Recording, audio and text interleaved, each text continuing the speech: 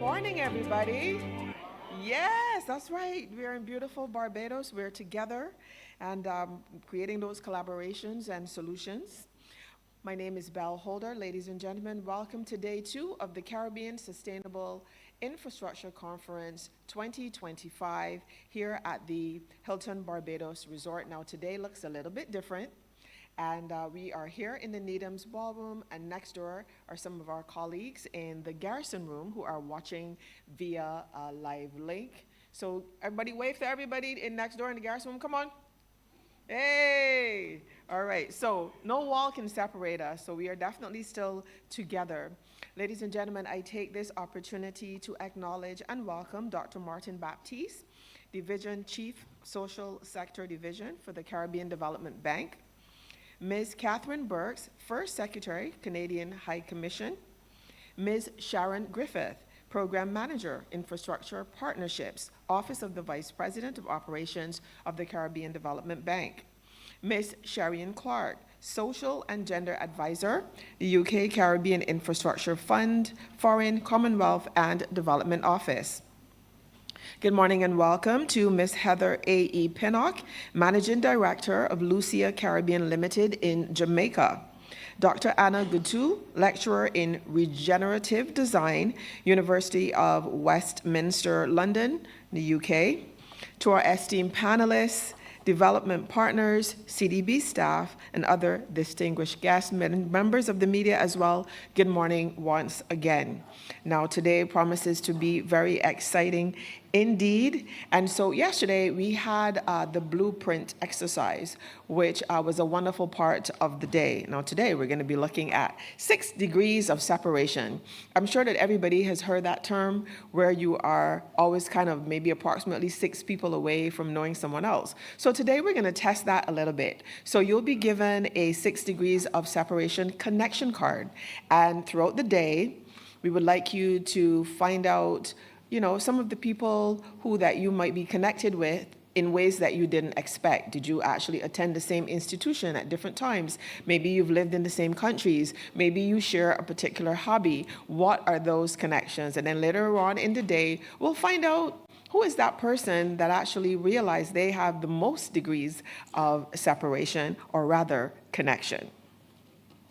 Ladies and gentlemen, day 2 of the conference, the theme today is promoting equity and gender inclusion. And I know yesterday was very robust. Today, we want to stay focused in terms of the timing because we have a wonderful lunch planned for you at 12 noon in the Lighthouse Restaurant. So time is a little bit tighter today. So just letting all of the panelists know that today you may hear my voice a little bit indicating 5 minutes left so that you're aware, 2 minutes left, and wrap up so that you are aware of the timing. And now, ladies and gentlemen, I'm going to turn the microphone over to the Division Chief for Social Sector Divisions at the CDB with the welcome remarks. Please put your hands together for Dr. Martin Baptiste.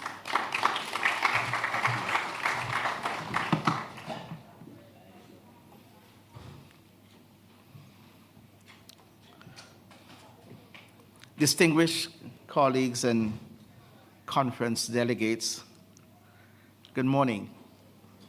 It is because of the press for time, I did tell my team I should come and say welcome and then just leave. But I'm going to obey them. It is wonderful to welcome you to day 2 of the Caribbean Sustainable Infrastructure Conference. And I was thinking CSIC, if we get an acronym. I'm not sure if I'm polluting the name. Yesterday, we were treated to an incredible array of insights and innovations that showcase how sustainable infrastructure is taking shape across our region. From the Sandy Bay Defense Resilience Project in St. Vincent and the Grenadines, to the Kingstown Port Modernization Project, and the Sea and River Defense Resilience Project in Guyana, we saw firsthand how engineering solutions can protect our communities against climate risks. We also explored integrated approaches through the Climate Resilient and Sustainable Integrated Coastal Zone Management Project, and engaged in spirited debate on coastal protection, asking whether nature-based solutions should take priority over engineering infrastructure. Indeed, yesterday's presentations, which interrogated safe and sustainable building practices to data-driven policymaking using systemic risk analysis tool and innovations in sustainable materials and engineering, all showed us that resilience is not just a goal, but it is a practice. Further, the panel that examined from blueprint to impact reminded us that behind every infrastructure project is a real story of communities, leadership, and lasting impact. As we step into day 2, our focus turns on the 3 Ps: people, purpose, and possibility, which will inform the 3 core principles that will guide our deliberations today. First, building for all. Sustainable infrastructure must serve everyone. Building for all means designing roads, schools, energy systems, and public spaces that meet the needs of women, men, youth, and of course, persons with disabilities. The lessons from UK SIF will show us how inclusive planning leads to stronger and more resilient communities. Second, equity in action. Equity is more than intention, it is action. Equity in action challenges us to embed fairness, accessibility, and safety at every stage of the project cycle. Today's discussions will highlight how community engagement, inclusive standards, and adaptive design transform infrastructure into a catalyst for opportunity and empowerment. And finally, voices that shape resilience. This reminds us that communities are not just beneficiaries. They are partners in development and co-creators of sustainable solutions. By listening to teachers, parents, students, local leaders, and citizens, we design infrastructure that is relevant, durable, and empowering. Our panel on education infrastructure will show how gender equality and social inclusion, that lens, can transform learning spaces into environments of equity and innovation. Colleagues, all these align closely with the Sustainable Development Goals, SDG 9 on industry and innovation, SDG 11 on sustainable cities, and SDG 13 on climate action. In essence, they are indeed a call to action. Yesterday's projects, debates, and discussions have shown us what is possible. Today's effort will build on opportunities to turn ideas into solutions, which reflect the Caribbean we all want to build. So, let us engage fully and share boldly and challenge ourselves to imagine infrastructure that truly connects people, purpose, and possibilities. I thank you again and welcome you wholeheartedly to an inspiring and impactful day 2 of the Caribbean Sustainable Infrastructure Conference 2025. Thank you.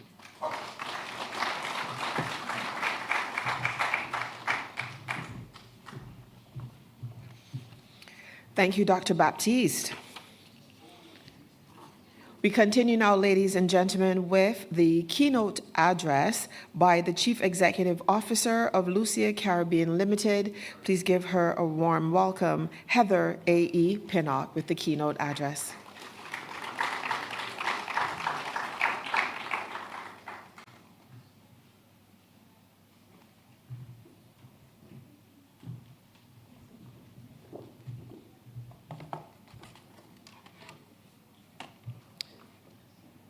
That's not me.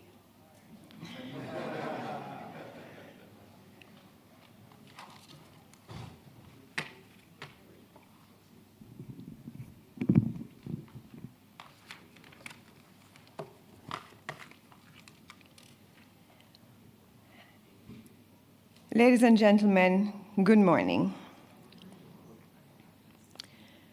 Before I begin, I ask your pardon and your understanding. Though my message today is for the entire Caribbean, my remarks have inevitably changed to center on my beloved Jamaica. We are still reeling from the catastrophic impact of Category 5 Hurricane Melissa, and my heart and my mind remain with my fellow Jamaicans who today are grieving, rebuilding, and hoping. I know that across the region, our stories are intertwined and similar. Different islands, but with similar vulnerabilities and the same resilient spirit. So, know that I am, one, emotional, and two, definitely going to talk about Jamaica today. So, recently, Prime Minister of Jamaica, Dr. Andrew Holness, made a seemingly subtle but profoundly meaningful change. He renamed his primary ministry, to include the word infrastructure. I saw him and I asked, why? Why did you make this change? And he said, because infrastructure is the foundation of everything else. He's in his third term, so he can be philosophical now. And he's right. Infrastructure is not just roads and bridges and gantry cranes, as you see there. It is a platform upon which our societies are grounded. Yesterday, Dr. Solomon said something which I really appreciated. He said, infrastructure is really about improving lives, and that's something I want us to think about as built environment professionals. So let us begin with first principles. What is infrastructure? The very word comes from Latin, infra meaning below, and sutere meaning to build or arrange. So literally, infrastructure is what lies beneath, the underlying framework that supports life as we know it. Infrastructure generally falls into two categories. Hard infrastructure, which is the stuff of engineers, Patrick. The physical, the tangible systems or transportation networks of roads, bridges, drains, or energy grids, or water supply, or ports, or housing, or data, or telecommunications. That's all the stuff that we spoke about yesterday. And then there's also soft infrastructure, the intangibles, the institutions and systems that allow society to function.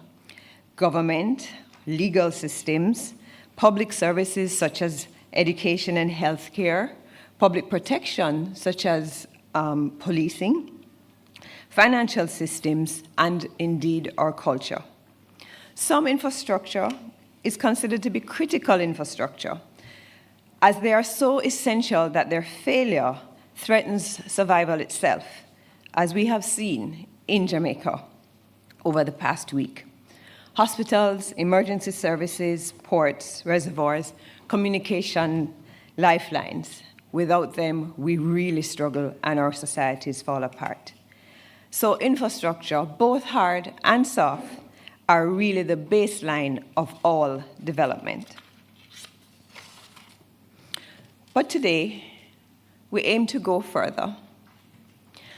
We must ensure that not only does infrastructure exist, but that our infrastructure sustains us. Which brings me to sustainable development, a principle that I spoke about yesterday that is framed by three balanced core pillars: the social, the environmental, and the economic. The social looks at our people, human well-being, safety, and equity. Environmental, which looks at our planet, protection of our natural systems and our climate resilience. And economic, which looks at profit, viability, or growth, and our long-term returns. Sustainable development thrives at the intersection of these three, where people, planet, and profit coexist in harmony.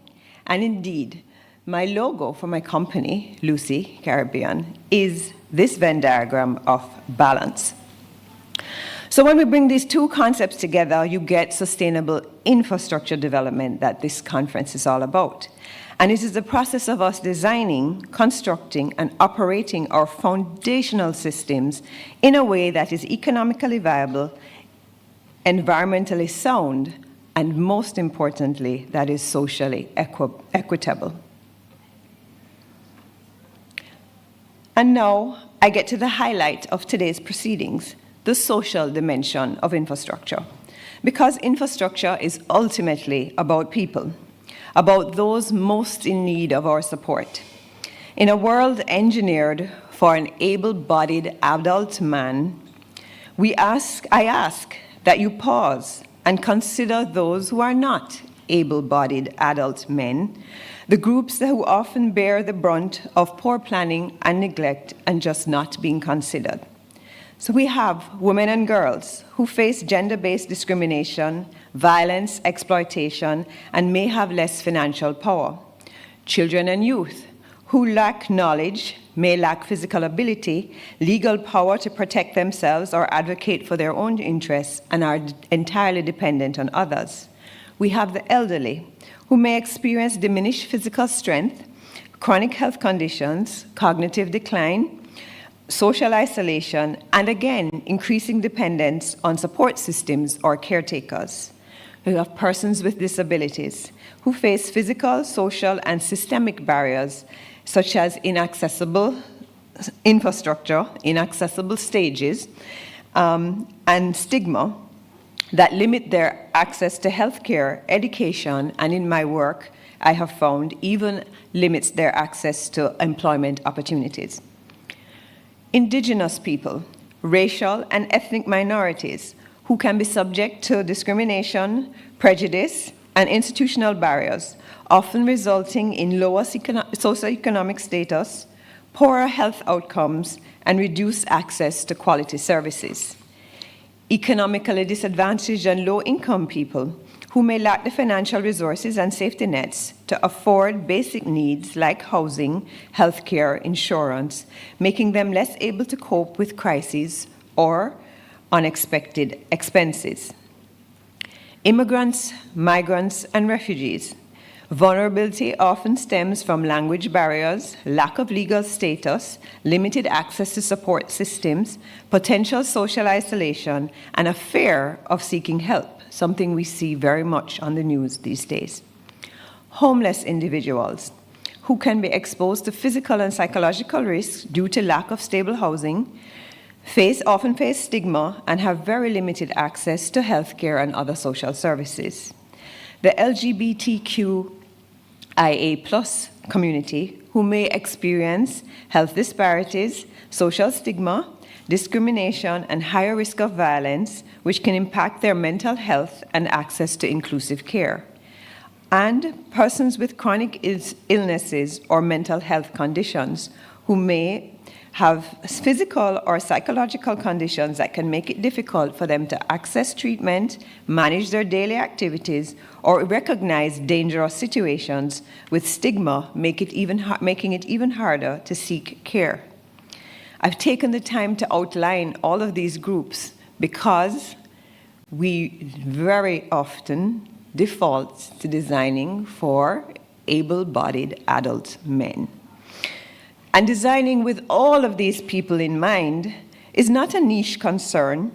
It is the very heart of resilience. When we design for the most vulnerable, we design for everyone and acknowledge that a society is only as strong as its most weak members. And history has proven something remarkable. Inclusive design benefits everyone. Think of these things. Closed captions. They were created for the deaf and hard of hearing, and they're now used in noisy places, for language learners, and by all of the rest of us when we're watching Netflix. Velcro, which was created for medical use and for people who who had arthritic concerns, was made popular by astronauts, and now Velcro is used to replace shoelaces, buttons, and other fasteners that require dexterity. Ramps and automatic doors were put in place and designed intended for wheelchair access, but are now universal conveniences. You will note that Dr. Baptiste came up the ramp because it was closer to him. And then there are things like voice commands and audiobooks, which are making our lives accessible in ways that fuel all kinds of booming industries, but were originally created to support our vulnerable communities. When we design with compassion and care for the most vulnerable, we innovate for the whole world.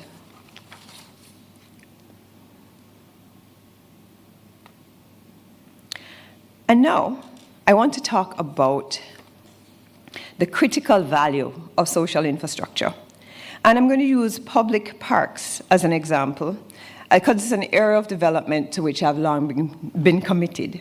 Despite being in government and working with lots of engineers who resist things like this, I have had the benefit and the joy of being able to work on a number of public park projects. And they're often considered nice to have. And when I do these projects, when I propose these projects, they're considered that's a nice idea. They're nice to have, but very much considered secondary to more visible or to more revenue-producing projects. But parks are powerful. They bring communities together as gathering grounds and cultural spaces. They increase property values to stimulate local economies. And they provide shade, clean air, and psychological well-being, particularly in our dense urban environments. And so I was want to tell you a little story about this particular park. So I worked on 2 large parks as the bookends of my time in government. And this project I worked on during the COVID pandemic. This is Harmony Beach Park. And when I worked at the Urban Development Corporation, one of the first days of work, I came into a news report that a woman had been attacked on one of our properties.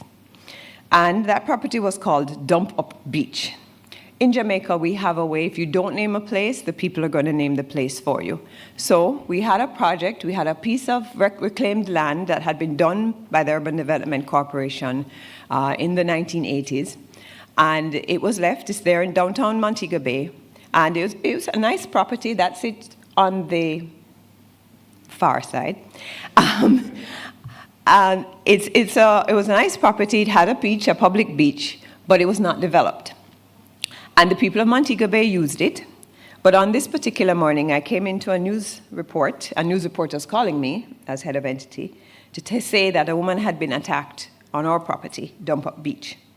I was first a little aghast that the news was saying Dump Up Beach because I considered it a colloquial name, but clearly that's what people considered it to be. And I was very disturbed. I went to visit. Like I said, I had just started working there, so I went to visit the property with now the eyes of being involved in the company. And it was a nice property, worthy of development. And the team told me, yes, we've had development plans. It's been lagging. We did some development plans maybe 10 years ago. It hasn't happened. Money keeps being allocated to other, more sexy projects. But we really think it is of value. And so we spent some time reviewing those plans. We went to our board. We went to our prime minister. And we said, this is a project that we want to do. This is a project that we would like to advance. And along the way, kudos again to our prime minister, he bought it right away.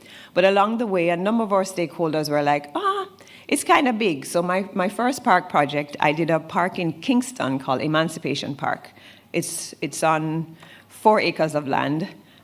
It's in the big scheme of things now, kind of small, but Emancipation Park has become a very central location in Kingston. In fact, it's almost the marker of Kingston. People come to Kingston to take a picture at Emancipation Park to say they've been to Kingston. So when we were doing this, they were like, since I was a girl who was involved in Emancipation Park, they were kind of buying it a bit because Emancipation Park worked out well. However, Harmony Beach Park is 16 acres.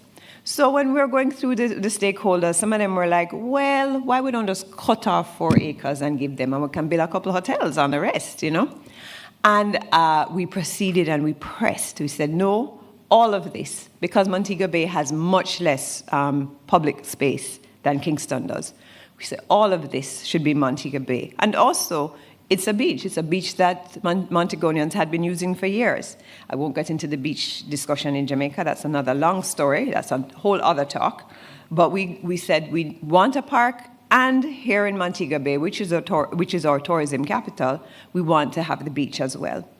So we moved forward and we built this project. The pandemic came and gave us lockdowns. We got special permission and we continued. And I'm very proud to say that one of the last things I did in government was open the Harmony Beach Park. Also important is the name. Naming of places is so important in how we encourage people to use them. And names can be varied, and again, I can give a whole other talk on names, but like I said, without a name, people called it by what it was, which was a dump-up beach. It was reclaimed land, so it was the dump-up. So we started calling it by the official name of the parcel, but then we had another idea. We said, why not allow the people to name the place that they're going to use? So we went through a public competition to name the beach. We got names, and then we put the names to the public to vote. And the public selected Harmony Beach Park. And so now it's called Harmony Beach Park. And I'm very proud of the name that was selected also. And I want to show you Harmony Beach Park today because this makes me happy. And one of the great joys of building is to look back and see people using the things you've built. And the thing that makes me most happy is I'm seeing women and children, women in particular, because I think of that woman who was attacked my first day at work, women enjoying the beach safely, kids enjoying the beach, running up and down, and the lady at the last picture is able to sit quietly and study. And we have created a space that does all of these things for this community. Not this community, for this city. It's for the city of Montego Bay. And this, for me, is a very important part of infrastructure. And I want to put it to you that this kind of infrastructure is important and has value. And now, coming back to Hurricane Melissa, since Hurricane Melissa, I received a number of, not a lot of information, but one of the requests that came to me was about our Jamaica Defense Force, our Army, asking people to clear the public spaces and parks in their communities. Why? I'm reminded of something even more profound. Public parks can help save lives. In emergencies and disasters, like Hurricane Melissa, our public parks have become, one, wayfinding landmarks, a way of the place you know, the place you recognize when the streets have no signs left, when the roofs are gone, when the buildings are gone, when all the things you used to recognize are gone, you still are able to recognize your park. The parks are being used as staging grounds for relief supplies, for field hospitals, and for rescue operations. And they're being used for temporary shelters and field hospitals when our formal structures have failed. This that in the past I've been told is just a big patch of wasted land, a big patch full of grass, can become extremely valuable assets in our time of need. So, ladies and gentlemen, our region now faces a pivotal moment. Climate escalation no longer is tomorrow's threat. It is today's reality, including for the people here in Black River, Our plans and investments cannot be only in infrastructure, but instead in sustainable infrastructure, infrastructure that protects us, uplifts us, and remains standing when the next storm comes. Friends, colleagues, builders, the Jamaican National Anthem has in it a powerful plea. It says, "Give us vision, lest we perish." Hurricane Melissa has reminded us to focus. Vision, that is our mandate, to notice that which is often unseen. The greatest paradox of infrastructure is that when it works, we forget it exists. The lights turn on, the tap flows, the ride is smooth, the bridge holds. It becomes invisible, but we cannot afford that blindness. Let us be the ones who see, who recognize the immeasurable value of systems that quietly support life, and who commit to building them stronger, greener, fairer, smarter, and kinder than ever before. For the people we love, for the islands we cherish, and for the future we refuse to surrender. Thank you.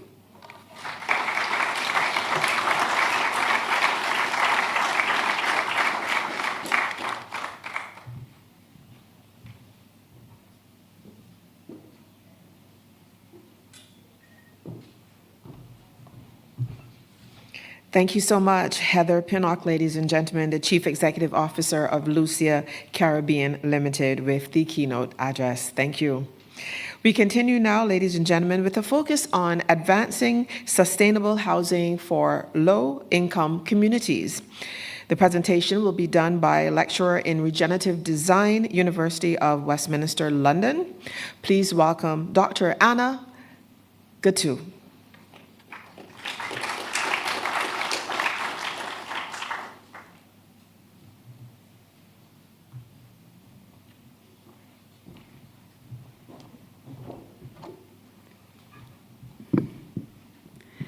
Good morning, everyone. My name is Ana Gato.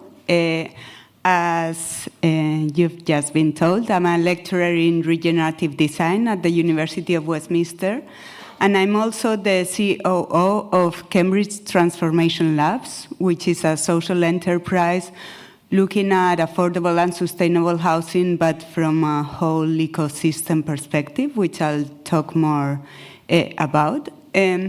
So for the past 12, 15 years, I've been working on housing that's affordable and environmental in different contexts, and looking at whole ecosystems from local supply chains, building capacity, and by training people and then building houses, but designing with communities. And today I'm going to talk about 4 examples I've been involved in, and how all these, even if in very different places, have a very common systems approach.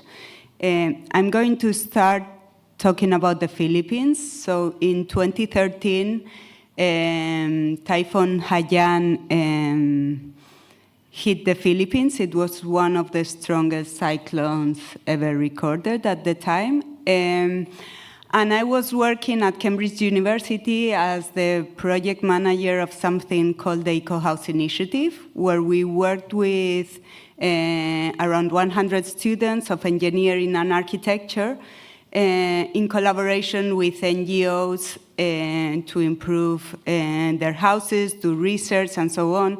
So we worked in informal settlements of Brazil and Ecuador, and we also worked in Kenya and other places. And here, when Typhoon Haiyan hit, we got in touch to see if there was something we could do. And we were asked 2 things. The first one, there were a lot of palm trees that fell down, and so people lose their farms, and there was this material that no one knew really how to build with, but it was fallen down, so it was a good resource. So we did a lot of research and collaborated with the shelter cluster, developing key messages to rebuild with palm trees on Tacloban, which was one of the areas. And we were also asked to design a transitional house for one of the NGOs in another area.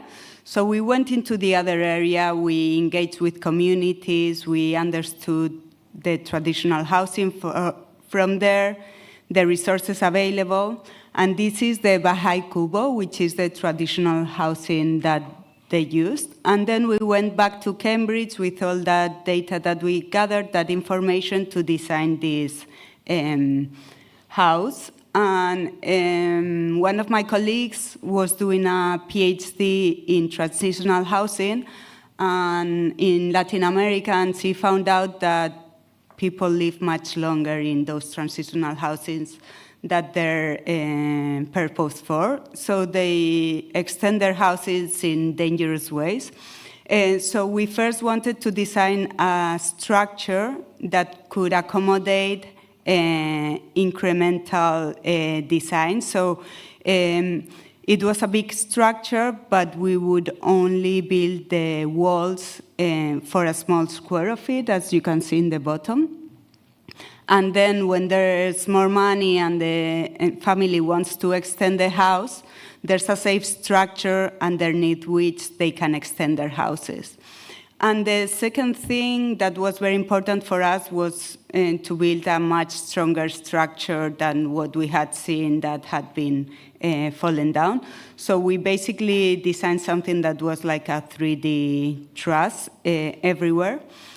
And in terms of resources, bamboo was widely available, but we saw there was not much skill on it, and it wasn't that much used on housing, just very poorly made housing, no? And so we developed training, and we decided to build with bamboo because it was widely available. And also, in terms of connections, we thought, well, it's a fishing community. There's lots of islands. And something that's widely available is fishing line. So we designed all the connections with fishing line. And we wrote a guideline so people could build their own houses. That's been downloaded thousands of times. The second example I'm going to talk about was Nepal. So in 2015, it was hit by 2 major earthquakes. There were lots of houses fell down, and lots of fatalities. It was a big disaster. And I was first hired by Catholic Relief Services to study the feasibility of using bamboo instead of timber in the roof structures, because timber, there was a big deforestation in Nepal. So I spent some time looking at the feasibility of using bamboo in the reconstruction. And then I was hired by another NGO to lead the reconstruction.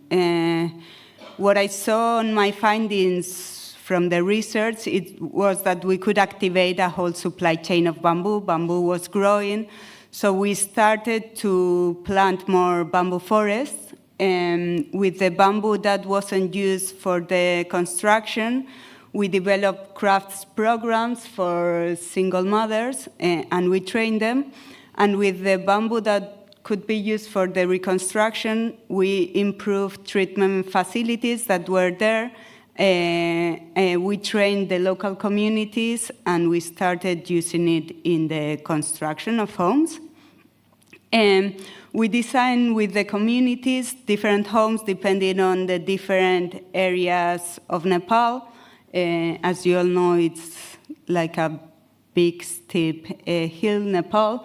So in the north and the middle areas is quite cold in the winter and warm in the summer, but in the south is quite tropical. So for those middle areas, we look into local stone and develop livelihoods also with compressed earth bricks.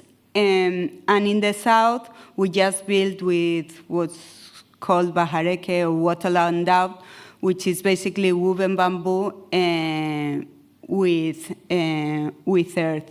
So we created all these whole supply chains of creating livelihoods, training local people, activating supply chains, and creating these houses that were half the price of houses built with imported concrete or fired bricks. And what that meant was not saving money, but being able to make double the houses that we made. So we built around 5,000 homes instead of the 2,500 we could have built if it was with concrete and brick. And in the way we train local people, we create local jobs, we reforest with bamboo, the forest, and activated those supply chains. In 2019, as many of you know, Hurricane Irma hit the island of San Martin, and I was hired by the Red Cross to lead the reconstruction. So an important part of that job for me was, and for us, was building capacity in the island. We couldn't find many builders. So we started training local people to become carpenters. We trained a group of 53 people that became carpenters, separated them in teams, and we started rebuilding houses. We also, as in any of the other places, we build guidelines for communities to follow with simple messages such as the ABCs of construction, anchoring, bracing, and connecting, for example, simple messages that people can understand that are not engineers or builders and so on, to build back safer. And we also looked into traditional housing in the Caribbean and learned from those examples. And the last example I'm going to talk about is in the United Kingdom, where we are now working on developing the first regenerative neighborhood in the UK. And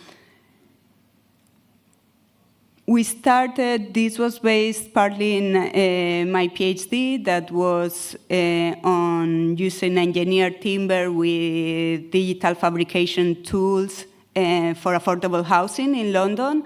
Did it at the Center for Natural Material Innovation at Cambridge University. And one of the focus was looking into flexibility. As we've just heard, we many times design just for one type of person, no? But we all have different needs. We come from different backgrounds. So flexibility is something that's very interesting for me in designing, because then the designer doesn't decide how you are going to live in your house, but it's the resident that decides. So providing those tools. And in modular housing, there's a lot of space for designing flexibility. And with engineered timber and other materials, it's also really good. So we looked into how houses can change throughout a lifetime, from if you have kids, you have different rooms in your house, but then when they move out, you can turn them into something else, you can extend those spaces and so on. And so that was the long-term flexibility, or you might need less space in your house and can give more space to the neighbor. And this is in apartment housing. And we also looked into short-term flexibility. So like in many places in the UK, in affordable housing, people lived in very cramped spaces, no? And we found out that it provides well-being, giving some space for people, intimacy, and so on. So we looked into how can we create spaces that are open, but you can change them throughout the day depending on your needs. And we developed these flexible partitions. This is just a small model that people can fabricate by themselves and put them anywhere within the apartment. And this was an exhibition we did for the London Design Biennale, and you can see those walls and those timber modules. And for the so that was the basis for these regenerative neighborhoods that we are working on. We are exploring, like in other countries, what are the bio-based resources available. So hemp is one of them. We would like to use hemp panels. In the UK, it's a material that we learned yesterday also that could be used, and it's very good for being used here in the Caribbean. There's stone, there's timber, and there's earth. So we are looking into those bio-based resources and having this interior quality. And because it's modular housing, it's digitally fabricated, it's very precise, but also you can lower construction costs to make housing not only high standards and natural, but also affordable. So our process throughout all these examples and what we are doing at Cambridge Transformation Labs is looking at affordable housing from a systemic approach of what are the resources of an area, how can we turn those into materials, how can we build capacity, how can we train the local community, but also work with the local community in designing their spaces, as we have also seen previously, that creates ownerships and belonging. And design truly regenerative systems that make people and the planet thrive. Thank you.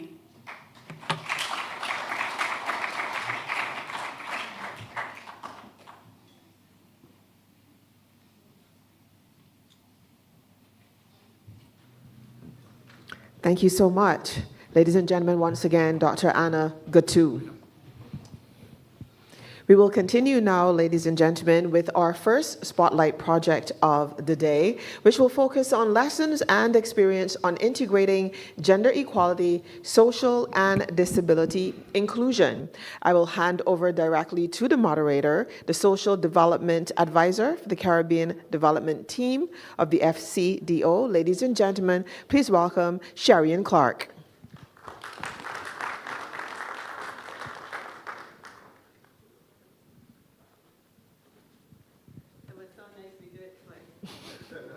She just wanted to test how strong you guys are, you know. Once again, ladies and gentlemen, Sharian Clark, your moderator.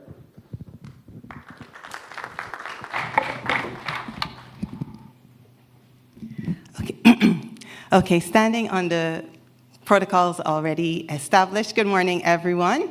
I'm going to ask my colleagues to join me, Kimberly Gittins, Lenski Douglas, and Micheline Gilharry, who will be participating in this session.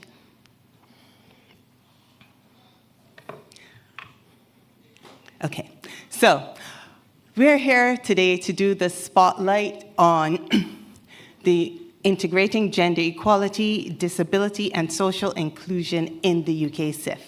Now you'll see it's not a 20-minute block, it's an hour block. It's an hour block because we are highlighting the portfolio and our approach in that, and then we're going to take a closer look at the individual projects, and then we hopefully will have some good questions from you. So as we go through, make sure you sort of note down anything that stays with you or you're like, I'm not sure about that. Make sure you note that down so that once we get to the questions at the end, you'll be ready to go. So just before we get started, yes, there's the clicker. Let me just introduce my panel properly. I have Kimberly Gittins with me, who's a social analyst in the social sector division at the Caribbean Development Bank. we've got Lenski Douglas, who is newly an operations officer at the CDB as well, but he's here in the role of the history he has in implementing the St. Vincent Port project, which he spoke to yesterday.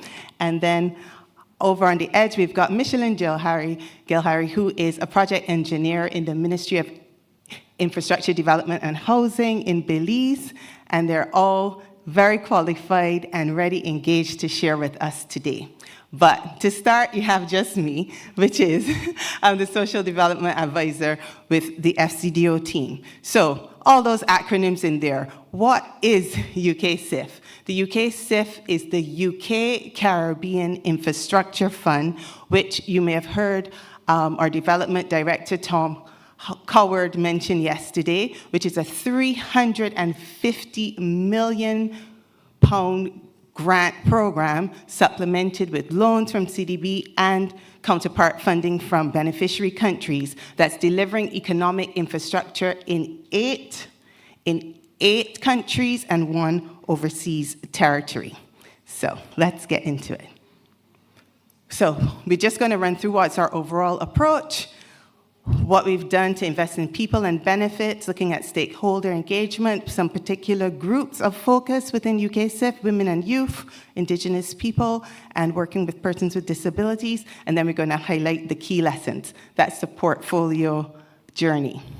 Okay, so really quick, from the start, big program, it was 200 million to start, we ended up at 350, but right from the start, we always intended to make sure that we built more than just infrastructure, that we did infrastructure, as was mentioned today, that delivers for people, that improves lives and livelihoods. And so we wanted to make sure we generated tangible benefits for people and also try to push the envelope in building good practice models of infrastructure within our region, delivering on social impact and gender equality, even as we deal with climate resilience and all the other elements. We wanted to hardwire it because intention that isn't sort of articulated doesn't take you very far. So we put it in the business case, in the CDB board papers, but also in our monitoring frameworks. Those who like log frames, we have an output around social and gender inclusion on the evaluation. That's something we're looking at, and we look at it at both the project and program level. Another important part is that it is structured.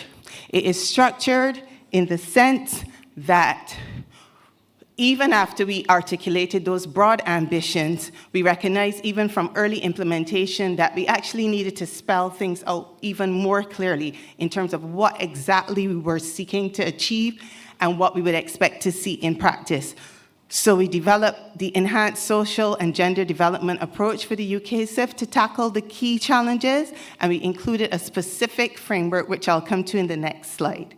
And even with all of that, we thought, well, actually, to get all the traction that we need, we may need to even put some more behind this in terms of developing an action plan to help deliver on it, which we, FCDO then DFID and CDB developed together to support the beneficiary countries. So what was our framework? Our framework was around the UKCIF Social and Gender Development Framework was adapted from a framework from the Infrastructure and Cities for Economic Development Program, which was an older DFID program. And the whole idea is to have a continuum, right? A tiered approach to advancing social inclusion and gender equality across the portfolio. So, yes, of course, so as you go from left to right, we're investing more, but you're also expecting more in terms of impact. So at the minimum compliance level, we tried to pitch that somewhat still ambitious in terms of beyond doing no harm and meeting needs, as Heather mentioned, in terms of building for a range of people and not just the able-bodied adult male. We make sure that we meet the basic needs of different groups of people. Particular focus we had on gender, youth, disability, and Indigenous people, but also making sure that we get minimum benefits from the project itself. But going up the continuum, we looked at investing in assets and capabilities and opportunities so that you could get wider social and economic benefits beyond the project and lay the foundation for benefits to continue to be generated beyond the project. Sounds like sustainability, right? And then we go down to transformation, recognizing where we were starting. We didn't pitch any particular UK SIF projects for that. For the previous level, we had a subset of projects, but what we did is it was aspirational. If we want to be opportunistic. So if we saw any opportunities in engaging with countries in implementing the projects to shift negative norms or to build a better and more enabling environment for gender and inclusion, we would seize it. So moving the policy framework ahead, some of the work we've done on disability, we're all in this space. So at this point, the next slide we just look at, what I would just emphasize about the whole framework was, as you know, there was a strong focus on benefit.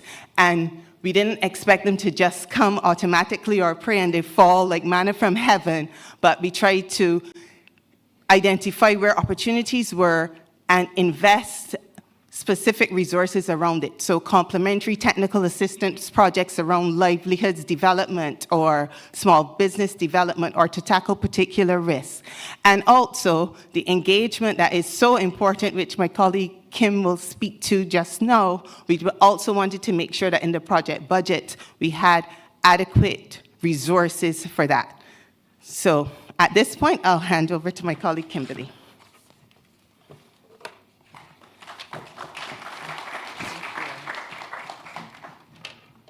Thank you, Sherry-Ann.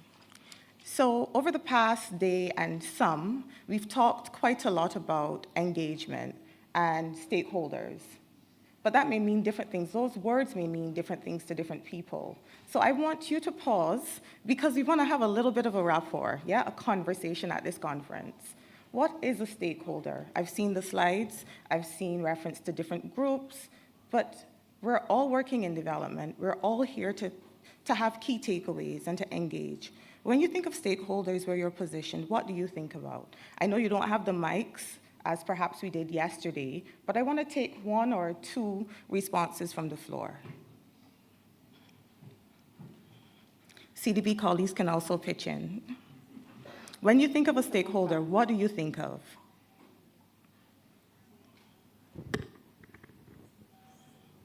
Do we see hands? Yes, I see one here at the front.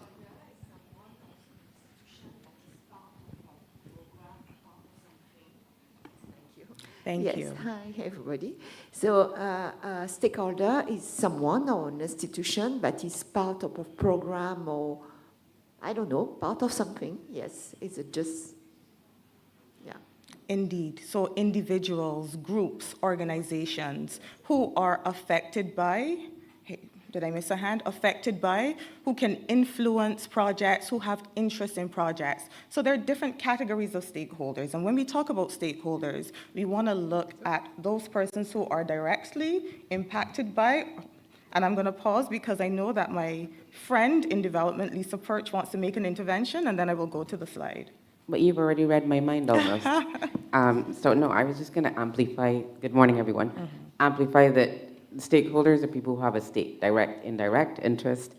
And when we say interest, all interest is positive. So there are people who don't like things and also are stakeholders. So we need to understand who those people are as well, because as I think Heather would have noted, we need to also look at those who are resistant to whatever you're doing or planning to do, because sometimes they can actually break your process if you don't watch for them. So, but stakeholders are very broad. Individuals, communities, groups, government is a stakeholder. Doesn't always like to think of itself as one, but it is one. It makes decisions for people.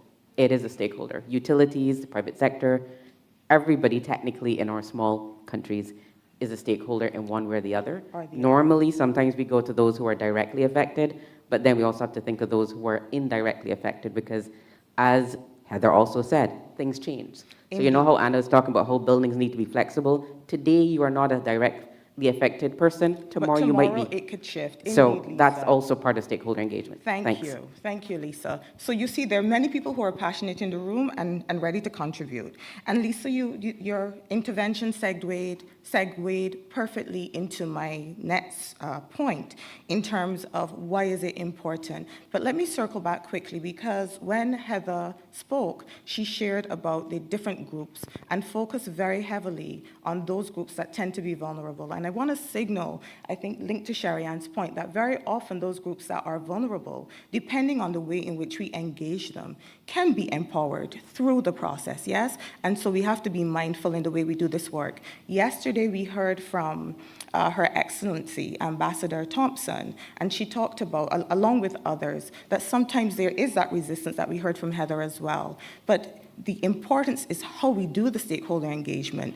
There are many people who see stakeholder engagement as an obstacle, as a hindrance, as something that delays the processes, yeah, and affects the outcomes. But we want to turn that on its head and show that the research absolutely proves that that is not the case.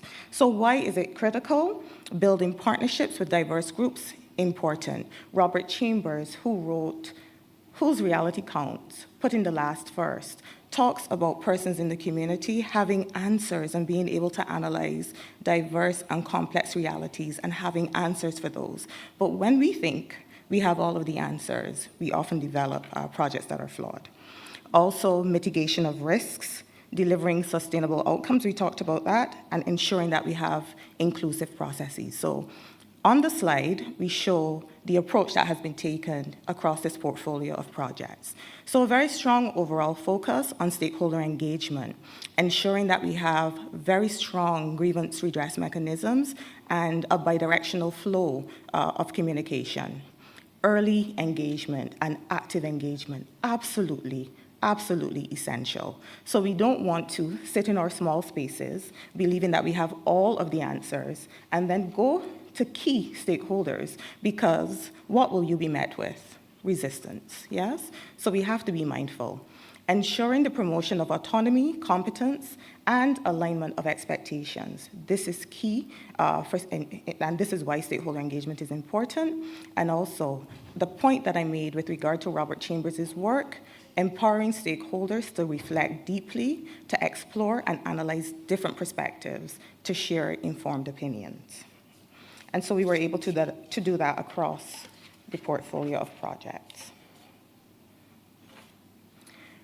When Heather delivered her keynote address this morning, she talked too about women and youth. And why is this important? Because infrastructure projects are not gender neutral. They have differential impacts on different groups, and different groups of women, young people, indigenous, persons with disabilities, migrant populations. So in the context of the work we've done, engaging with the different stakeholders was undertaken in a way to ensure that the projects were designed to meet their needs. Ensuring as well that there were safe and comfortable spaces, the scheduling of meetings, organizing of transportation. So Howard, I know you're in the field, Oscar is in the field, Heidi's in the field. These are some of the key partners with which we work. And I think that sometimes it's like we're having these meetings, we're pushing these things at the fore, because if we leave them to the end, we have the risks of projects being derailed, of objectives not being met, and doing harm, which we seek to mitigate. Critical to the work we do as well is prevention of sexual and gender-based violence and managing specific sexual exploitation, abuse, and harassment risks. Promotion, as Sherry-Ann spoke about, not just doing no harm, but looking at empowerment and opportunities for transformation, ensuring greater socioeconomic opportunities, making sure that women and young people benefit from the livelihood opportunities available in the project. And they're not just hardwired in the project in terms of the narrative and the ambitions, but also as a part of the project, there's a requirement to report on Indigenous people who are integrated in the project works, persons with disabilities, and looking at the adjustments that have been made to ensure that they are accommodated, numbers of young people, women, persons from surrounding communities. So we want to make sure that the project benefits are available to those persons who need them most, and there is a requirement to report on that. Key as well is turning stereotypes and discriminatory practices on their heads. And so we know that women are underrepresented in construction. I believe I've seen reports, maybe 15% of persons in construction, women. And so as a part of this portfolio of projects, capacity building for women in construction has been critical.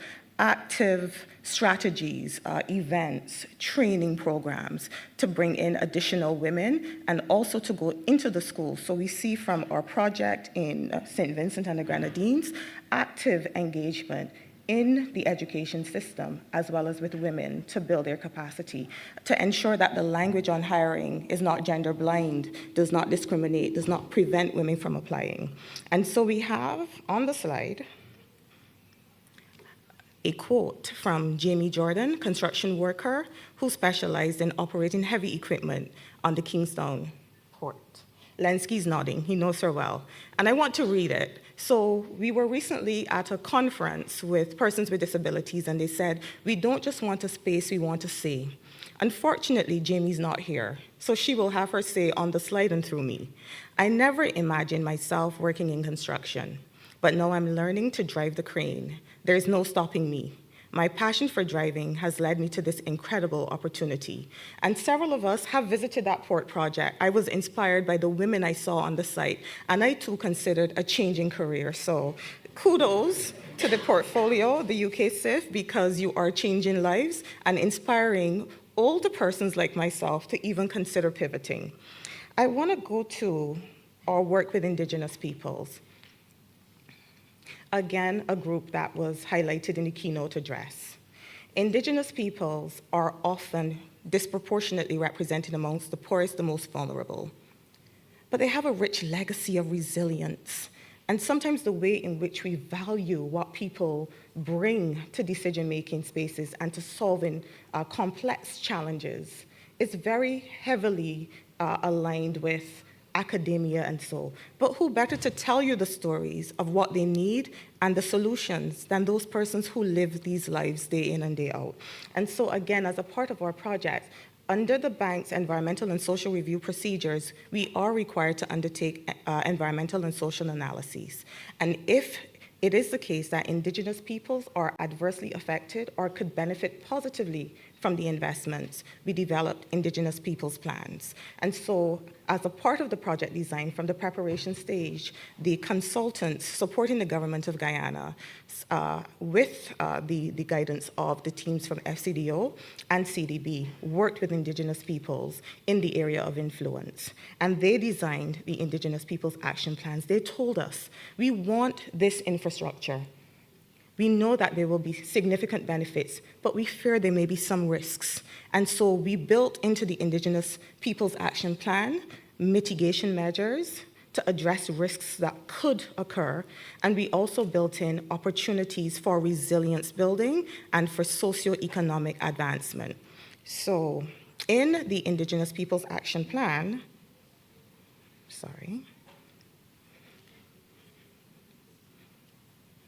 Great.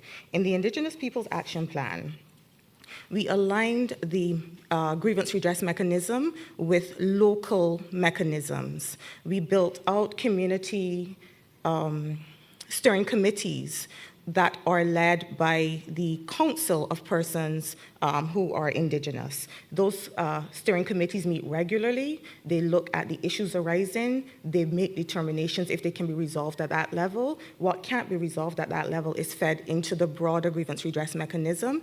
There are meetings that are reported on. We want to hear, even within those groups, what are the elderly Indigenous people saying? What are the young Indigenous people saying? What are women? Because we don't sit in one categorization. We are all multiple categorizations and identities at the same time. So there's no homogeneity in the way we approach this work, and that is documented so that we know we're responding to their needs.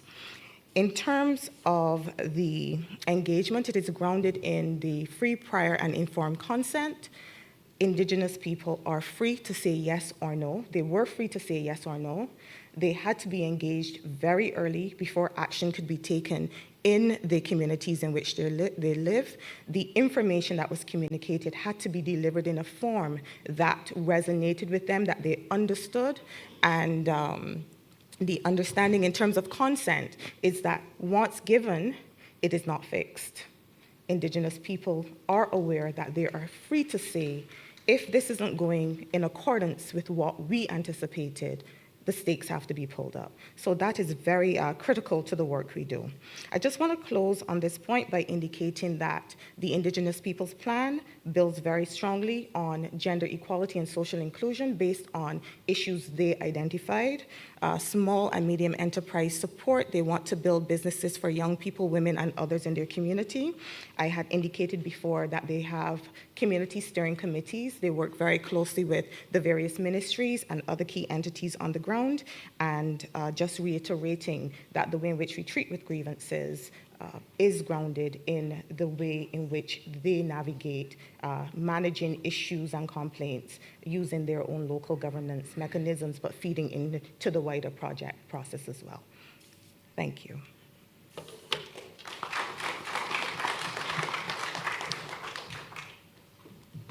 Okay, so we got to watch our time and our passion, so I'm going to try to speed up here to say we're going now, but now we're going to my passion part, right? So this is an issue near and dear to my heart. My mother was a wheelchair user the last 10 years or so of her life. And within the context of our project, we have committed to disability inclusion from the start.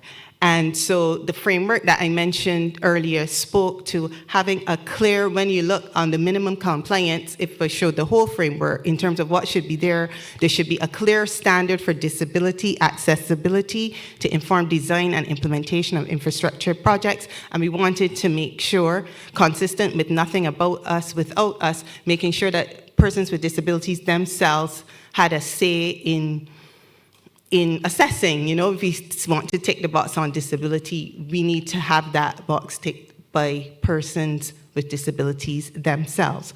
So we started out, we were talking about things like, in terms of reference, making sure they had reference to universal design and stuff, but we realized that in practice, despite our ambition, we recognized there was scope for improvement. There were still some gaps in accessibility and inclusion, and so because of that, we commissioned a review, and we were trying to up the game on disability inclusion in the portfolio and try to help eliminate some of the barriers there.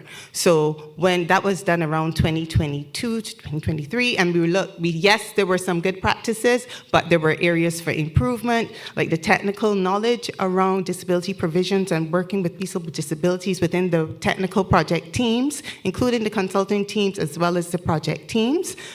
Barriers to engaging with and employing persons with disabilities, and around the last space, around some lack of clarity or space for improvement in terms of disability provisions in design, construction, and operations. So on the pictures, there are some of the technical assistance work we did with countries and persons with disabilities in country around capacity building in this area. So one of the key deliverables coming out from there was like a checklist and assessment tool in terms of how the designs and then implementation of the infrastructure have been. And within that, the whole idea is to sort of make it easy. There's sometimes books and books of pages and pages of things that you have to do, but to try to streamline and come up with the key things that we could look at to make sure you at least get a minimum, decent level of accessibility.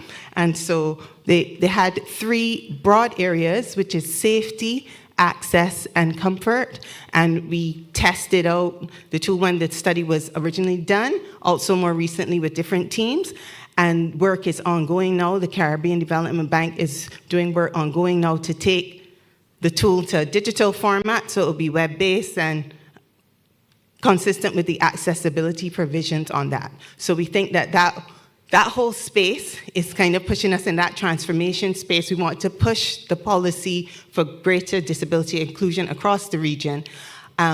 We have codes, we have different things, but it's just pulling out things and pushing the enforcement, raising the awareness to push the envelope, and actively encouraging the direct participation of persons with disabilities themselves. So, in light of that, let's disabilities, we bring our lived experiences. And where infrastructure is concerned, for many years we have suffered due to the lack of accessible infrastructure, sidewalks, bus shelters, which limit wheelchair users, particularly from waiting on public transport, from disembarking public transport, from just crossing from one point to the next. So we are extremely happy that in this major infrastructural project, a lot of emphasis is being placed on ensuring that no group, no vulnerable person, no person with disability is denied the right to access and to move around, especially in public infrastructure. Using assessment tools developed through the United Kingdom Caribbean Infrastructure Fund, UKCIF, participants identified positive aspects and suggested possible modifications to enhance accessibility.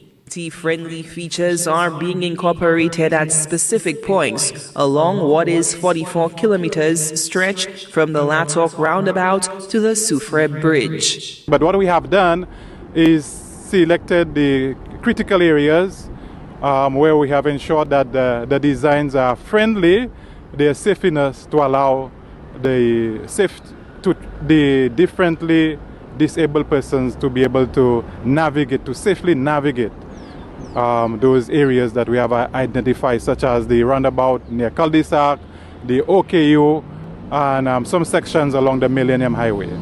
The afternoon session brought together contractors, consultants, and ministry officials for sensitivity training, directly incorporating feedback from the morning's assessments. This collaborative initiative builds on key recommendations and tools from a previous assessment of disability inclusion across the UKCIF portfolio, advancing St. Lucia on the path towards more inclusive infrastructure. Okay, so that you'll see one of the stars of the video, right, sitting in our audience here today, Amos from the St. Lucia team. So that was some of the TA work and some of the work on the ground testing out. But the one I wanted to emphasize is that using the tool, so you get persons with disabilities to assess on the different criteria, but the technical teams, the consultants will also assess, and the project team can then triangulate and see if there's any gaps between how things were seen, any things that need to be addressed, and take that forward. So now we're on to we're on the home stretch of the portfolio bit. So we're just going to go quickly through some key lessons. So I'll just start off and then hand to Kim to finish quickly, and then we'll go to some voices from the project. So the key lessons, one thing I would highlight is to be intentional, proportionate, and strategic. We have to deal with gender and social inclusion issues across the portfolio, but different projects, the space to move, the potential varies. So you don't need like a one-size-fits-all. You don't need the same level of resources or approach in each one, but you want to make sure that you're strategic and proportionate. So this is why we have a tiered approach, for example, in UKCIF. So where we thought there was more space to move, more risk or more potential, we invested more with the complementary TA. You might have more staff for some, you might need maybe part-time for others, but you need to be proportionate and strategic. On resources, I would say when you have your ambition, you just need to be very clear on the resources and don't make assumptions. Don't assume that, yeah, well, it's easy, that's a no-brainer or whatever it is necessarily going to be there. Everybody doesn't have the same level of awareness. People are coming at things from different perspectives, so you need to suss that out early on, identify any gaps, and plug them. Yes, we are small island developing small states in the Caribbean, and there's sometimes limited people around. But if you don't have to just rely on your Ministry of Works right? You have the whole of government to draw upon. You can draw on human development and social development expertise from other spaces. And also where necessary, you will have to invest in some training and getting the right people in place to do what you need to do. Moderator, 30 minutes left. 30. And the other bit that I would highlight is that you have to actively, we spoke about the M&E up at the beginning, monitoring evaluation. The project seniors, all the PSs and the people chairing the project steering committees, they may not want to know all the detail, right? But we should be very clear on what are the headline social and gender issues we are trying to address in the project, what are the key outcomes we are looking for, and actively tracking how we're doing on that throughout the project process. In this journey, we've done things like strategic review templates or different ways to do that, but the important thing is to making sure it's on the radar, including seniors, and where possible have high-level champions. We found where we've had that push from the high level, we've seen much better results in those parts of the portfolio. So to the extent that we can do that, we should. And the last point I will, before I hand to Kimberly to close, is persevere. You try things, you have set the ambition, then you see the reality in the ground, it's maybe more difficult, you need to do something else, you need to pivot, you need to do something, but don't give up, don't say, well, it's too hard, so let me just deliver the infrastructure and go home. There's still good that we can do, there's still progress that we can make on the journey to make people's lives better and to improve their livelihoods. So to Kimberly to close.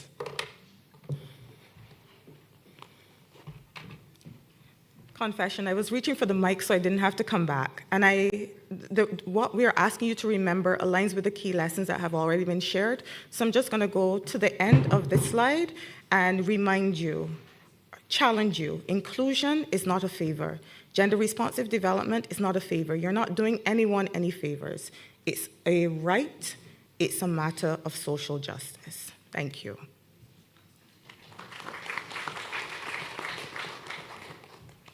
Okay, well, I took mic drop literally, so I dropped the mic there, but we are good. So we're finished with the portfolio part of the project. Kind of set the scene for how we've tried to address things in the UKSIF and how we've tried to actively promote benefits as well.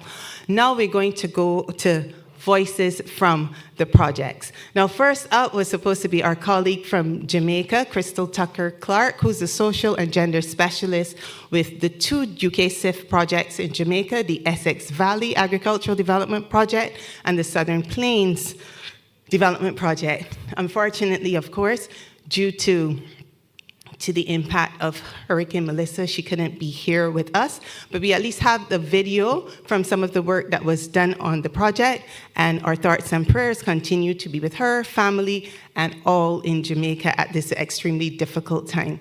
Do we have the video ready? Oh, that's me. Did I press it off? Okay, let's go. Across Jamaica, women are breaking barriers in fields once dominated by men through the UK Caribbean Infrastructure Fund, a partnership between the Government of Jamaica, the Caribbean Development Bank, and the Government of the United Kingdom. They are gaining skills in construction and agriculture.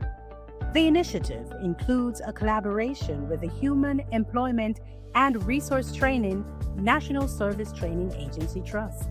As a result, 111 women are now trained in climate-smart agriculture. 22 are certified as greenhouse technicians and crop producers, and 4 are qualified in construction. At one point, these women may have thought that these jobs were not for them, but through hands-on training in construction trades, that belief has changed. Now, they are building more than structures. They're building confidence, careers, and stronger communities, shaping a future where no one is left behind. I always thought construction was for men. But when I got the chance to be trained as a mason, that's when I know it's here I belong. I am not just building wall and building future for myself and my family. I've been through construction for all my life, and it sent my kids to school, to college, and it helped me to buy up my own house, to pay all of my bills. Construction let me be a real woman.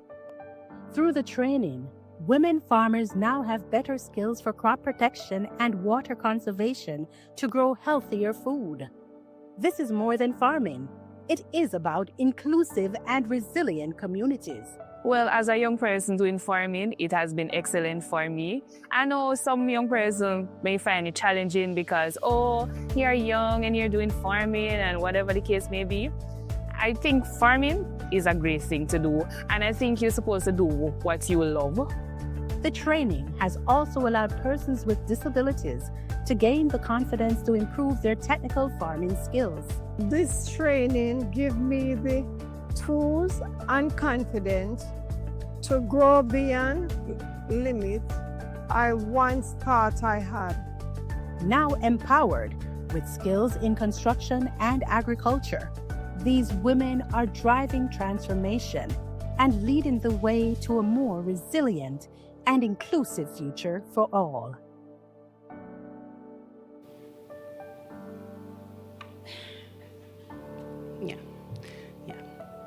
So that's, you could bring up the next presentation. That is highlighting some of the excellent work that's done under those two UK CIF agricultural development projects. There was work, they did guidelines in terms of integrating gender and social inclusion in agriculture, the training, all, you saw it all there. But yes, but special prayers for the people of St. Elizabeth, because that first project in Essex Valley is right in St. Elizabeth, so they will have got washed out, and we just, pray that the skills that they have and that they'll have the resilient spirits to recover.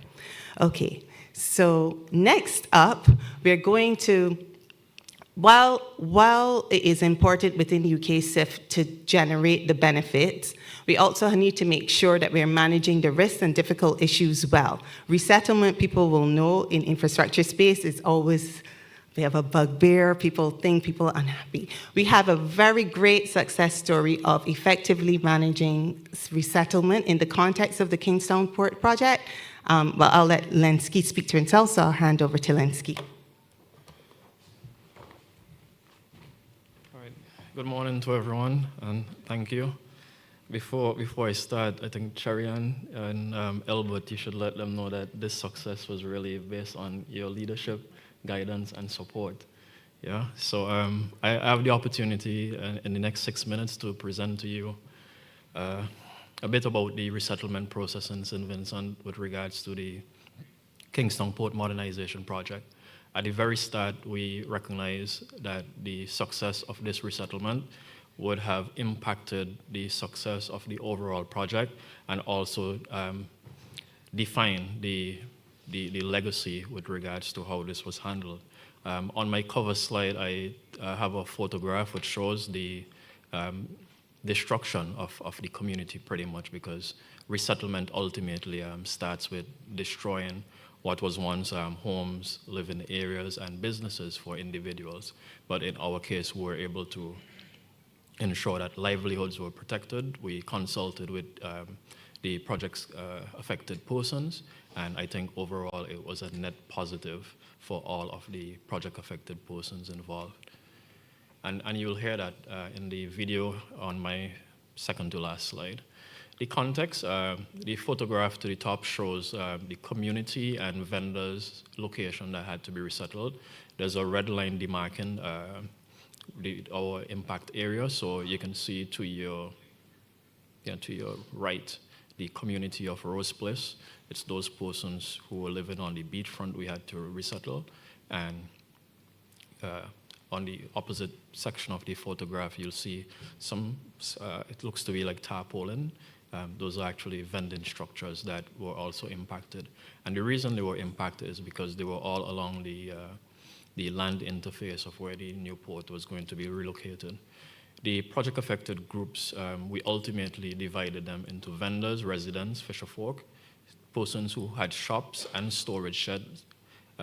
We found also a category which we defined to be special or odd cases. It's not special, not having to do with disability, but just, as you started to dismantle, for want of a better word, the community, you realize that there's some persons who just exist in the community but not necessarily reside there. So we had to deal with those persons as well. And they were either relocated, resettled, or compensated. A key feature of our resettlement is that everything described there, all of the project affected group engaged in one informal activity or another. There was not a single place where you could have gone to get any information on these PAPs, meaning that we, as a project team, at that time I was on the project team, had to obtain all of the PAP information through the environmental social impact assessment, interviews, and just one-on-one interacting. Overall, we impacted over 300 lives, and this resettlement exercise was executed between March of 2020 and August of 2022. And you would recognize that it's a period that overlapped with the COVID pandemic. With regards to data, this was actually on my first slide because I wanted to start positive, but with regards to data, you would see that there were 56 vendors who were on the seawall that we ultimately compensated. We resettled 47 houses, families to a location called Lowman's Bay. There were about 135 persons in total in that 47 family number. There were 35 fishing operations which were registered, 25 unregistered pleasure boats, just random boats on the beachfront which we had to deal with. Persons there living in special circumstances, we found 12, 17 storage shed owners. 4 of the homeowners accepted compensation as opposed to opting for resettlement. With regards to shops and employees, there were 21 shops, 13 employees in total. 2 persons were represented by lawyers. It did not get to the court, but it's registered here as legal cases in that, we had to interface and interact with the lawyers. And we constructed homes on 2 private plots. So you could see it was a varied approach in order to complete this resettlement exercise. In terms of the principles and approach that we followed, we attempted to minimize adverse impacts. We wanted to improve livelihoods, ensure that there's participation from the project-affected persons in the process, and to be fair and equitable. The actions that we took, there was comprehensive gender and social economic safeguards embedded. A key report that was done under Charian's leadership is a livelihood impact assessment, socioeconomic and livelihood impact assessment, which looked at how the resettlement process would impact the project-affected persons, and it advanced some recommendations for our consideration. We executed the entire process, and you'll see in future slides that it was very participatory. The project-affected persons had an input. We listened to them. We adjusted our approach based on what their input was, and very inclusive. And it was also, the entire process was driven by the findings of a resettlement action plan, socioeconomic livelihood impact assessment, but there was also significant modifications done, especially to the resettlement action plan, to make it implementable. And also, given the challenges we had with COVID, where we had to make adjustments in terms of our approach, but we were always pressured by the fact that we had to complete the resettlement in order to have the project site delivered to the contractor unencumbered. There was that time pressure, but we proceeded as efficiently as possible. So in general, there was a lot of consultation, a lot of engagement, and the participants had a significant input in the process. Now, this slide is a little wordy, but I trust you. All of the information is useful. This is an example of one of the houses that we would have built on a private plot for one of the individuals. And this house, it's a 2-bedroom standalone dwelling unit. It cost us about 80,000 EC dollars to get it done. And it was done and delivered to the beneficiary there, who's the Rastafarian in the group. And he got that at no cost to him. It's pretty much just handed. You were disrupted. Here's your replacement housing unit on his land. So we did that. But at the start, we had to validate the baseline, and the reason why we had to validate information is because there was really no information to start with. So throughout the entire process, up to the day that we delivered keys, delivered the compensation packages. There was a constant process of validating the information that we had, changing, updating, and so on. Consultations were done in focus groups. We tried our best to do directly with the project-affected person. There were 2 youth meetings and also 1 female focus group meeting, just to show the extent to which we approached this. There were formal, informal. I think one of the positives that we did to allow for very efficient execution is that we allowed for one-on-one negotiation with the project-affected person. So as much as we would have group meetings and discussion with the specific stakeholder groups, ultimately, before you got what you were entitled to, we sat down. We actually relocated our office to the community, our project office, to the community to allow for persons to come to the office, and we sat down and we have signed documents from every single project-affected person agreeing to the terms and conditions of what they were entitled to and to say that they understood what was happening. So very interactive, as mentioned. We took into account special requirements, and I list some here. When we completed the construction of the houses in Lomans, we were told that, listen, we need a wash sink on the outside. We then had to go back, and on each 40 of the 47 house, we attached a wash sink, an external wash sink. Ramp access was done for persons who had mobility issues, and there was one lady. There was one lady who had polio, and we had to improve her floor. With regards to resettlement support, we included the non-governmental organizations like the Red Cross, direct government support, and so on. 15 minutes remaining, panelists. Yeah. 15 minutes remaining. So here's an example of the consultations we had in the street, explaining to persons who had a challenge there, an example of the house with the ramp, and you can see the project-affected person also helping with the measurement of his home, which was impacted. We had discussions on the beach, at the Methodist Church Hall, in our office conference room, and the outcomes were excellent. I think given here that the opposition MP for the area commended the resettlement process, I think that speaks for itself, because politics always find a way into these things. And I want to rush to the end to show you the video of Mr. Mark Denny and his testimony on the process. And this is the housing development in Lomans that was done for the project-affected persons. Fosters a vibrant and diversified community. The project did not only address immediate housing needs of those displaced, but also contributes to the long-term development of the area, creating opportunities for residents to build a stronger, more sustainable community.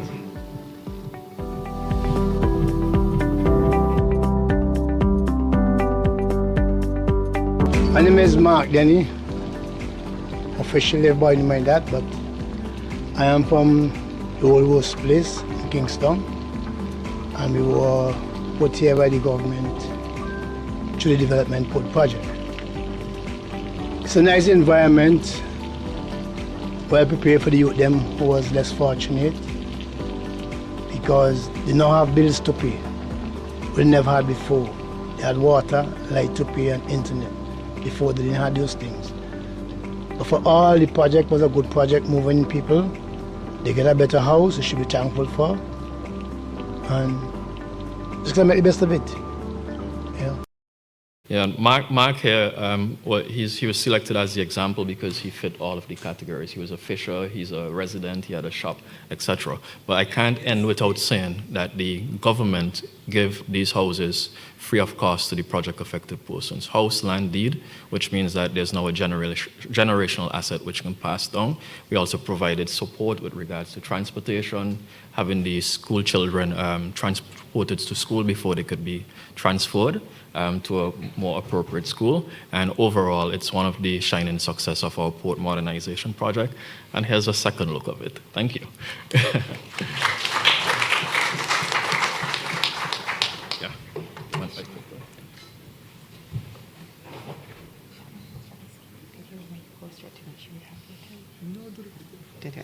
Okay, all right. So Kimberly did some questions in her. So she did some of her Q&A. So any of the other questions I may need to park for the panel discussion that's coming after break. But what we'll just go, you could just pull up the next thing and we'll finish on, I will confess, my favorite project in the whole portfolio. What I think is important to highlight here is you can do social and gender well while doing everything else that needs to be done to deliver an infrastructure project well. You can still deliver on climate resilience. You can still deliver on time and on budget if you plan well and implement and are committed. Do you have the video ready?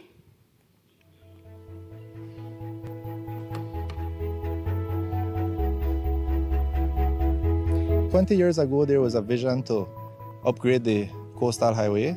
Luckily, today we can stand here and say that it has become a reality.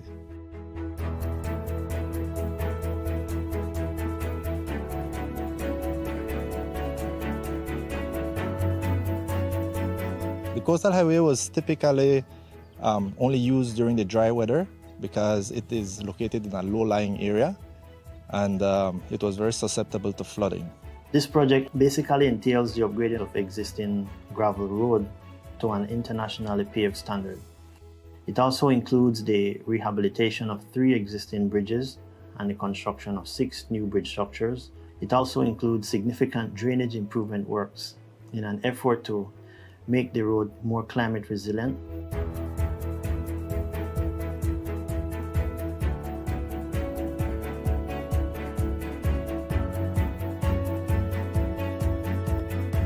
The road was terrible condition. When I used to have my vehicle, you got to keep on going to the mechanic over and over. You get rotten underneath, you get punctured, all different kind of wear and tear. So you used to take up what we call a licking, no? And due to the improvement of the road, many more people come to the village and purchase my L right here. I hardly even have to go to Langriga like before. Really and truly happy that they built this road because we used to take like about almost 19 to 20 hours from Tower Hill to Big Creek. But now how we're using the coastal road right now, we are doing it in 17 hours roughly. We were burning about almost 85 gallons of fuel. Now using this road, now we are only burning like about 35 gallons. I'm the developer of a small project here. We're going to do a little gas station, a sister gas station to the Shell gas station in Santa Elena town. This is the first step to the development of business here, the highway, and then as businesses come, it's like a stepping stone for other businesses, and then residential people start living here because there'll be work in the area, and that's how we'll grow this whole community. When a hurricane season starts, that is when we have the rainy season and flooding, and most of the time the teachers cannot reach to school because of the coastal road flooding. But now, since the road is upgraded, it is very easy for us to be here, very easy for students to get out of the community if we have an emergency. And it's also very easy to have access to in and out of the community without worrying about if they would get back in if there's rain or flooding.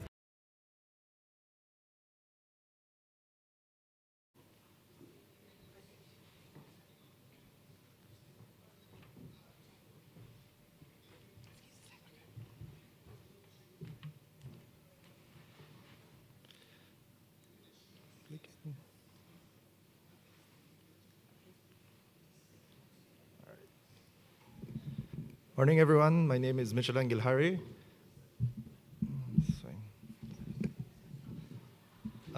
As you can see from the presentation, basically, my hair was much shorter then. So basically, I think that video is self-explanatory. But just some of the key highlights that I will be doing is essentially the social highlights, capacity building highlights, environmental, and obviously the climate resiliency behind it. And then finally come up with the beyond of the scope of works. Essentially, we did a little bit more than what the project had entailed. So again, it was a 58-kilometer road divided into 2 lots. Obviously changed from gravel to double surface treatment. As mentioned, 4 concrete junctions, 6 new bridges, 3 bridges rehabilitated. And obviously all the road safety features that were incorporated. Here we have the timeline, essentially for the civil works only.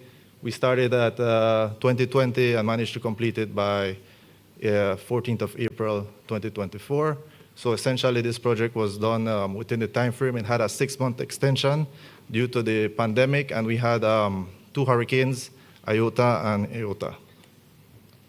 So some of the social highlights here, essentially, we targeted 4 villages, which is along this road project: La Democracia, Gales Point, Mullins, and Hope Creek Village. So one of the major things in the infrastructure side was the sidewalk along with the bus stop.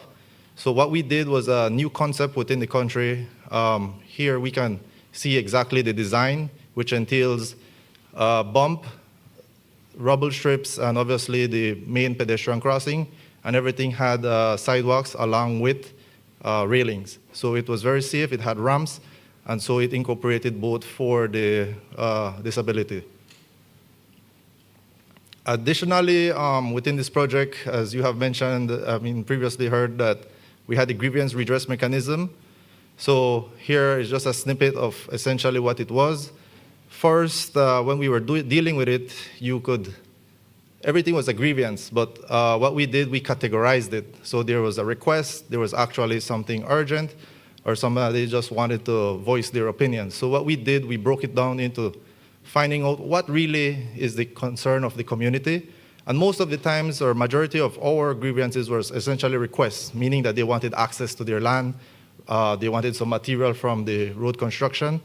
And so with the help of our social community liaison officer, he was the one that was all the time within these villages, doing his rounds and ensuring that he was there at the community centers. Anybody who wanted to speak with him, he was there so that we could have any concerns addressed during the construction life of this project.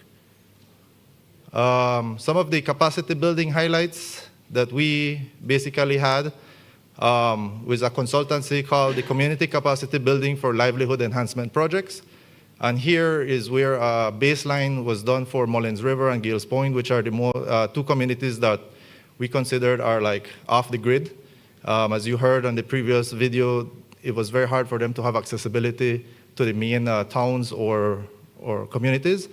And so essentially this consultancy targeted them in a socioeconomic way where we managed to obtain information from them in the sense of where the education, work, and from there we were able to compile to see how we can help them in training, mentorship, access to funding.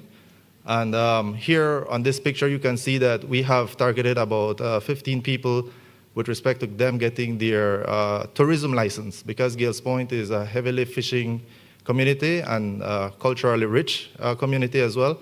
And so here we, with the help of the Belize Tourism Board, managed to engage them.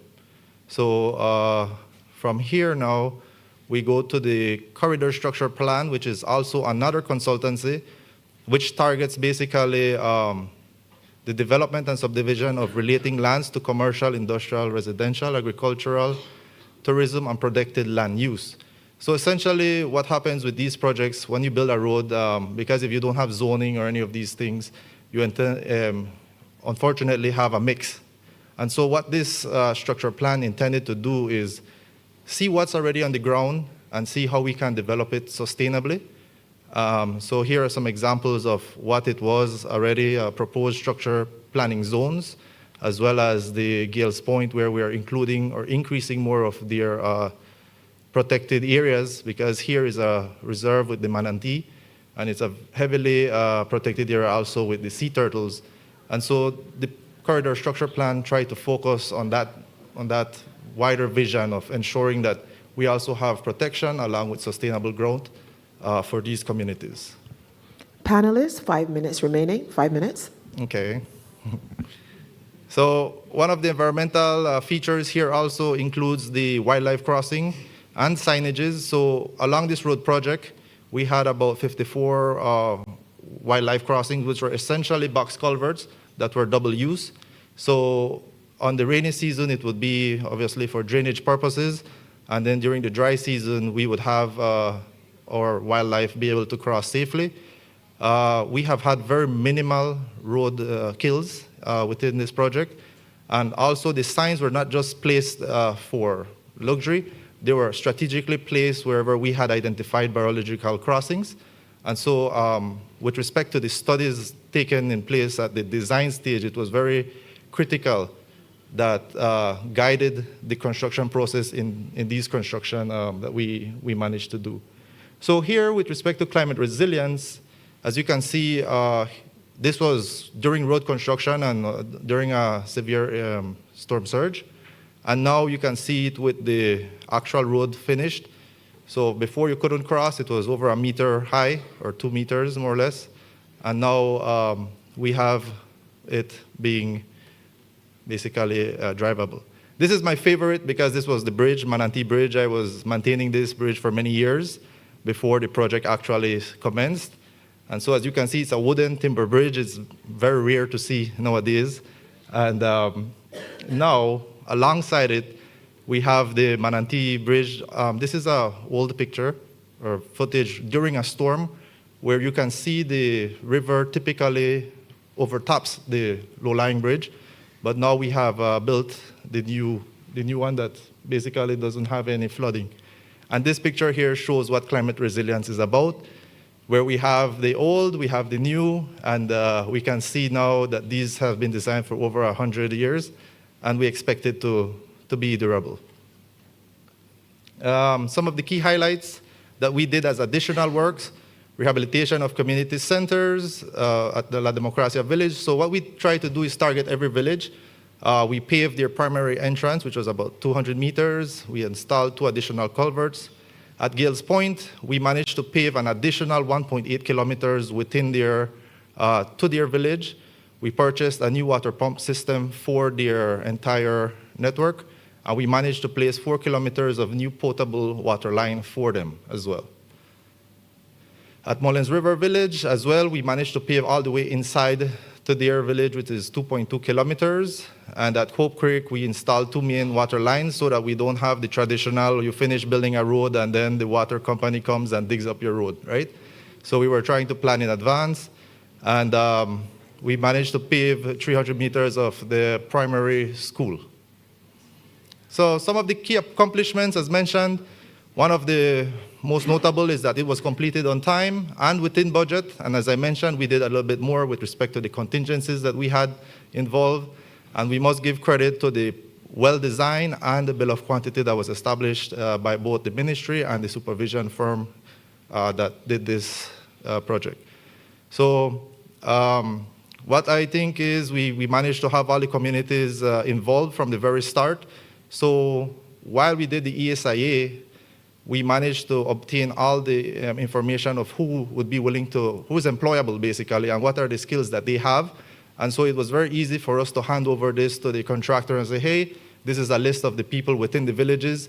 These are their contacts. You can go ahead and have some of these employed right away. The project is considered climate resilience based on our accepted level of service. As mentioned, we kept four bridges or 3 bridges per se.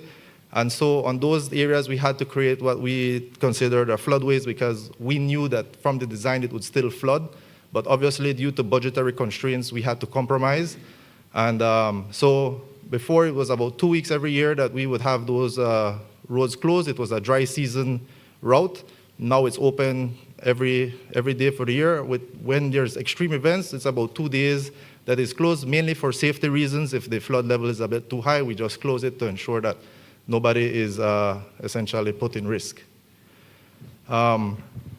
Again, I mentioned about the 35 wildlife crossings and the culverts during the dry seasons. So bringing it all together, as we were talking, the key lessons, basically have a balanced delivery, a comprehensive design is key. The country's execution unit must have adequate, rounded knowledge and experience. And the client and funding agency needs to consider using local capacity as this is in the market competitive and hence frees up resources for wider impacts and considerations. This just means that you've got to try and ensure that your local contractors are involved. If you have full foreign, you will always have higher costs and then it eats up your budget. Continuity is key. Under this stage here, I would just like to say that we managed to obtain the designing form, also be the supervision form. So this enabled us that any design issues we have during the construction stage, they have to take full liability, not on traditional ones where you have a different contractor and say, hey, it's not my design, I'm just following it. So this helped a lot where they were held liable for their designs. Also, a strong relationship and openness helps projects deliver for people on multiple fronts, which essentially means that the team, meaning the execution unit, the supervision firm, and contractors, must be able to work together to ensure a wide range of the works that we need to do with the ESIA being completed effectively.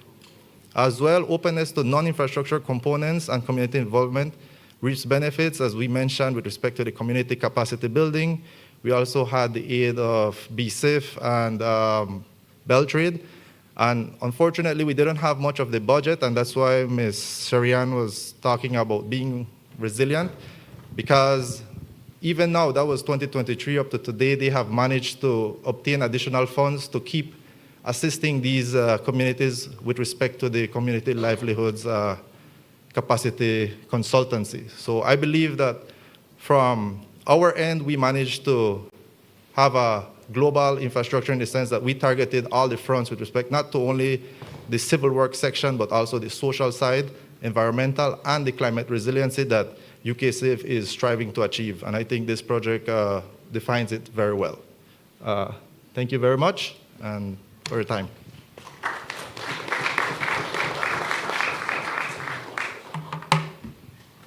Okay, now don't blame me, but the organizers had said that we're going to go straight to the next session, so don't blame me for your not break, but we were going to just keep going. So I'm going to thank Kimberly, Lenski, and Michelin. Thank you so much. And we're going to segue to our panel. If I could just get the team to remove the podium and one of the chairs, and we could go. While we do that, I can introduce the panel. So, ladies and gentlemen, going straight through allows us to stay on stream for the lunch break, which will be happening at 12 noon in the Lighthouse Restaurant. So we will continue with the next segment, which Sharian will also moderate. And the next segment focuses on building for everyone, equity, safety, and inclusion in sustainable infrastructure. And that panel will feature Erin Brown, who is a disability inclusion consultant. Erin Brown connects disability advocacy and inclusion management. The panelists will also include Veronica DeBilla, an environmental and social specialist, Green Cities Infrastructure and Energy Program in the United Kingdom. Camilla Cardona, a project engineer in the Ministry of Infrastructure, Development and Housing in Belize. And they'll be joined by Maria Ziegler, a gender specialist for Social Sector Division of the CDB.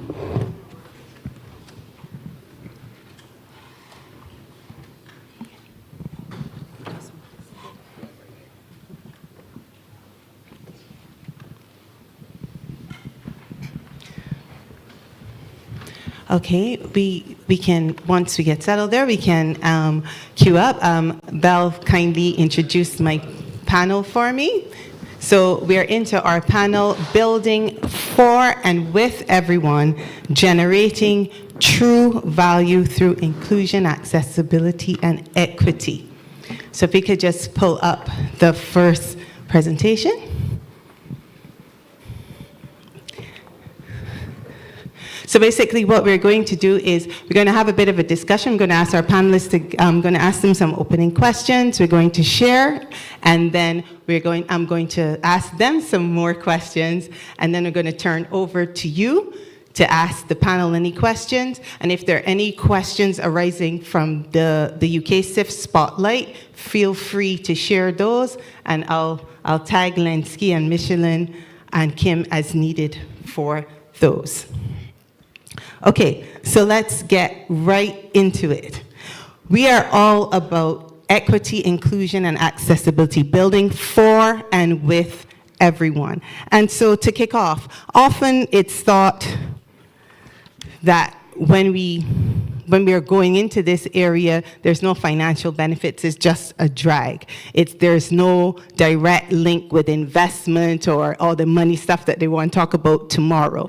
But there's some work that has been done through the Green Cities and Infrastructure project that kind of bucks that trend. So I'm going to ask Veronica DeBella to come and share with us around what were the key elements of gender equality, disability, and social inclusion criteria in infrastructure, in the toolkit that has been developed, and what are the main benefits of implementing this approach.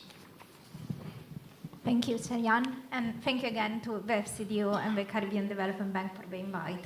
Could I have the clicker, please?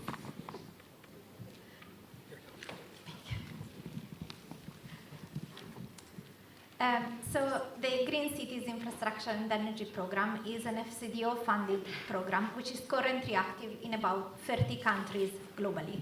As part of the program, one of our objectives is to create projects which are investable, in addition to being climate resilient and, of course, to also improving lives. So as part of the program, we have developed some criteria and the toolkit, which are specifically for gender equality, disability, and social inclusion, and specifically to the infrastructure sector, and the toolkit is dedicated to project developers. So starting with the criteria, what we have done is developing criteria which are based on a framework which is quite well known to investors. Some of you in the room might be familiar with it, which is the 2X framework. But what we did was expanding the 2X framework to also reflect disability and social inclusion in addition to gender, and also to make it more targeted to infrastructure and to the specific challenges that infrastructure faces. Very quickly, the categories that we have included are basic ESG, which looks mostly at mitigating risks, governance and accountability, which looks at strategy and data, leadership and employment, which look respectively at increasing diversity and maintaining diversity at a board and senior management level, but also diversity within the workforce and efforts to, again, maintain this. And the last 2 points are about supply chain and products and services, which look at commitment to diversify the supply chain and aspects around inclusive design. So looking now at the toolkit, what the toolkit does is really like mirroring these criteria, which I've just quickly described, with the stages of the project development, which we have also heard mentioned earlier.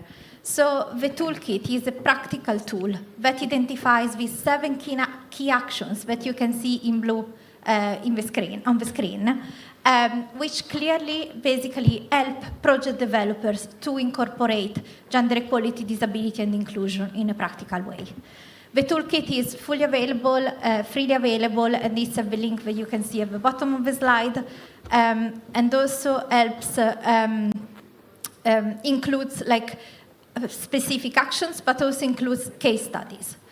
Taking one example, workforce selection and development. We heard earlier also from Kimberly's intervention. One of the areas which is really important in making sure, for example, that job advertisements are written in a way that encourages women, people with disability, and social community members to apply. What does this mean? For example, referring to skills rather than qualifications, because qualifications can often be a barrier to this type of groups. So in terms of what we have done, this is a very quick overview of the toolkit, and please feel free to take a look at it and come and reach out to me if you have any questions. To answer Cherian's second question, which is more about the financial benefits. So we have heard earlier that incorporating JETSI brings social benefits, and it's part of the social justice, and that's sure. But there is increasing evidence that there are also financial benefits. We heard yesterday that a lot of the projects struggle with budgets. Well, this can actually help accessing different types of budgets and innovative budgets. To give you a few numbers, the prevalence of gender bonds grew from $4.3 billion in 2020 to $14.5 in 2023. In addition to that, we are seeing that concessionary finance, where there are, for example, better loan rates linked to projects that promote gender equality and include, for example, more women in employment, are increasing. This is a well-established practice in the financial institution space, but it's becoming more and more relevant also for the infrastructure space. And there are, for example, examples from Mexico, so in the region, which are very, very relevant. I will stop there. Thank you. Thank you so much, Veronica. All the movement with our break. So my food-deprived brain has me short of panelists. Could I ask Dr. Maria Ziegler, who was in the overflow room, to join us on the stage? So, we're talking about building with and for everyone. Veronica just set out how we can look at a range of considerations across the project cycle and also package those in a way that allows us to access finance, but also to deliver real benefits for people. But what does it really mean, or how can we really include people more? So we've talked earlier today about disability inclusion in the context of the UK CIF. We've got with us here Erin Brown, who's a disability inclusion consultant, and would like to ask you, Erin, to speak a bit from your perspective about what are the benefits of disability inclusive infrastructure, and where are we on that in the Caribbean? What's the status quo, and where can we, what do you think it's possible for us to achieve in this space? Thank you. Thank you for having me. I want to start with the truth. Infrastructure isn't just about concrete and steel, and I think that's been echoed throughout the conference. It's the pathway we create for people to move, engage, belong, and thrive. In the Caribbean context, small islands, climate vulnerable, rich in culture, the stakes are even higher. When infrastructure excludes persons with disabilities, we lose not just access, but dignity, economic potential, and full citizenship. We know that from the region's data, while many Caribbean nations have ratified the UN Convention for the Rights of Persons with Disabilities and adopted legal frameworks, the translation into the built environment still lags. For example, inaccessible buildings, public spaces, transport systems become barriers, not just for persons who use wheelchairs, but for other older people, persons who are pushing strollers, or for anyone who are mobility diverse. So why is this important for the Caribbean? First, equity. Every person, regardless of ability, deserves to participate, to access jobs, education, quality health care, and community life. Second, resilience, and that has been a theme echoing. Resilience. In the region, we are increasingly exposed to climate, disaster risk, sea level rise, and hurricanes. Inclusive infrastructure means that when a storm hits or evacuation is needed, we're not left behind. Persons with disabilities are not left behind. And third, economic sense. Inclusion is smart design. Universal design doesn't mean extra costs if we embed it early. It means more accessing or accessibility to the built infrastructure, contributing economically and reducing exclusion and long-term social causes. So how do we start? I offer 3 points for the Caribbean. Data and participation, and that has been repeated, which I must say I've enjoyed hearing over and over again. We must begin from ensuring persons with disabilities and representatives, OPDs, are present in decision-making for infrastructure. We must collect disaggregated data. So planners, engineers, and funders know who the spaces are for and why. We design from the start, rather than adding on an accessibility at the end. And we embed the universal design principles, ramps, clear signage, accessible transport links, inclusive public spaces from the outset. The Caribbean Disability Conference regional white papers emphasize this, so I encourage you to take a look. Mainstreaming across sectors, our infrastructure is more than roads and buildings. It includes digital, transport, disaster resilient systems. The region's work under the Caribbean Development Bank includes tools like a disability inclusion checklist for infrastructure. In my work, I always remind clients, accessible design benefits everyone. A bus with a low entry helps parents with assistive devices. A hurricane or tsunami evacuation routes with tactile flooring focuses on the blind and low vision users, as well as inclusive procedures, aids disabled families and seniors.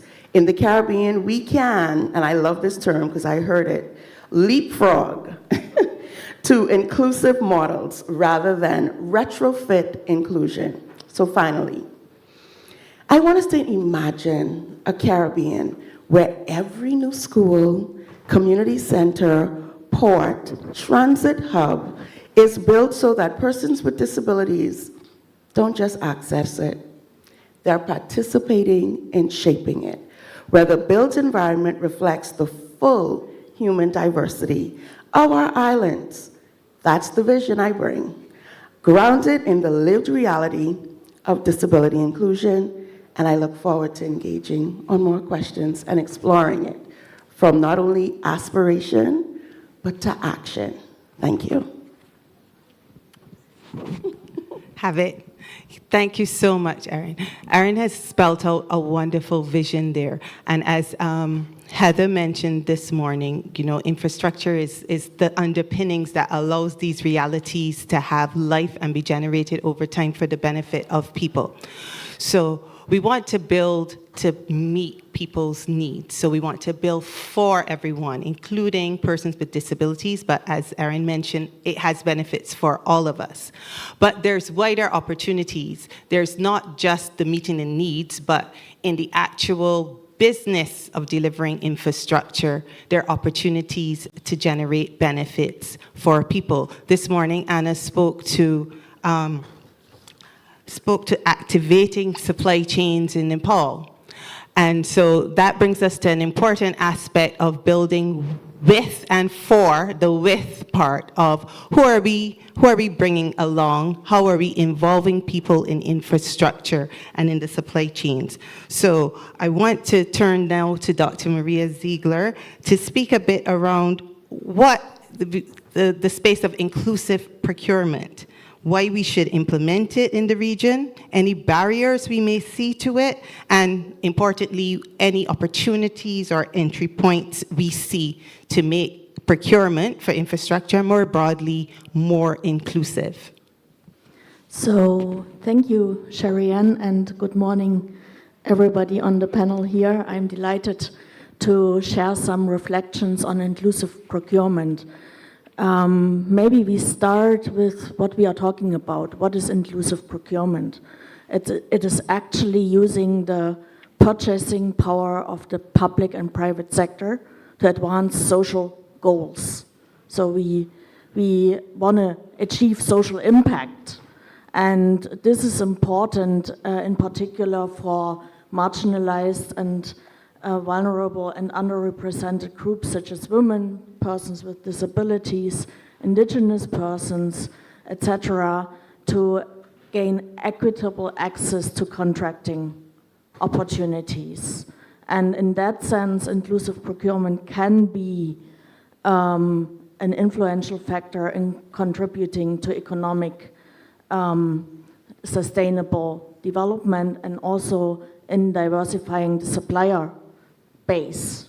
Yeah. So when we look at the Caribbean, why is this important?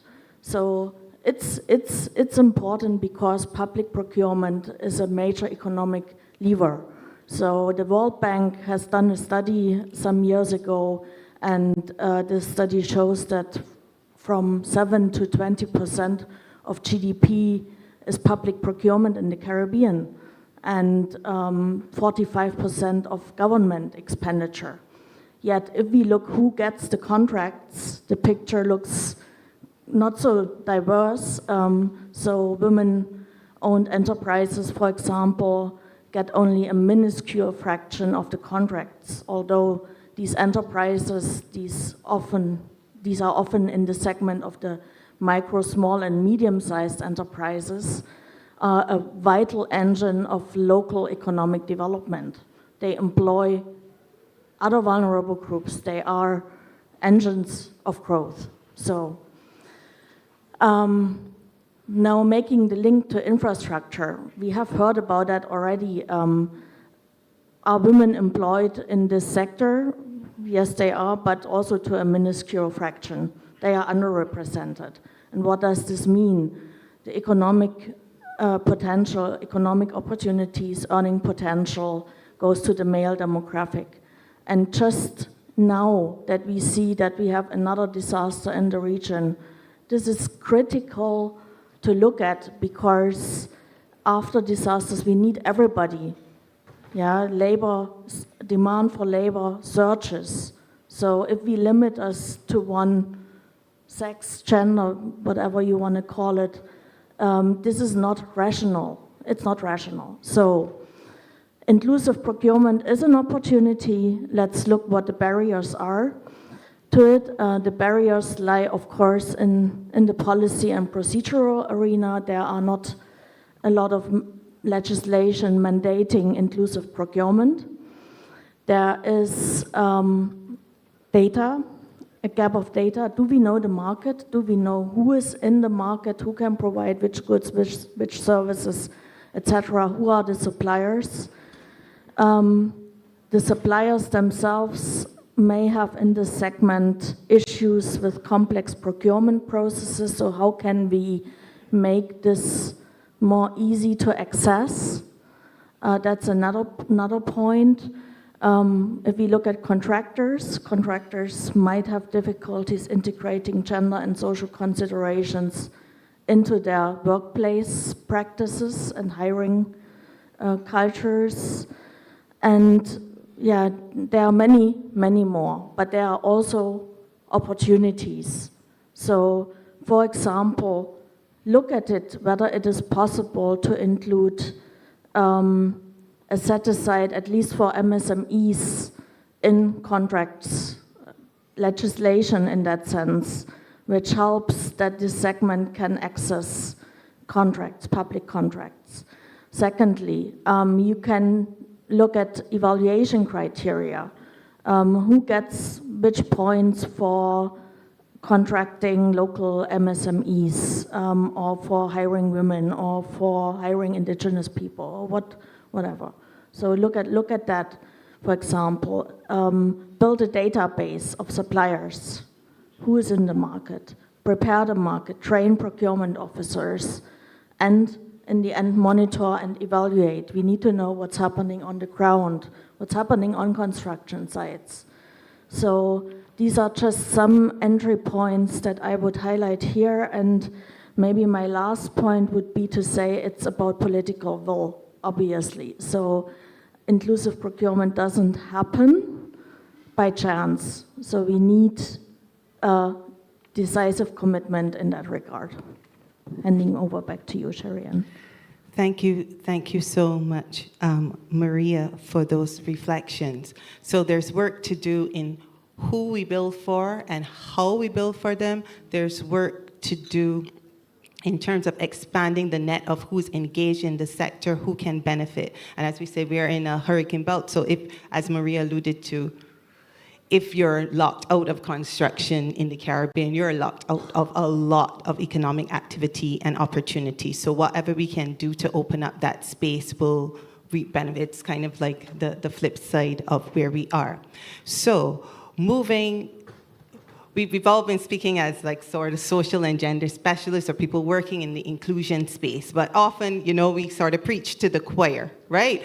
But what we wanted to do is to get a bit of a reality check and an experience from an engineer working in this field. And so we have with us Camila Cardona from the Ministry of Infrastructure, Development and Housing in Belize, and wanted from where you sit as a project engineer to get your take on what's been your personal experience in making infrastructure more inclusive in UKCIF or any other relevant projects you've worked on. What's worked well, what hasn't, what's the reality check? Is it a pipe dream we're talking about here? No, good morning. Thank you for this opportunity to share a little bit about my experience in terms of inclusive infrastructure.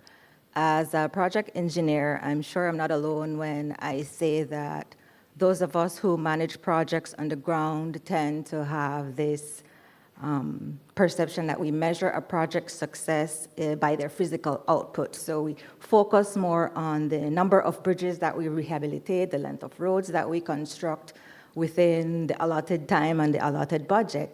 But what I've come to realize as I'm working on these projects is that it's not all about or only about what we build, but who we build it for and how well they serve our communities. So when we're talking about gender equality, disability, social inclusions, we're simply talking about designing and constructing infrastructure that reflects the realities of our communities. So simple things like making our roads safe for children to walk to and from school, ensuring that our sidewalks are designed and built for disability inclusion, making sure that the placement and the lighting of our bus stops make women and those vulnerable within our communities feel safe should not be seen as add-ons or nice to have, like was mentioned in one of our presentations before, but they're actually critical and essential for our project's success.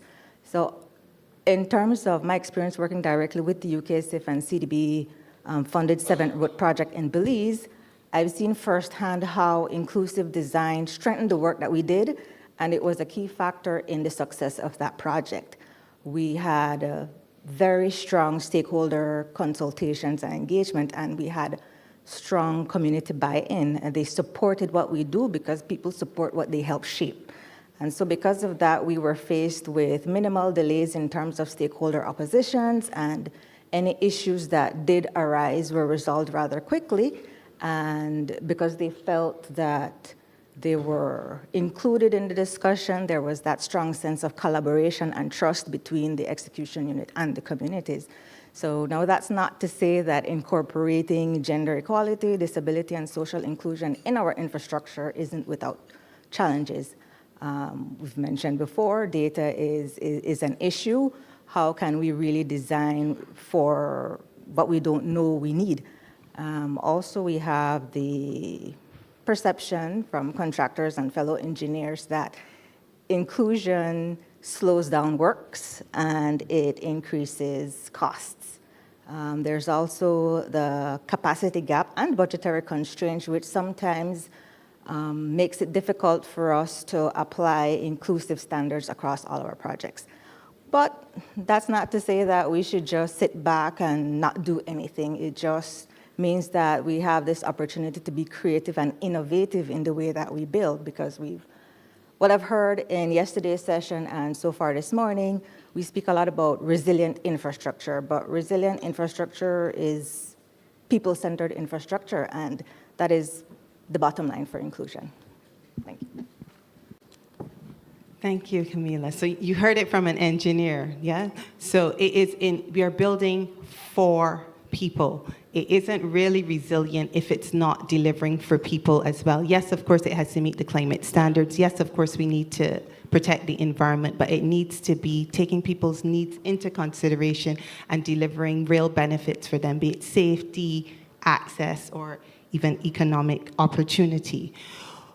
Before we kind of go into the opportunity space some more, just to round off on the barrier side, you alluded to some barriers, Camila, in your intervention in terms of budget constraints and stuff as some of the barriers to implementing inclusive design. I'll give you a chance to come back in a bit more if you want. I'll just let you gather your thoughts on that. But when you look at the global work you've done, for example, Veronica, in terms of implementing this, rolling out the GESI toolkit in different countries, what sort of barriers have we seen globally or in small island developing states in terms of implementing inclusive infrastructure? Thanks, Ariane.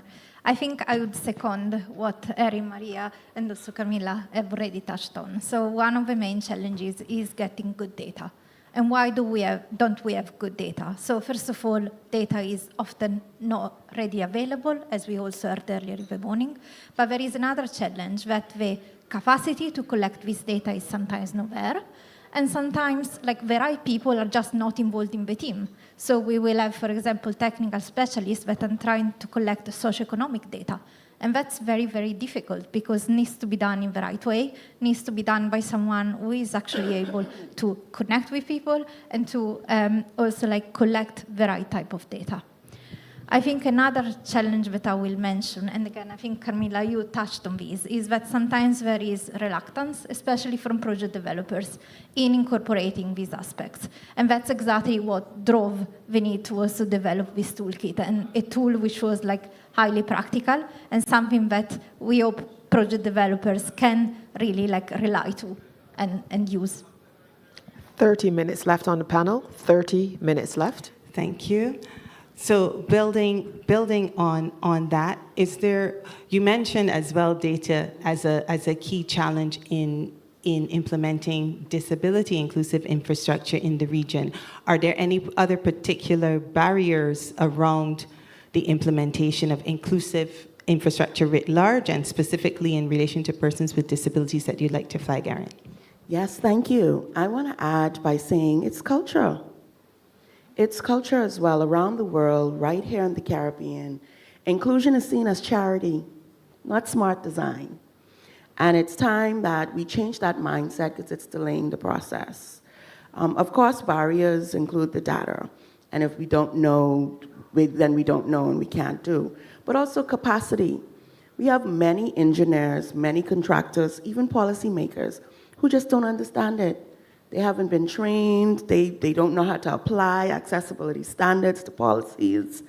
And so I don't really see it as resistance per se, but more of they're just unfamiliar or they haven't really been brought into the space to fully design it. Our global financial models are still reinforcing the problem. And when budgets are tight, accessibility is treated as an option, not essential. And so we would like those barriers to change. So the mindset, the knowledge gaps, or even the misplaced priorities, like once we change that, we can value infrastructure, we can value inclusion, and therefore the implementation will show, and we would be able to feel and access those in a very real way. Thank you. Can I build a bit? The PSs and others are listening up in this context. I'm going to hand to Camilla. Anything you wanted to add? Yeah, I was going to that? build a little bit on the limited awareness that we see that engineers and contractors do have. It's also a part of like not knowing exactly the type of design that is considered inclusive, what that all entails. And it's also about probably not, or having limited awareness on the social safeguard requirements as well when it comes to compliance. So what we found worked really well under our CDB UK Safe projects was having a pre-bid training for all potential contractors, which really and clearly highlighted what the level of effort that was required, what it is that we considered inclusive design, and what the requirements were in terms of ensuring that gender is considered, equality is considered, disability and social inclusion, and that made for realistic pricing of the bids as well. So it was not necessarily seen as, okay, exorbitantly priced. They were able to identify, okay, this is what needs to be done, I can do it this way, and this is the cost of it. So that was successful in our projects. Yeah, so it is possible. Yes, there are these gaps in terms of capacity, awareness, there's mindsets that need to change, but if we actively engage with policymakers, with the people in the space, we can, and we have seen traction, and then you can manage the budgets, you you can budget for it and make sure it's in. There's probably some work for development partners too to do in terms of the way that funding is provided to make sure that we are ring fencing the investments needed so that people don't have the excuse to say there's no budget for it. So there's work to do on all sides. So going a little closer on how we engage more people in the sector. I'm going to start picking up at the point that Maria made earlier about the underrepresentation of women in the infrastructure sector. And I would just want you to touch on what practices right here in the Caribbean have you seen to encourage women to participate in this space, be it as engineers, construction workers, and what more do we need to do? So thank you for that question. So obviously what we see in the Caribbean are gender norms, gender stereotypes, which expect from women and men to do certain things. And these gender stereotypes tell you, okay, construction is not a women's job, and STEM, science, technology, engineering, mathematics, is not really for women, but more a male-dominated area or something for men. And vice versa, men should not go in caregiving, nursing areas, etc. So it always has two sides of the coin, of course. And we need to change that, you know, and how do you change that? It's not easy, you know. It starts at the education sector level. That's not something a contractor can change easily, but we heard that, for example, in the St. Vincent project, the contractor reached out into schools and talked with girls about opportunities in the sector, you know, or going into the communities and laying out, this is something you can do. We had in another project construction tasters. So women and youth were invited to test heavy equipment, for example, to demystify that that's not something they can do. So that's small steps, I would say. Outreach programs to universities, TVET is critical, but it's also critical that the women feel comfortable on the job. And here, obviously, the contractors can do a lot, you know.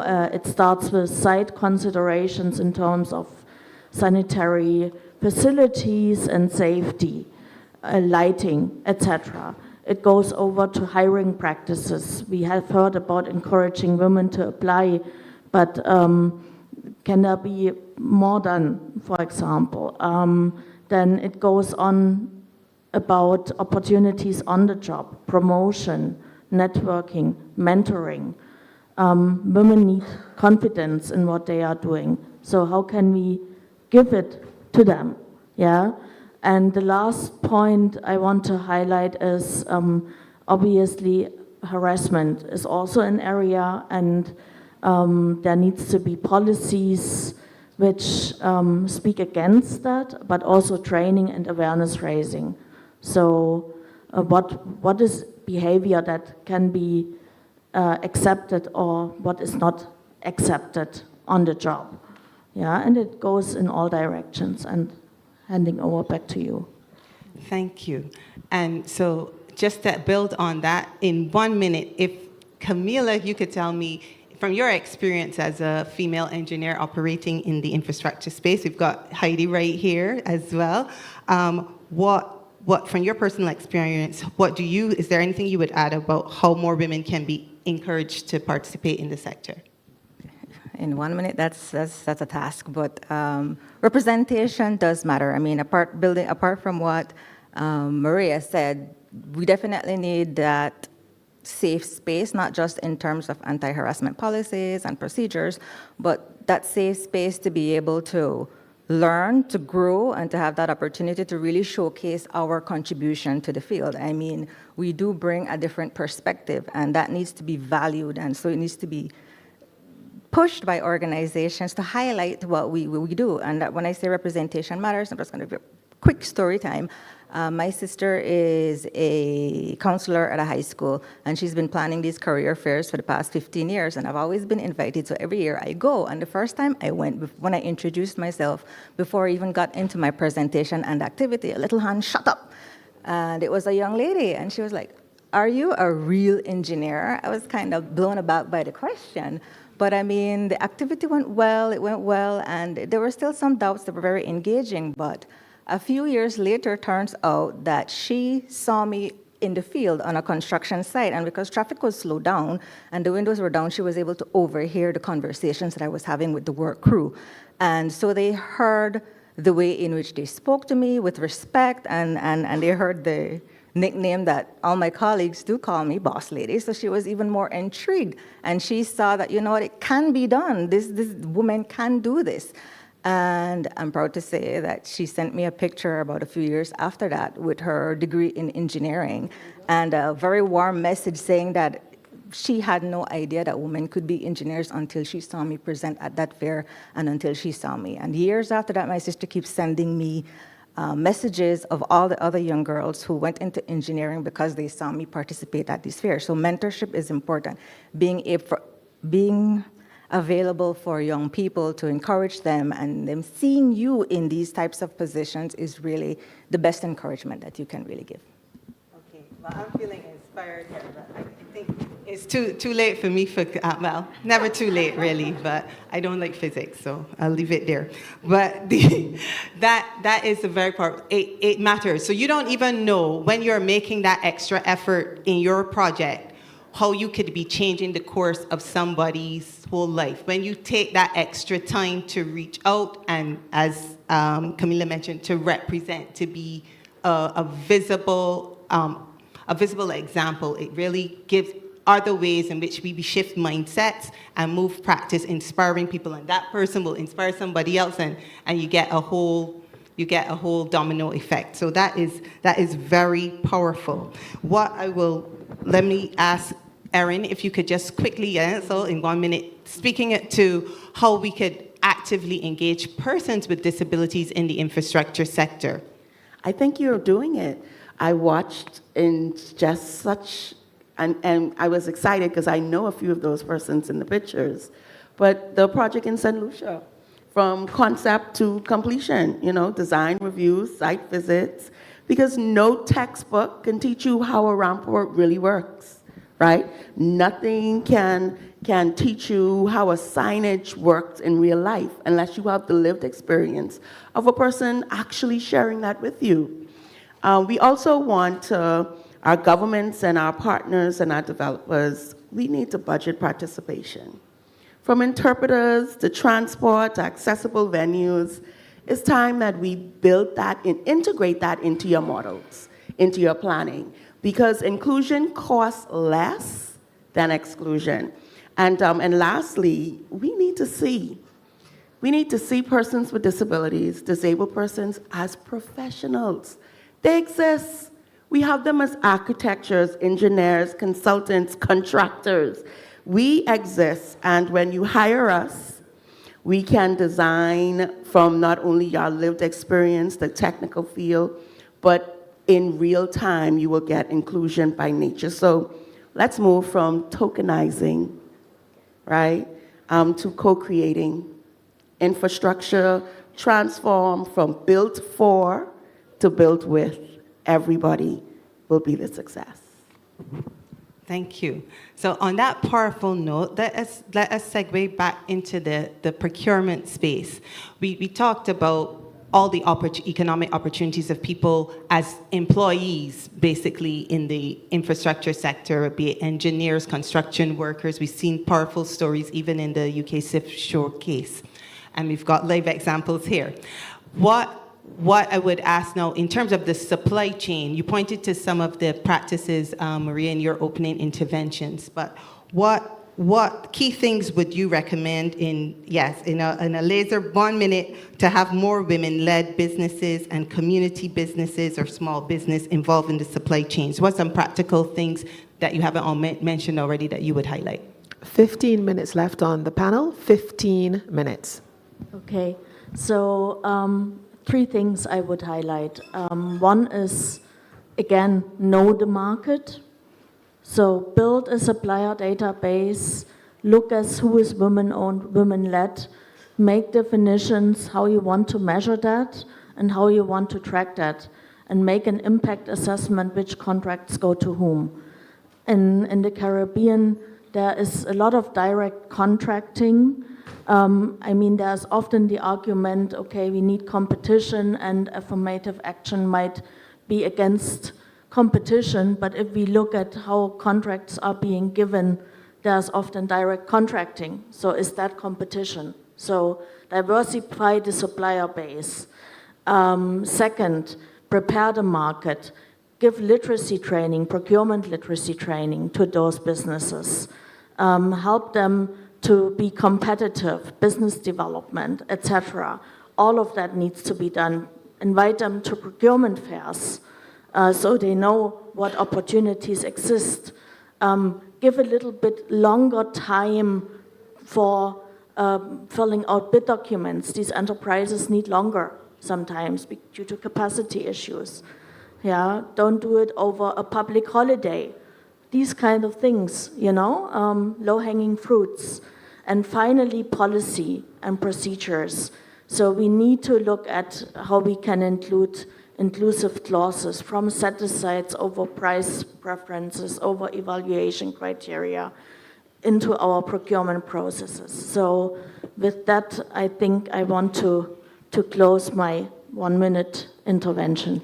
Thank you. And is there anything you want to add from your experience, Veronica? Yeah, maybe just stressing on what Maria was saying. I think it's important to assess what's there and the capacity that are there, what are the gaps, and then can we build any programs to fill these gaps. There is a good example, from Panama, where in a water and sanitation program, they look at skills from women-owned businesses, and then they built a skill training program to ensure that they could provide services and goods to infrastructure projects. Okay, so what we're going to do is I'm going to ask Erin and Camila if there are any practical measures or lessons around gender equality, disability, and social inclusion that you would like to highlight, and then we're going to open up for questions. You want me to go first? Okay. And so we talked about policy. I'm here to say, can we just start today? Let's not wait for the perfect policy. The low-hanging fruit would be being accessible by intent, right? By action, by intention. And even just asking the quick question, can everybody use this space with safety and dignity? That costs you no money in that mindset shift, just by asking that question. Secondly, in the procurement part, so I was thinking, about that. What if we reward contractors who meet accessibility and gender equality targets?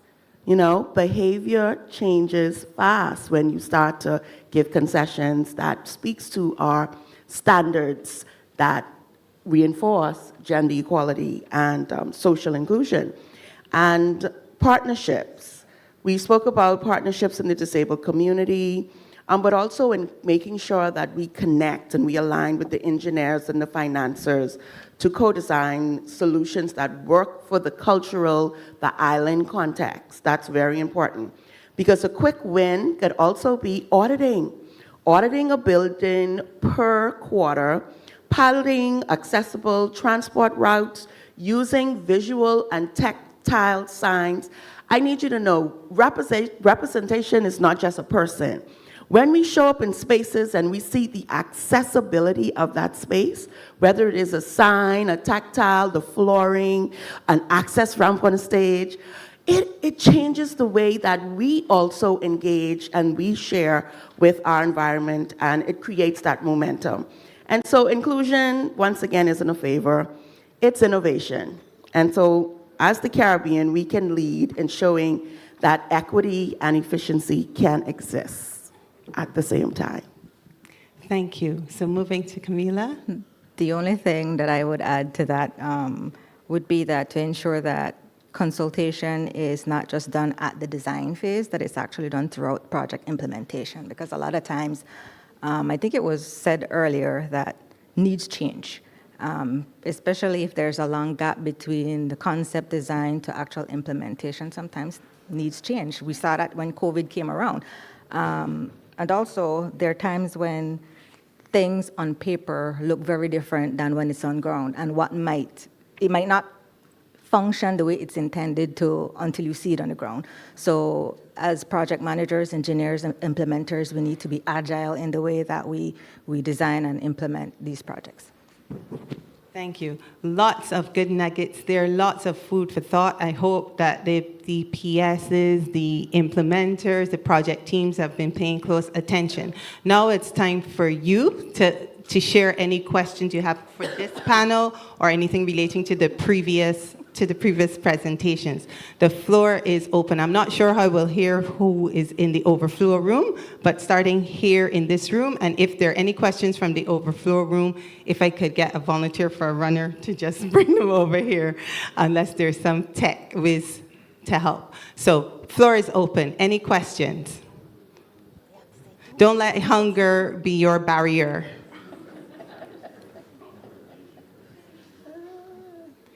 Anything that, I see a hand, yes, Mr. Tan from Belize. Can we get a mic from Mr. Tan from Belize?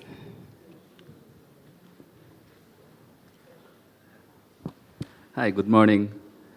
This is not a question, more a comment. First of all, let me congratulate the government of Belize to MIDH for the good works in terms of the 6 and 7 road project.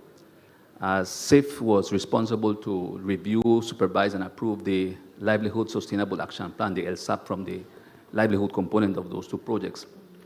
I think 2 lessons that we learned as an institution is, one, that we don't take for granted its social component when designing a project. Because a lot of time we focus mostly on infrastructure, the deliverables that must be achieved, but we don't look at the social component that sometimes requires money as well to be able to drive and to be able to meet objectives. So that's one of the things that I guess as designers, consultants who are actually designing those projects, they have to consider. 2, you have to prioritize based on the list of activities.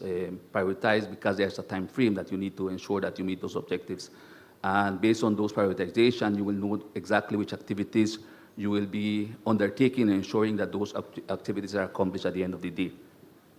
And then one of the, I think it's Ms. Kimberly in the previous presentation panel, she mentioned that this is an ongoing process. At SIF, there was a picture that a video that Mr. Gilhari showed in which there was a school, Gales Point. Through the Basic Needs Trust Fund, to funding with the Caribbean Development Bank, we were able to rehabilitate that school, and we were able to provide a new preschool to that community. So we try our best to ensure that we don't leave that community only during the time frame of the project, but if we can find additional ways how we can help, we do so. We also, through the Canada Curriculum Deployment Export Mechanism, an institution that provides technical support to the institutions, we were able to get a consultant to assist that community in being able to write proposals, because one of the things that they're facing is that they have experiencing coastal erosion. So the community was able to get some technical assistance through that consultant to be able to start to write concept papers to see how we can get additional funding in the future. And lastly, the Ministry of Economic Development, as SIF, if we could assist in terms of the assessment of their potable water. Last week, our engineers were there to ensure that they could come up with an estimate of how much money the government would require to be able to provide Gales Point with a decent potable water supply. Yeah.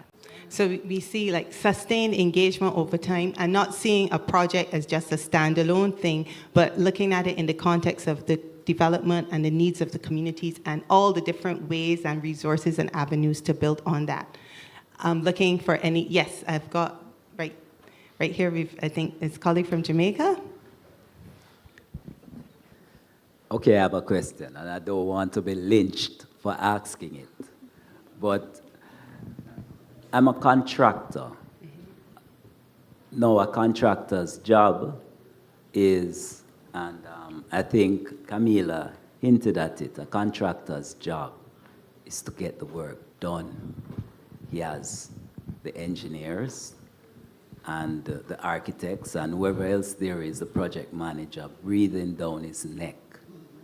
So on the site, I'm trying to figure out how will you get, what is it that is being thought of in terms of getting people with disability and females. This is the on the ground, gravel hit the road, construction activities.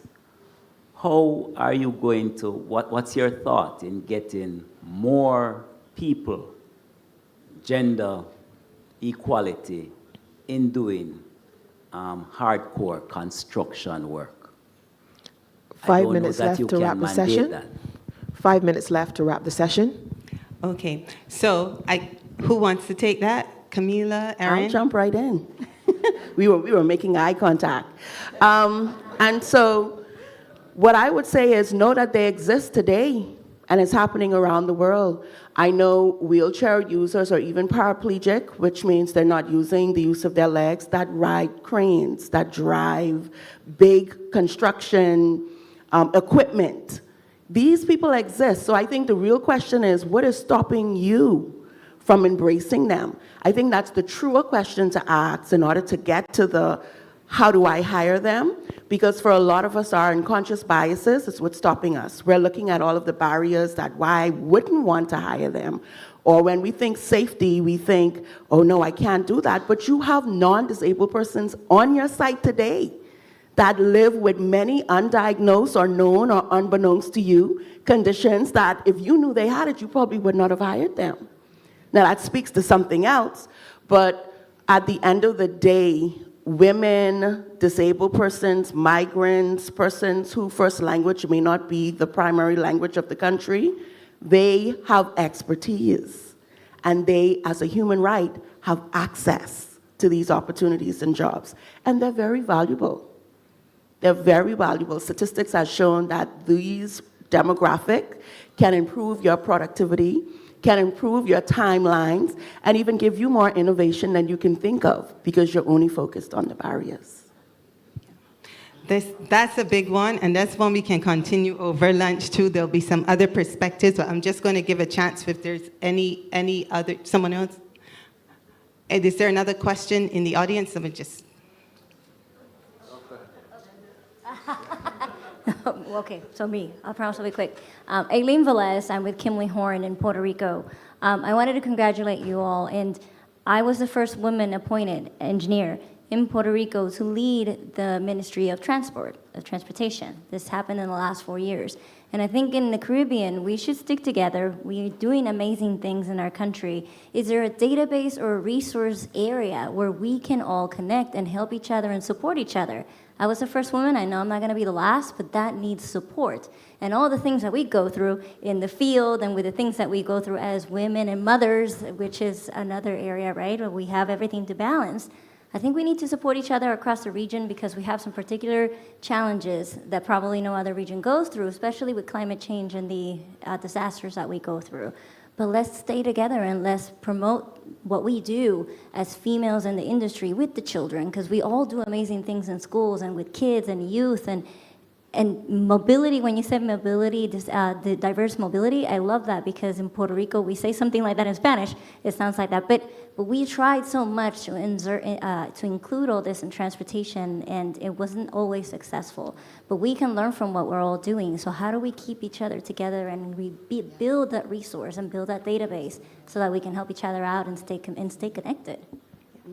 I think that's why events like these are so critical as well. It's a very key opportunity for us to do exactly that, network, to link, to create that bond that we need, share contact information, and to learn from one another what works, what does not work, and how those experiences can be shared across our region. Because we do share similar challenges, but there's also solutions to those challenges that we can share. Okay. So to close, we're going to continue the conversation over lunch. So find it be easy to find. Have your conversations at your table. But if we could just have one sentence from each lightning sentence, one sentence from each panelist, your key takeaway, starting with Veronica. I think my key message is that it's important to recognize that the investor landscape is changing. And so that integrated gender equality, disability, and social inclusion is not anymore only the right thing to do, but it's also the smart thing to do in order to access new types of funding. Thank you. Camila, closing thought? As engineers, we take pride in building things that last, but longevity really comes from building things that serve. So when our infrastructure includes, it's stronger, it lasts longer, and truly belongs to the people. Wonderful. And over to Maria. So I would say it's a strategic decision we have to take. So we can't shy away from that to be inclusive, and we should do it from today. And we need budgets for that. So that's my takeaway. Erin? And mine would be, the Caribbean has the passion, but we also have the inclusive talent, and we need the policy frameworks. We need more sustained commitment. Every ramp, every clear path, every accessible sign is a message that we belong, and belonging is the ultimate infrastructure of inclusion. Okay, so I set myself up. No, so it's just my duty to thank you and to say my closing thought that I will leave with you is we can do it. It's not too hard. Even if we don't get it perfect, we can advance and do better right here in the Caribbean with the resources that we have. And we've got capacity. We just need to invest in the capacity and elevate all the wonderful examples and connections that we have. It's not a dream. We can make it a lived reality. Thank you. Thank you so much to all of our panelists, Maria Ziegler, Camilla Cardona, Veronica DeBella, Erin Brown, and our moderator, Sherry Ann Clark. Thank you all so very much. Ladies and gentlemen, it is time for lunch. Before you leave, I need a little bit of housekeeping. There are 2 vehicles that need to be moved as soon as possible. The license plates are H, so it's a hired vehicle, H2603, that's H2603. The other vehicle is XJ973, XJ973, and the hotel requires that these vehicles be immediately moved. Ladies and gentlemen, lunch is being served in the Hilton's Lighthouse Restaurant, and when you exit here, you go straight across. There are some stairs. Go up the stairs and turn left to the Lighthouse Restaurant. Again, out these doors.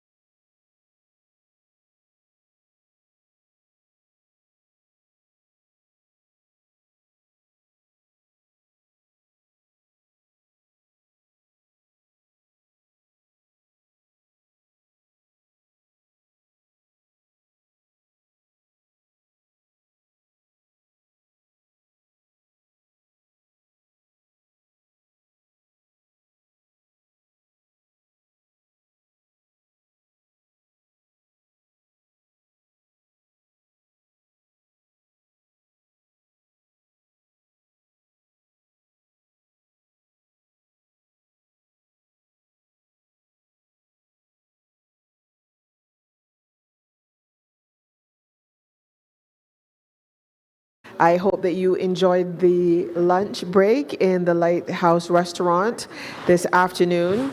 And thank you all for coming back so we can jump straight into it. The panelists are ready and raring to go, as is our moderator.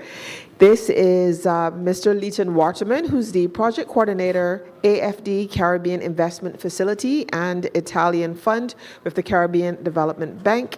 Mr. Waterman, I'm going to hand it straight over to you. Thank you, Belle. And I will try to keep the time as much as possible.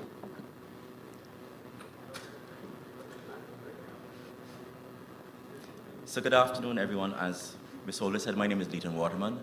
I am one of the project coordinators at CDB, specifically for funds we have from the AFD, EU, and also the Italian government. We're here this afternoon. We're going to do a slight segue, looking this time at transportation. I'm going to have a small presentation first before we go into the panel discussion, just to showcase a project which we did within the bank with the assistance of the Agence Française de Développement and the EU, looking at development of sustainable public transportation systems. So just to give a quick overview of what I'm going to talk on today, just to give you an idea of what we mean by public transport, a description of the transport sector study, which was the precursor for the actual project, then delve directly into the project, and looking at a few of the strategic proposals. So the idea of public transportation and the importance of public transportation. We all know that we need public transportation. We all, at some point in our lives, have used public transportation. So what are the benefits of public transportation? So looking at what we have here, we're talking about the idea of connectivity, allowing people to move around to different parts of their country as and when they need. Also, it also provides equality. It allows the vulnerable, if it's done well, it allows vulnerable populations to get from point A to point B, especially if they don't have their own private transportation. It also helps with the environment in reducing traffic congestion, taking the amount of private vehicles off, reducing the number of public vehicles off the roads. We also look at the economy and building and developing the economy through transporting persons to and from work, to and from schools, and also healthcare. The idea also of comfort and safety. I know for myself, sometimes I really just don't feel like sitting down in the car and driving. It's nice to sit in a bus, especially if you have, like in Barbados, these new air-conditioned buses with Wi-Fi, sit back and just comfortably go where I need to without myself having to be stressed with dealing with traffic. So that's just some of the few identified benefits from the work that we've done. So around 2020, the bank embarked upon a transport sector study. It looked at ways for the bank to intervene more in this sector and how we can actually provide assistance to our member countries in developing their transport sectors. The idea of the study was to determine some of the key issues facing the sector across the countries, and we're looking at the planning period of 2020 to 2030. The study itself came up with 6 specific development sector themes. Environment, of course, was going to be key for anything to do with transportation. Social acceptability, and we will deal with more of that as we continue the presentation.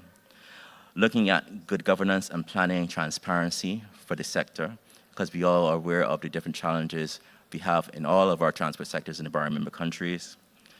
Improved planning, improved data analytics, and we've heard a lot today about, and yesterday about the idea of the need for data analytics to help us in planning. And also, how do we then, taking all of the above, plan future infrastructure work? So some of the key challenges that came out of the work in that sector study, and again, these are things which I'm sure all of us know. The idea that public transportation is a social good, but in most of our countries, it's provided by the private sector. And then there's that, of course, conflict between private and public goods, and then how is that benefiting the end user, the customer? Of course, again, we all know the idea of regularity of service. There are no scheduled, or very few of countries have scheduled services.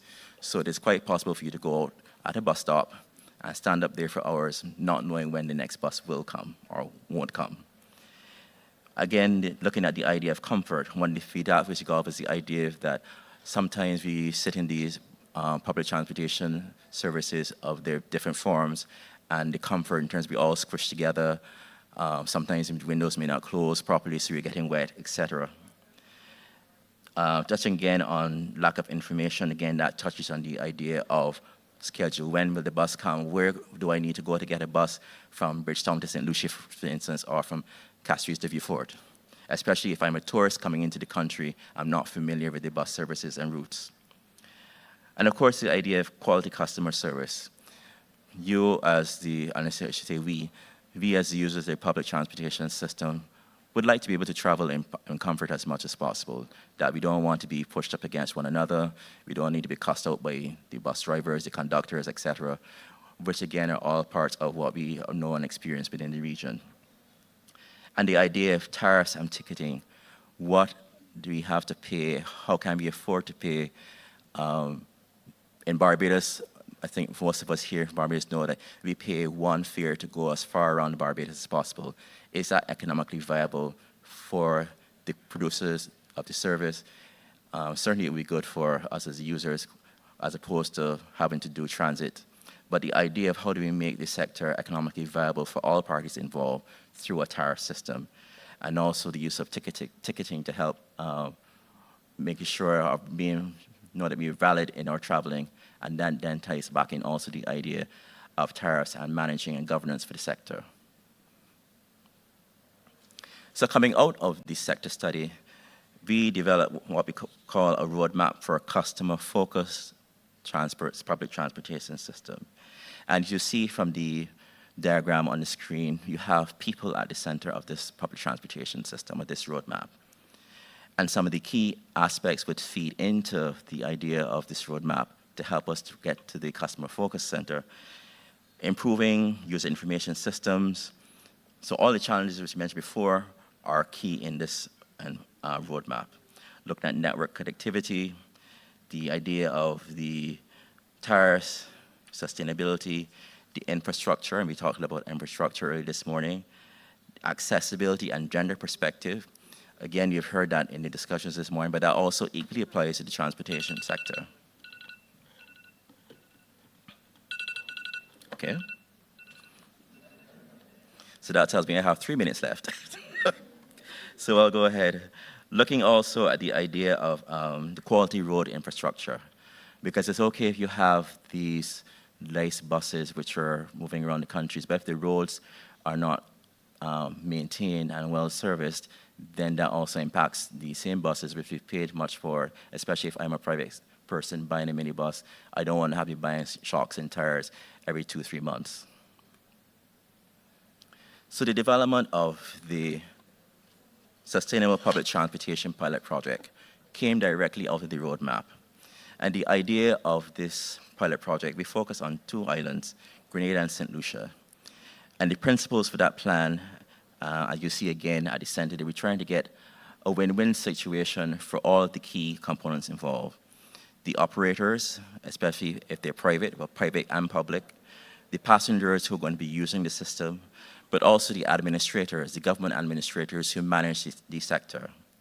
So we're trying to, through this pilot project, to bring about a paradigm shift in how we look at public transportation within our countries, moving it from a dollars and cents to making it a user-centered sector, making it more regulated, trying to modernize it in its different areas, and also making sure that it brings benefits to all stakeholders. Because again, it makes no sense trying to make this change and do improvements if we actually can't see that it's benefiting all that are involved. And what we realize in doing this work is that it's not something which is only strictly for the transportation sector. It actually touches other sectors within the country. So we all need to make sure that whatever we do in developing these sector policies, that it is integrated within the overall public sector service in particular. So as I mentioned, we use 2 pilot countries, Grenada and St. Lucia. So just to give you a quick overview of what the Grenada public transportation sector looks like. They have 9 zones, They've got 44 bus licenses across these zones, 943 permits, so that should be at least 943 individual buses, correct? And the bus network is over 1,000 kilometers long. Looking at St. Lucia, again, you see quickly some of the same issues which you were seeing in Grenada. They have 5 zones, 32 bus routes, and they have over 1,400 actual bus permits and an even longer network.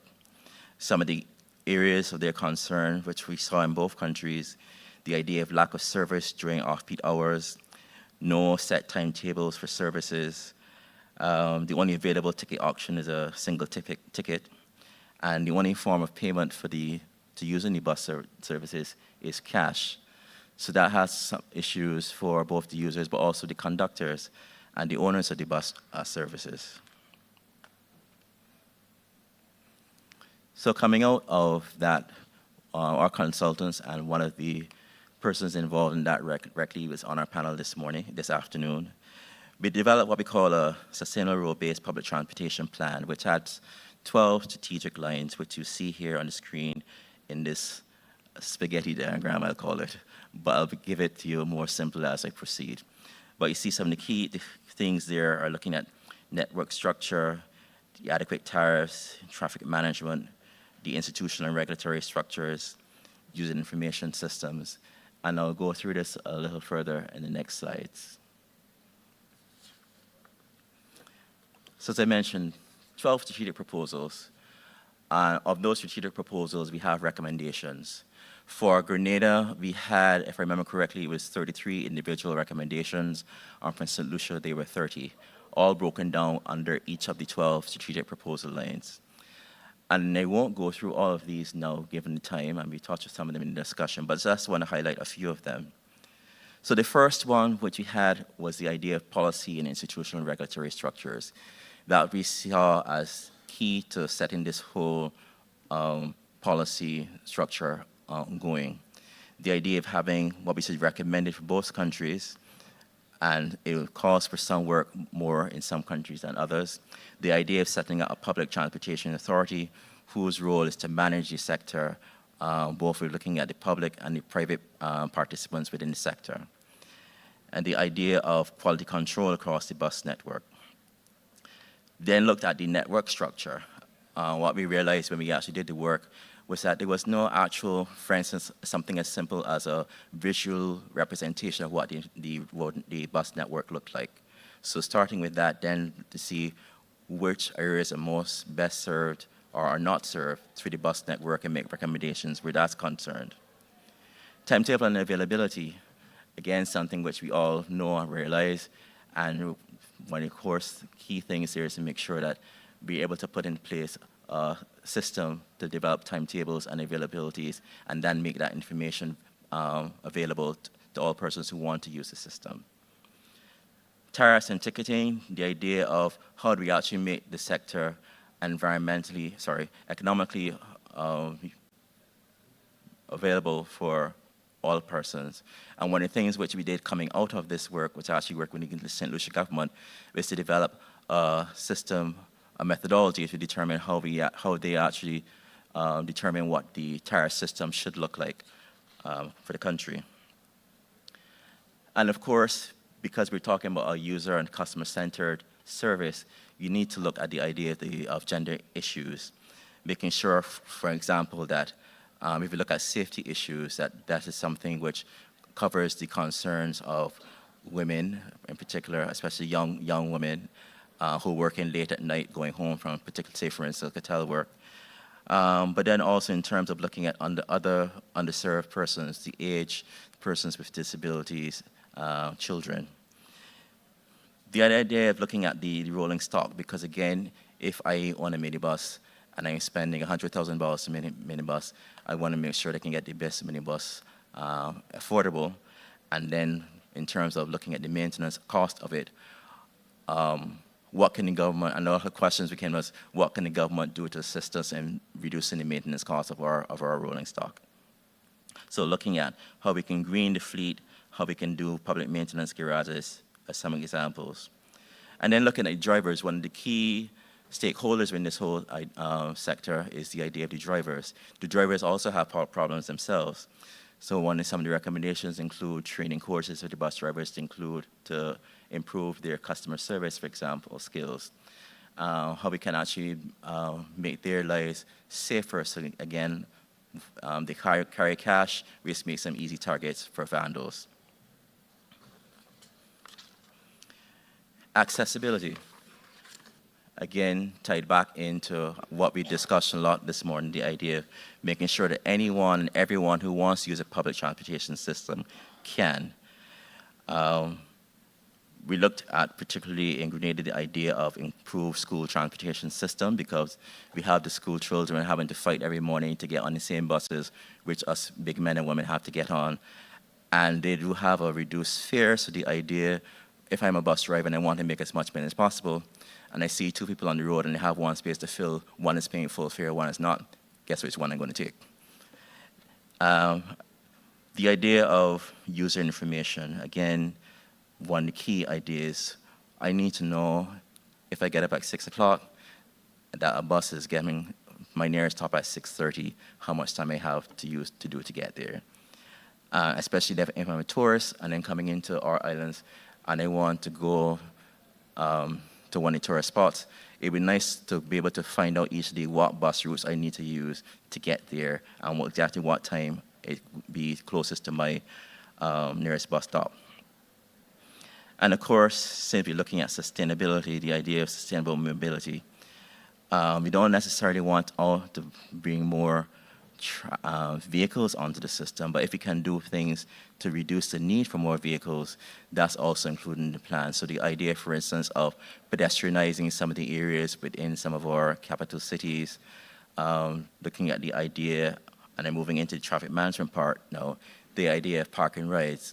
So the work done by the consultants also look to see how we can develop park and ride systems, particularly for the urban areas, so that means that we don't need to have as many cars coming into the city centers and causing more congestion, more pollution. And of course, the idea of revising how we do the parking policies in our, particularly the urban areas. I think well, certainly for Barbados, we do have the idea of a ticketing system. Of course, implementation is always the biggest bugbear. A lot of our countries do have lovely legislation, but how does it actually implement it on the ground is always a challenge. So these are some of the strategic proposals which were done under the pilot projects. We've done 2 countries thus far with the assistance of funding from our AFD and EU counterparts. And the idea is that we want to roll this out further across our bar member states. Some countries have more developed public transportation systems than others, but certainly all of them can be improved, and that's something which the bank is looking to do in the not too distant future. So certainly if you need more information on what we've done thus far and what's possible, you know where to reach us at cdbcaribbank.org. So that's a quick overview of the Sustainable Public Transportation Project, and I'm using that as a segue then into how we're actually dealing with the work on the ground. So if you excuse me, I'm just gonna go quickly across to the other side and join my colleagues on stage.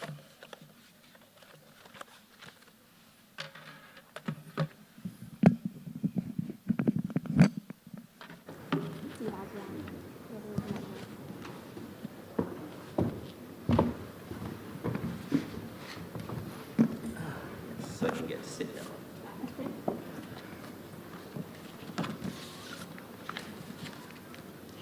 Okay. So we have the idea of moving people, moving progress, a user-centered approach to sustainable public transport. So I'm joined on stage this afternoon by 4 colleagues. And on my far left, we have Mr. Andrea Willade. He's Chief Executive Officer of MCRIT. And MCRIT is the consulting company who did the work for us in St. Lucia and Grenada. To my immediate left, we have Ms. Kamisha Redhead. She is Head of Operations and Human Resources at the Grenada Transport Commission, and they were our main partner in doing the work in Grenada. On my immediate right, I have Dr. Ray Furlong, Traffic and Transport Engineering Consultant, LF Systems, Trinidad and Tobago. And he actually worked on another project which the bank did in the transport sector. And Ray will actually tell you more about that project at a presentation tomorrow. And then to my far right, Ms. Lisa Perch, she's the Managing Director of Sadie Consulting. Yes, Sadie Consulting. And she also worked with us on the same project, which Ray assisted on climate resilience in the road sector. So I've introduced the panel, and we have hopefully enough time to get to them. But the idea of sustainable public transportation.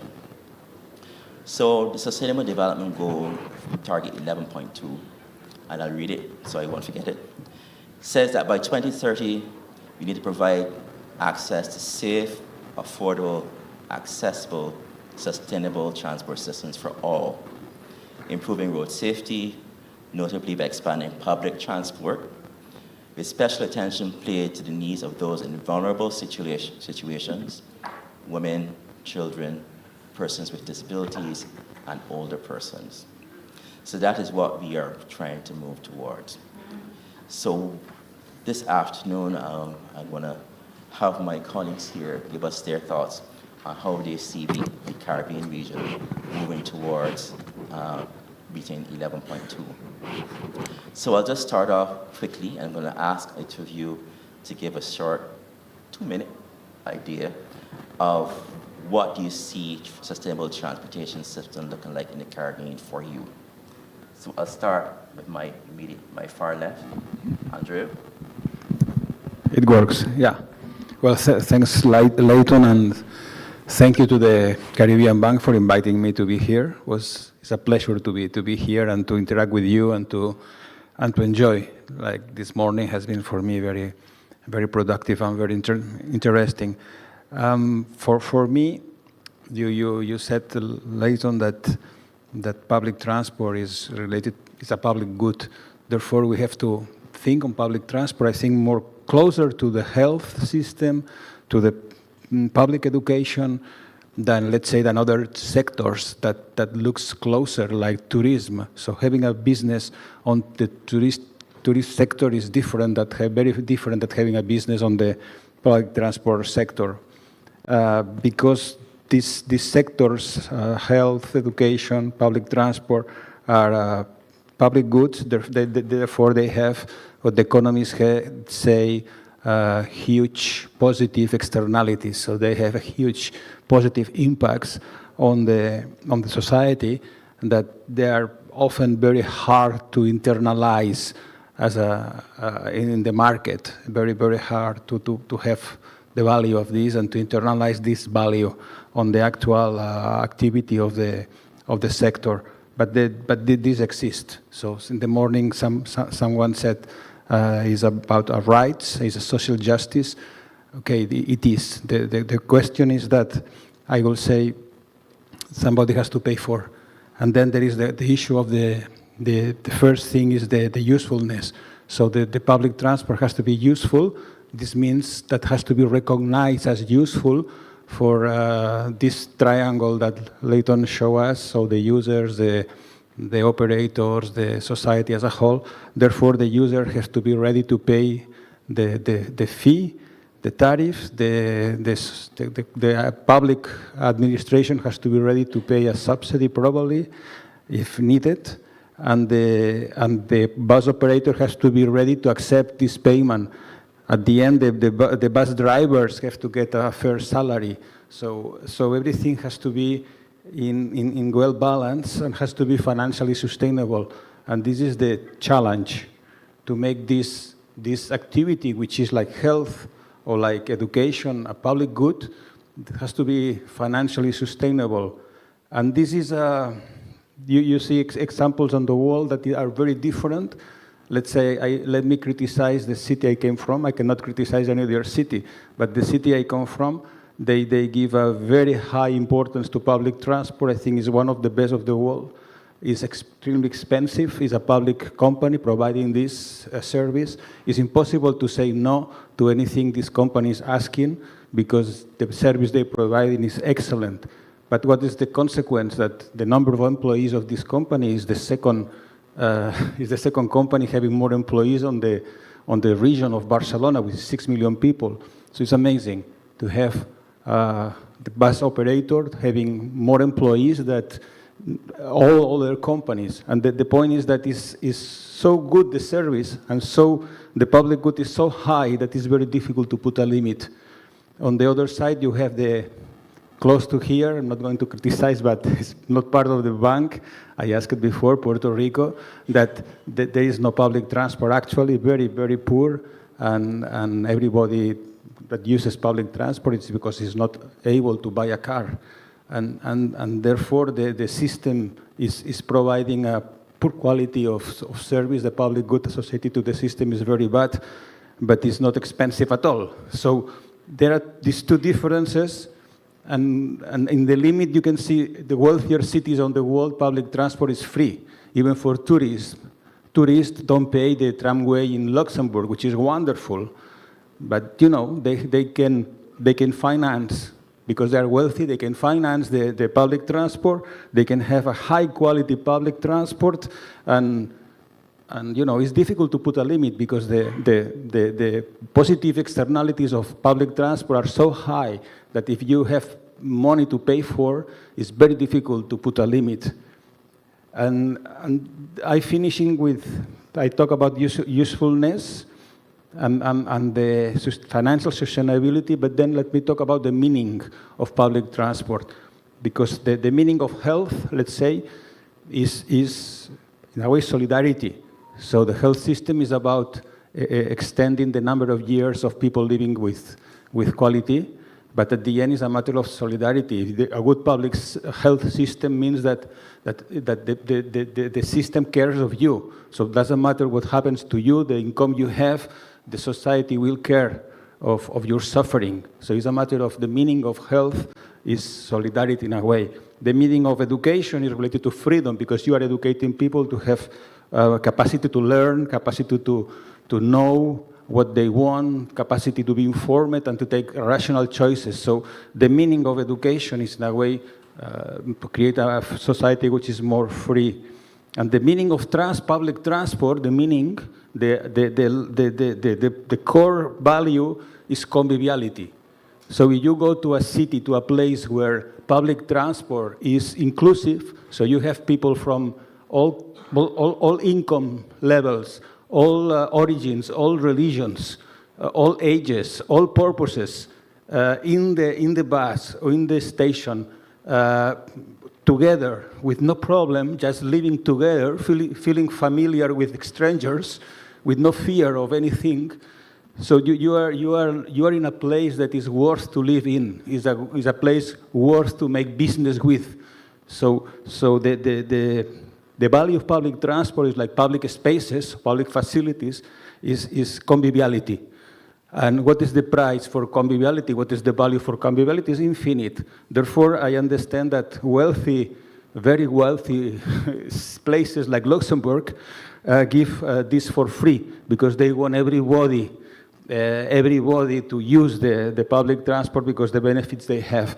And I finish with a few conclusions on the islands, because the islands are specific places.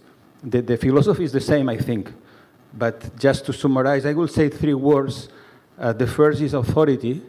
So these small islands, but any place to manage the system needs public authorities which are knowledgeable, that have the information, that have capacity. The system by itself goes to chaos. Some order is required, and some public authority has to be there to take care of what's happening. Then the second word is regulation. Can be soft regulation, but have to be enforced. So a regulation, and Leighton mentioned many different aspects.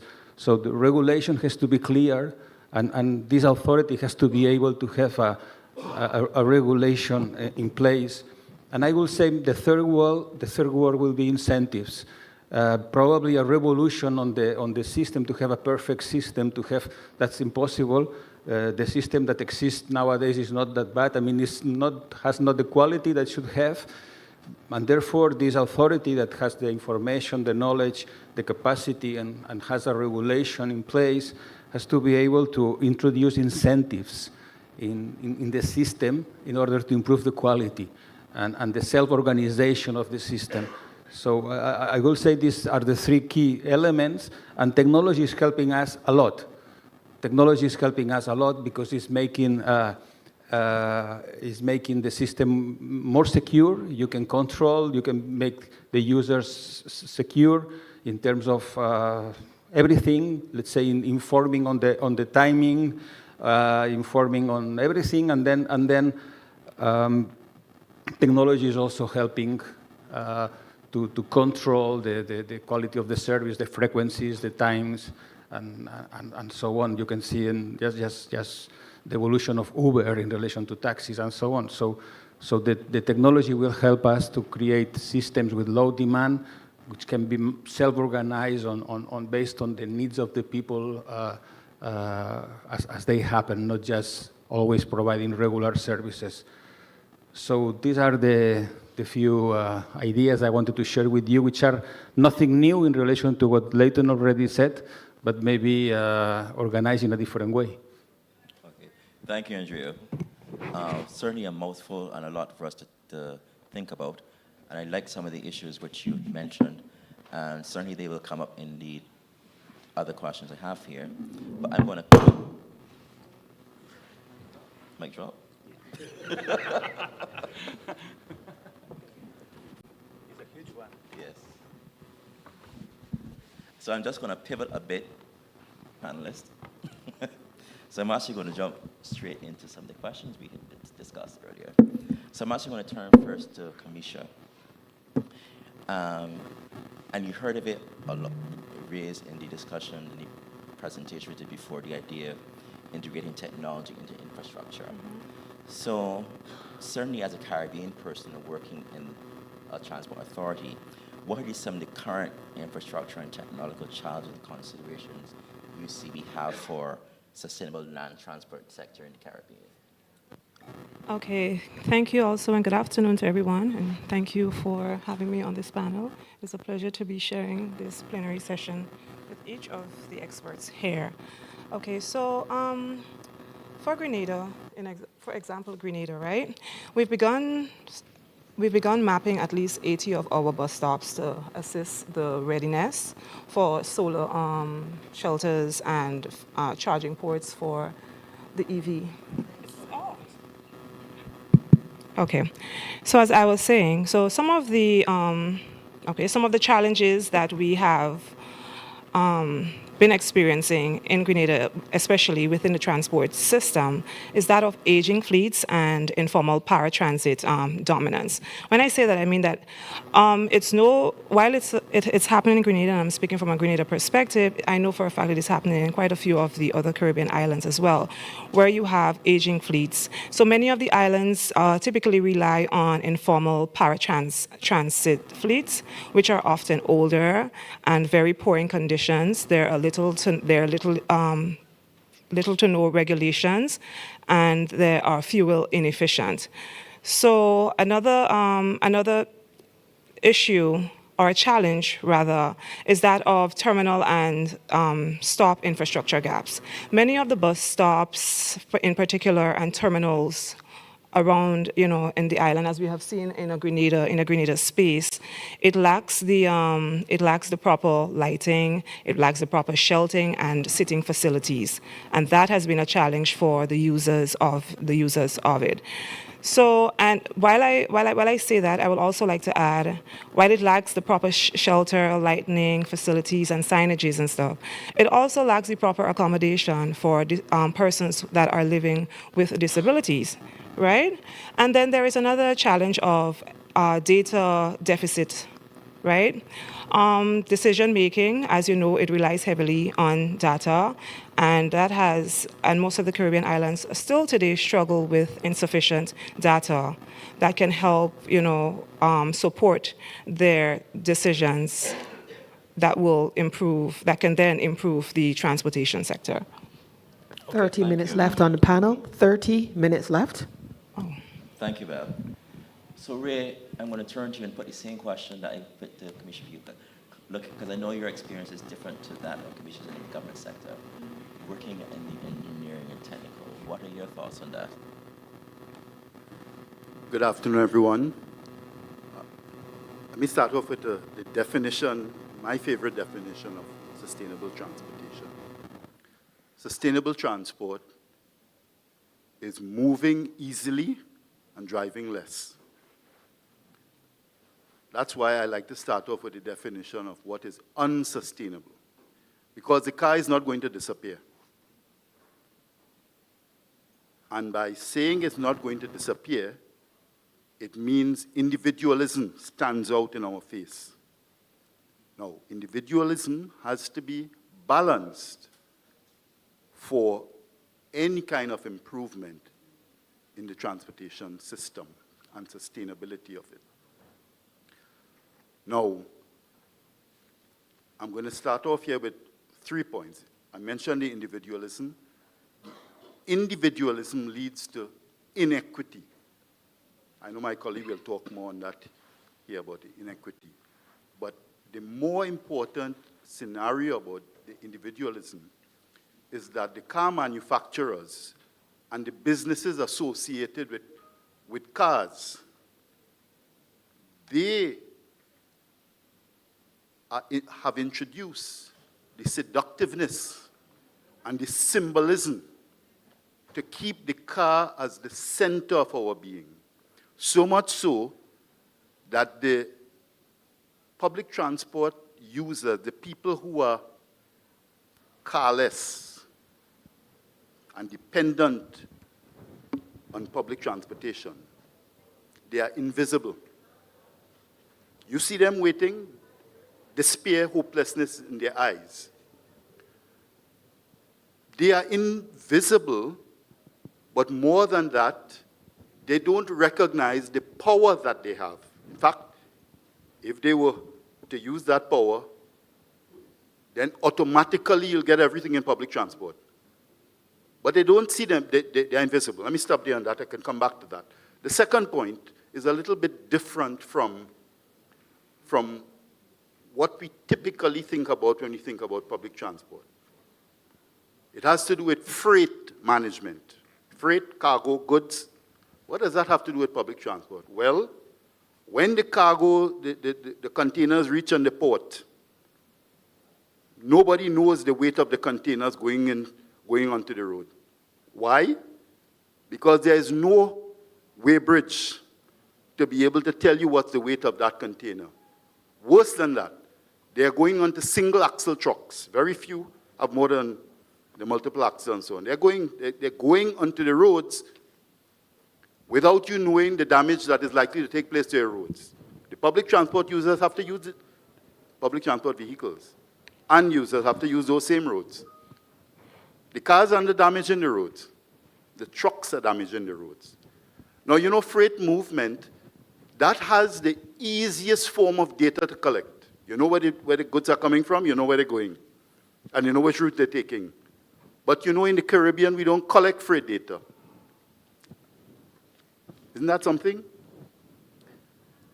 Plus, the same roads that the public transport vehicles have to use is the same roads the container trucks are using, including 40-foot. Now, in most of the Caribbean, it's mountainous. Trinidad is not mountainous, Barbados is not mountainous, Belize is not mountainous. Even Tobago is mountainous. All the other islands are mountainous.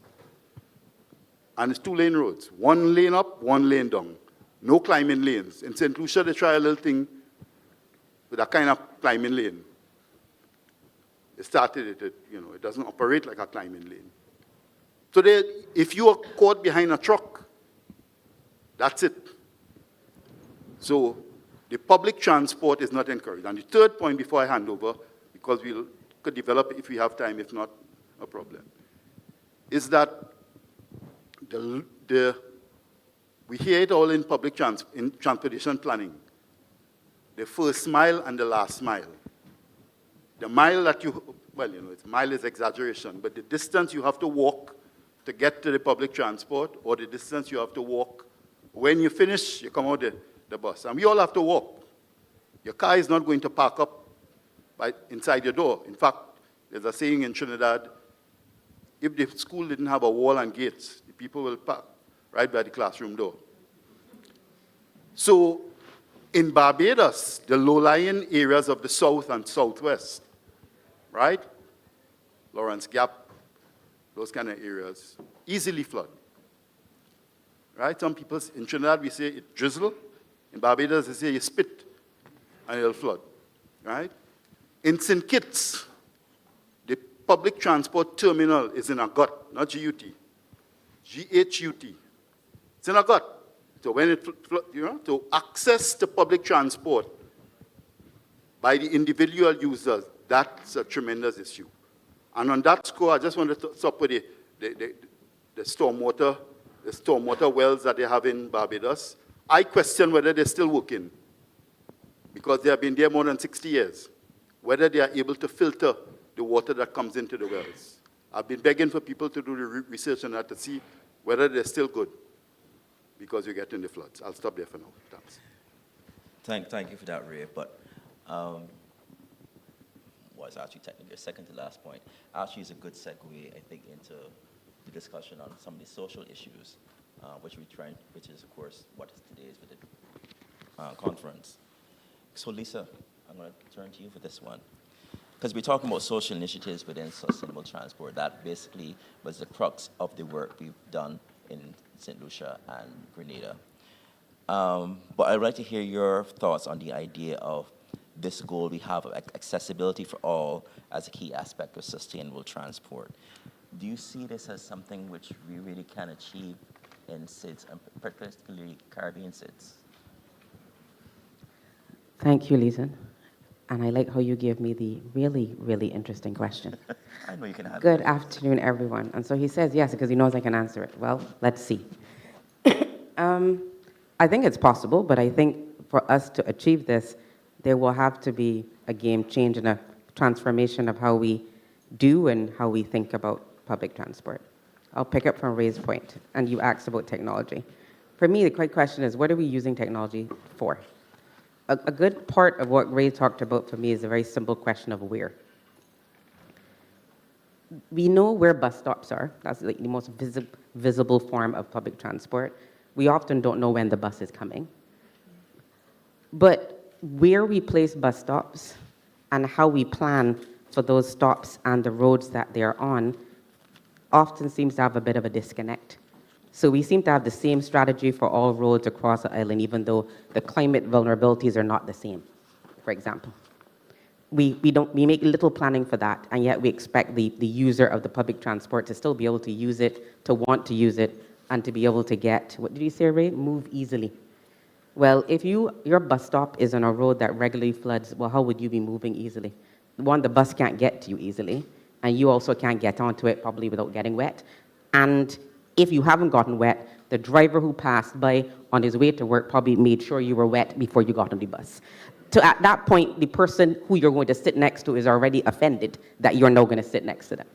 So what are we talking about when we talk about the public? So I think that where and when question remains for me something that really needs to be thought through, and that is how I see technology perhaps being an important element. Reason I say this, as I was preparing for this, I went back to the work we did with RSI last year, and I looked at Jamaica. And up there as one of the hot spots, guess what it was? Black River. What did it talk about? Mudslides, climate vulnerability, storm surge, evacuation routes. So when we see all these things on TV about how they can't get to places, it's because the evacuation route was not planned. Technology could have helped you with all of that. And so we're not making, and so we also think of public transport as getting people to move to work, to school, etc. But one of the things it's important for also is getting aid to people when there's a crisis, when there's a disaster. How often do we talk about that in the public part of public transportation? So that's why I say there needs to be a mind change. Also, there's the who. I hazard to say, let me just ask a question. How many people in the room regularly take public transport? I'm waiting to see at least one hand. But yet we are here, great, yet we are here deciding and informing on public transport systems. I don't even take public transport. I work from home. I take a taxi when I need to go because I can plan where I'm going and I can manage the cost accordingly. I hazard to guess that the persons who decide on public transportation are not users of public transport. So how could it possibly work? If you don't use something, how can you design it for someone who is using it? To me, as a social scientist, this is kind of a basic thing that tells us that we're doing foolishness, as Bajans would say. And that we need to kind of rethink what we're doing. Because I don't understand how you can plan for something that you're never really going to use, or you may use occasionally. To me, that's just like a fundamental issue. So we have roads that are designed for cars. There is no sidewalk, even in Barbados, there's no sidewalk on a lot of roads. There's a bus stop, but there's no shelter. We know that climate change is an issue because we can feel the elevated temperatures. On my way here yesterday, the traffic was terrible. It took me an hour to get from my house here, but I was in a car with a window that opened, and where an AC could have been turned on if I requested it. On the side of the road, a kid next to his mother or aunt, standing there waiting for God knows how long to get the bus. And then we will sit down and say, the kid's in school and they're not paying attention. Well, if he spent 30 minutes outside in the hot sun in a uniform with a heavy bag, would you be able to pay attention in school? The woman who's next to him, who is his mom, aunt, or somebody else, when she gets to work, what level of productivity you're expecting after she spent 30 minutes waiting? These, to me, are fundamental issues that lead to the why. Why do we have public transport? If people are going to work, how are you expecting them to be productive when they get there? If they're going to school, how are they going to be productive when they get to school? If they're moving from place to place, what does that mean for you? Does that mean that they simply move from place to place, or that we do it, they get there in a certain amount of time? That helps everyone at the end of the day. So for me, it's possible, but it means we have to address these fundamental issues of the where, of the who, and the why. I often don't think we ask enough questions about why are people taking public transport. The fact is they often take it because they have no choice. It's the only thing they have. If that is your fundamental basic decision-making process, then, therefore, you will accept what you have until you can no longer accept it. But you also have no investment in it getting better either. So then when we go to the same people and ask them, oh, so how do we make public transport better? I would hazard to say that they probably look at us and think, is this person really serious? You are now asking me, after how many years of taking public transport, to tell you what I need. So that would be my polite response to the fact that we need to change how things go. Thank you very much for that, Lisa. I totally agree with what you said, and it did touch again on one of the points that I mentioned there. The idea is that transportation planning is not something that can be done by transport planners. It needs to be inclusive, especially looking at all the other sectors which are impacted by public transport. So having said that, Kamisha, because you're the only person on the panel right now who's actually involved in the public sector, and in our institution which it was set up to assist in developing and managing transportation, it's actually the Grenada Transport Commission. So from your perspective, and especially having heard what Lisa has just said, what pathways do you see existing for governments in moving towards more socially inclusive public transport? Okay, first. 15 Okay, minutes so left first, on the let panel. me say I really and truly concur with everything that Lisa said. I really think that when it comes to public transportation, we need to include the people that are actually living the realities of public transportation, and we should be very much realistic in doing so. And one of the ways in doing that, I think, is that we can start with the trunk networks and the busiest terminals in particular, and then we can scale, right? Inclusion, people have to be included in the design principles, all aspects, all demographics, and the different, for instance, persons with disability. They should have a say. They should have a say as it relates to public transport. And even the design, it should not be as an optional add-on. It should be mandatory. So moving on to the question that you asked, where some of the pathways for government to move forward socially, as it relates to sustainable transportation. Well, in Grenada, we piloted a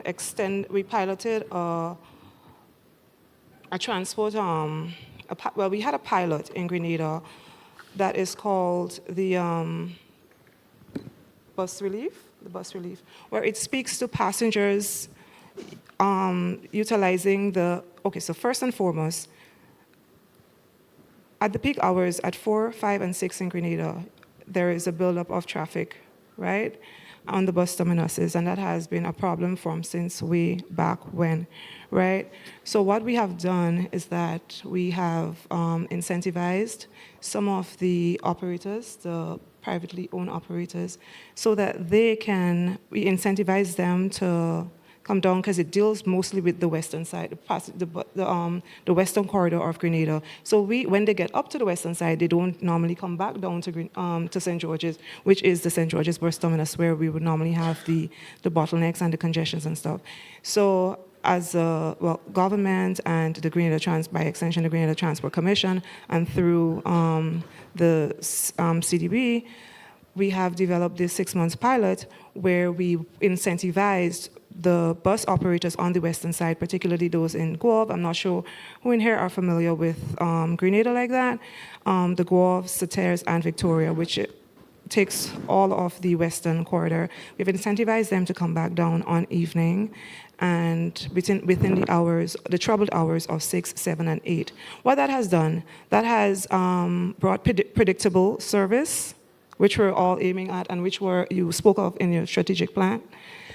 This now affords the persons who typically would not get bus at those hours to now predict. They can say, okay, well, I can leave work at least 10 minutes to 6, and I know definitely I would get a bus. Also, I want to speak to another pathway that exists for government to move forward as it relates to sustainable transport, is by data first planning, where we can conduct like surveys and stuff.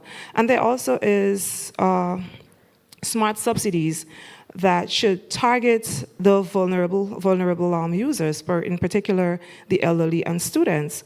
And that has already started to happen in Grenada. We also have another pilot that we're running under the Sustainable Road-Based Transport Plan. That pilot has to do with the school buses. We have school buses now that are picking up the kids in the morning time, and they're also picking up dropping the kids back home. It's a lot of technology that is involved in that particular pilot. Parents also has the comfort of tracking their children in real time through an app. So we can tell when your kids are picked up and when they are dropped off. So parents have the accountability of knowing, okay, I am at work, but I know that for a fact that my child is dropped off. So it's through these pilots we're able to move towards social and inclusive, sustainable transportation as have been playing out in a Grenadian context. Thanks for that, Kamisha. And I for one was very impressed when I saw the school pilot project, because again that was something recommended in the work we did, but I was really pleased at the speed at which we were able to implement it, and also how it works, especially the idea of being able to see when your child gets off the bus, gets on the bus, so you know as a parent, as a guardian, where your children are. And what she forgot to mention that it's also a cashless system. Yes. And cashless payment for public transport is one of those things we've been talking about in most of our countries for years. So I was very happy to see that has started in Grenada. And it's pretty well received as well. Correct. Yeah, parents are, more and more every day you get the calls, how can I get on? But it's a pilot and it runs, until the ending of the term, the school term, because obviously it is a school bus pilot. So we're looking towards more now, we analyze the data and stuff, and we're now moving more than likely in the first quarter of next year into a national rollout where it'll all encompass, all the parishes and all the schools throughout the Tri-Island state of Grenada, Carriacou, and Petite Martinique. 10 minutes left on the panel, ladies and gentlemen. 10 minutes remaining. Thank you. So you also then touched on one of the other issues which Andrew had raised in his opening remarks, the idea of, we're talking about making sure that everyone has access, but access also means affordability. Mm-hmm. So how then do we move into the idea of providing a public good in a private sphere? So I'm going to turn back to Andrew to help us. Well, I build like that very out. much the samples, Kamisha, you just presented, because they're the kind of incentive which are, I think, to be replicable in many different places, because they are just on the right direction. So I don't know if I have to keep talking or as you to provide more samples. I'm sure you can. And we But have I will limited only to time come left, to so- comments. Public transport is a public good because we are moving together. So the point is not just going to, I mean, the idea of public transport is not to move as many people as possible, as fast as possible, as cheap as possible, if they were freight or they were goods. There are people, they are living when they are moving, and they are experiencing something particular when they are together in a vehicle or in a bus stop. So the value of conviviality means that we are providing a service of people to move together. And this is so good for the society that people go together. Is so good. The value of this is so good that, as I said before, in places that they can afford, they pay, not doesn't matter how much. The same that for health or for education. It seems that the better public transport you have, the better society you are building for the future. But then the point is how we finance this. So maybe the idea is how we can transfer taxes or what system we can have so these transport authorities can provide incentives also in terms of finances, let's say subsidies for people that cannot afford, or subsidies, or not subsidies, but premiums to companies which are providing a better service, which are improving the service according to indicators of quality we can define. So how we can finance the improvement and the incentives to the system to keep improving over time, I think this is a challenge, as Leighton would say, a challenge, not a problem, a challenge. Did you want to comment on that before we move to the audience? As it relates to Financing. well, subsidies design matters for the transport system. You can't, I think you cannot run from it. It matters, you know. Through targeted subsidies for low-income riders, and the renewal are more, well, through targeted subsidies for low-income riders. You have to, I think public funding, it should be de-risk. It should have de-risk capital, and it'll also support the transition training for the operators. Yeah. Thank you, and I'm going to just leave it to the audience a few questions. But before I do that, again, touching on the idea of financing, we're looking back at the idea of tariffs and the lack of adequate tariff planning.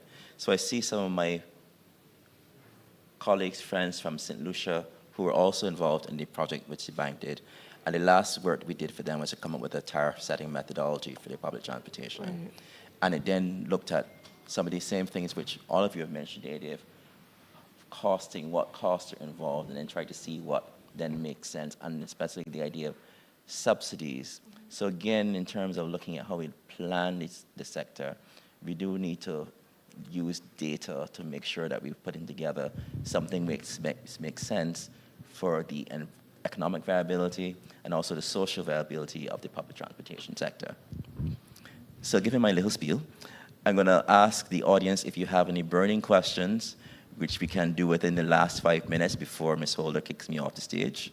We have 5 minutes remaining on this session. Yes.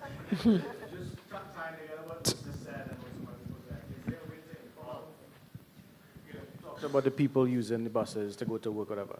Okay, so they have to go to work. That business benefits from that person getting there quicker, in a better state of mind. Is there a way to somehow, you're talking about funding sources to have the businesses or the institutions that these people are going to contribute towards. So even if it's the bus stop is now on private property at this business location, or even school is no longer a burden on the public sector to provide, just ideas to close some of the gaps between funding, location, and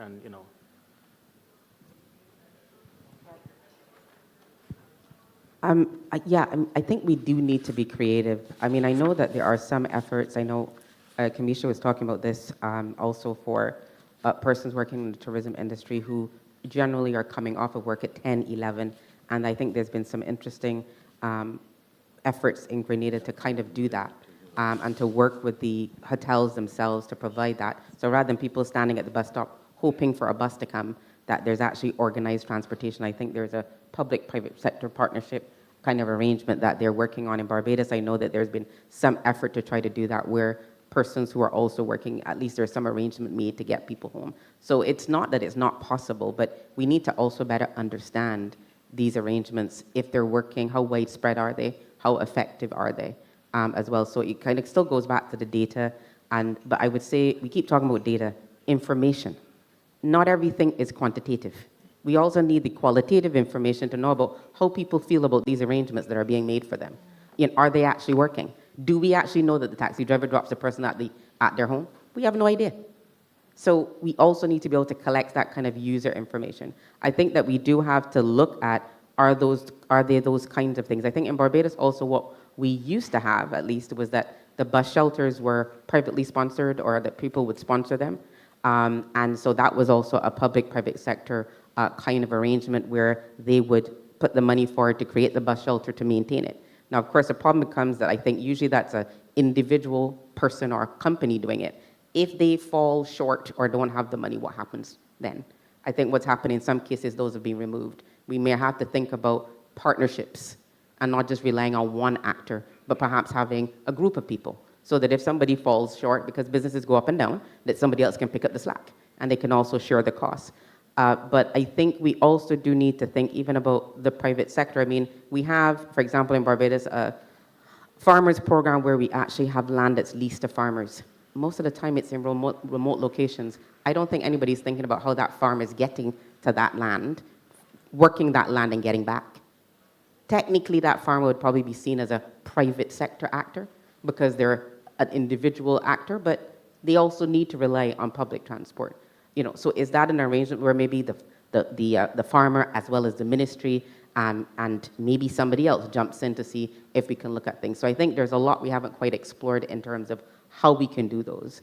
And not just subsidies and not just traditional subsidies, but perhaps innovative ones, incentives as well, crowdsourcing. There's all sorts of ways I think that we could be looking at this question, but I think sometimes we tend to focus on one solution, and I think for this particular issue, there is no one solution that can solve all the different aspects of this.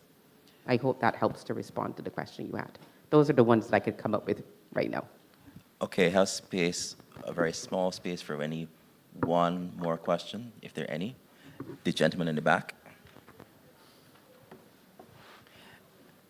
And yours is the ultimate question. Thanks. Good afternoon. I just wanted to put in a question for my Grenadian colleague. We had a discussion this morning about including all of the different categories of people and the special interest people and so. Specifically with speaking about countries like Grenada and St. Vincent and some of the other countries up above with the issue of ferry transport, right? And looking at the issues about some of the smaller islands that we have, the Grenadines, and looking at the issue of sustainability when it comes to putting in, all of our mini port arrangements for these ferries and so that we have transport into these, pockets of persons on the islands. How, or I want to ask it another way, where would we start drawing a line in terms of the resources that we would put to these vulnerable groups, or if we should start drawing that sort of line to differentiate where the issue becomes sustainable, or is it a case where we would just have to focus and make available specialized resources so that these persons can be catered to? Okay, well, again, it goes back to planning. The persons that you're speaking of should be included in the design.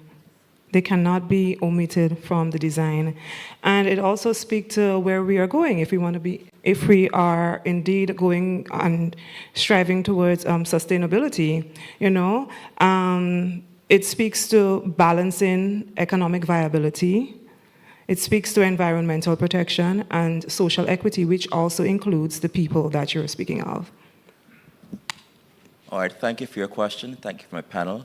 I just want to close off by saying that the idea, and one thing which was raised by Andrew in his opening comments, there are all of these, what we call externalities, which need to be taken into context. So the idea of inclusion for all is not something which necessarily seems to be, for me, it seems a cost, but it's an externality which needs to be built into the project and the progress. So I see Ms. Holder looking at me intently. So I want to thank my panel for the contributions this afternoon. I want to thank you, the audience, for bearing with us and for your questions. And of course, if you have any other further questions, want to discuss more, we're always available outside in the cocktails, in the lunches, and the breaks. So thanks to you, and thanks to the panelists.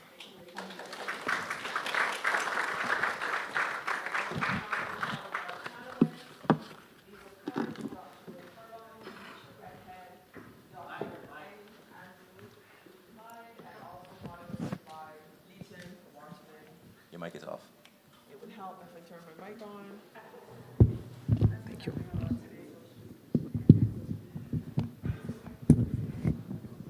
Thank you. Once again, I just wanted to acknowledge each panelist: Lisa Perch, Dr. Ray Furlong, Kamisha Redhead, Dr. Eng Andrew Ulaid, and moderated by Leighton Waterman. They were looking at moving people, moving progress, a user-centric approach to sustainable public transportation.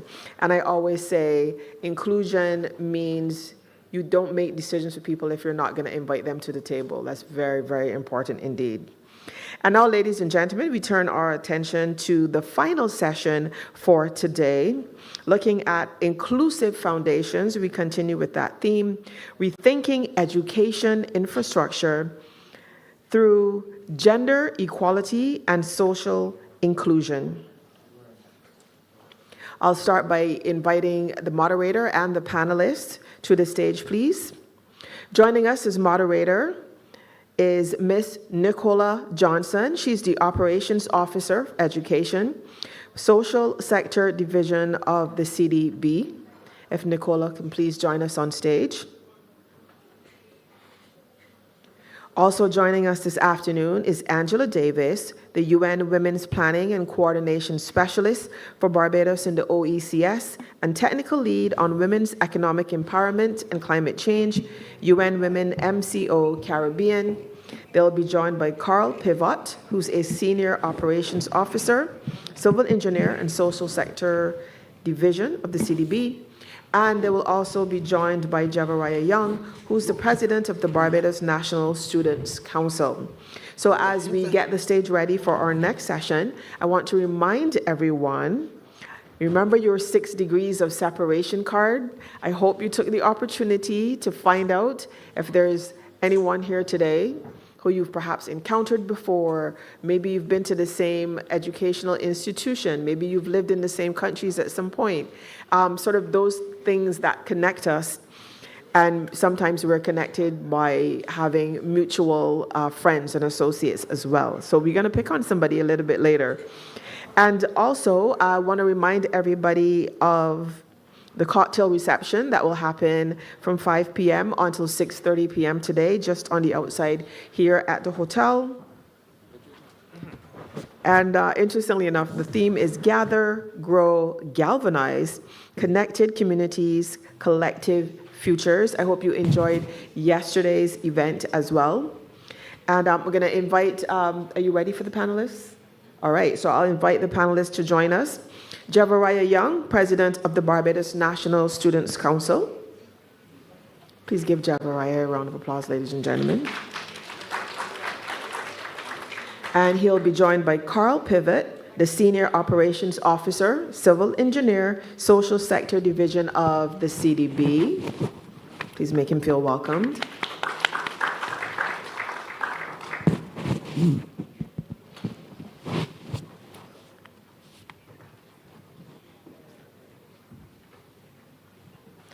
And we'll also be joined by Angela Davis, UN Women's Planning and Coordination Specialist for Barbados and the OECS, and the Technical Lead on Women's Economic Empowerment and Climate Change, UN Women MCO Caribbean.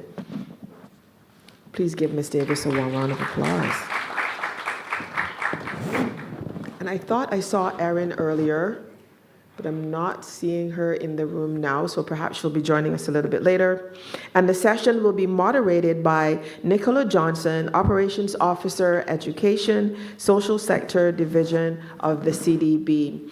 And as the moderator makes her way to the stage, I want to remind those UK CIF invitees, there is a reception specific for you guys this evening. It's happening at the British High Commission, and the departure is 6 p.m. from here at the Hilton Hotel. Transportation will be provided from the upstairs lobby, and that is for the UK CIF invitees, a reception at the British High Commission, and the transportation leaves at 6 p.m. from the upstairs lobby.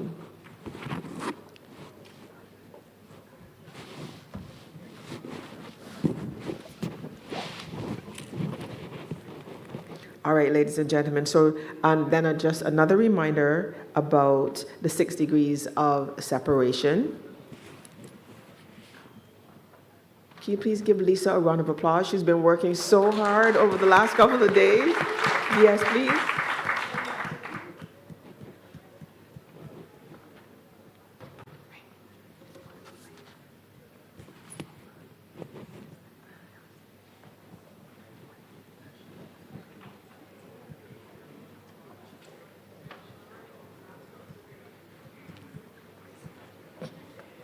All right, ladies and gentlemen. So Aaron, I'm going to turn, sorry, not Aaron, Nicola, I'm going to turn the mic over to Nicola Johnson.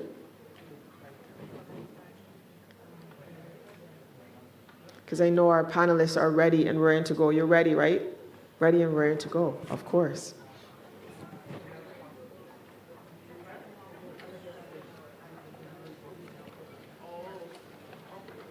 We've certainly had some rousing conversations already for the first 2 days of the conference.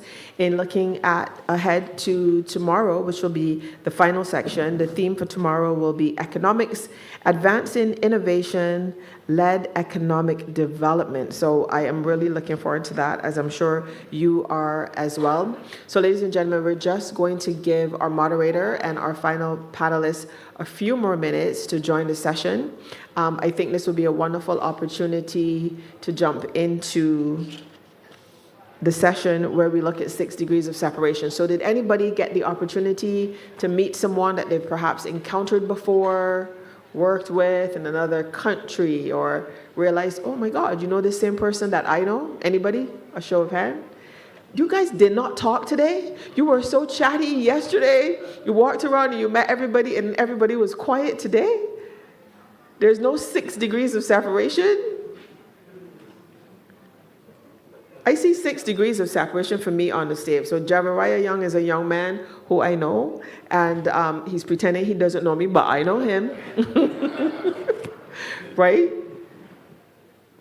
Nobody did this exercise today? Wow, everybody was so focused on the job at hand and the debates and the conversations. Does anybody have their connection card? Okay, one person. I'm coming.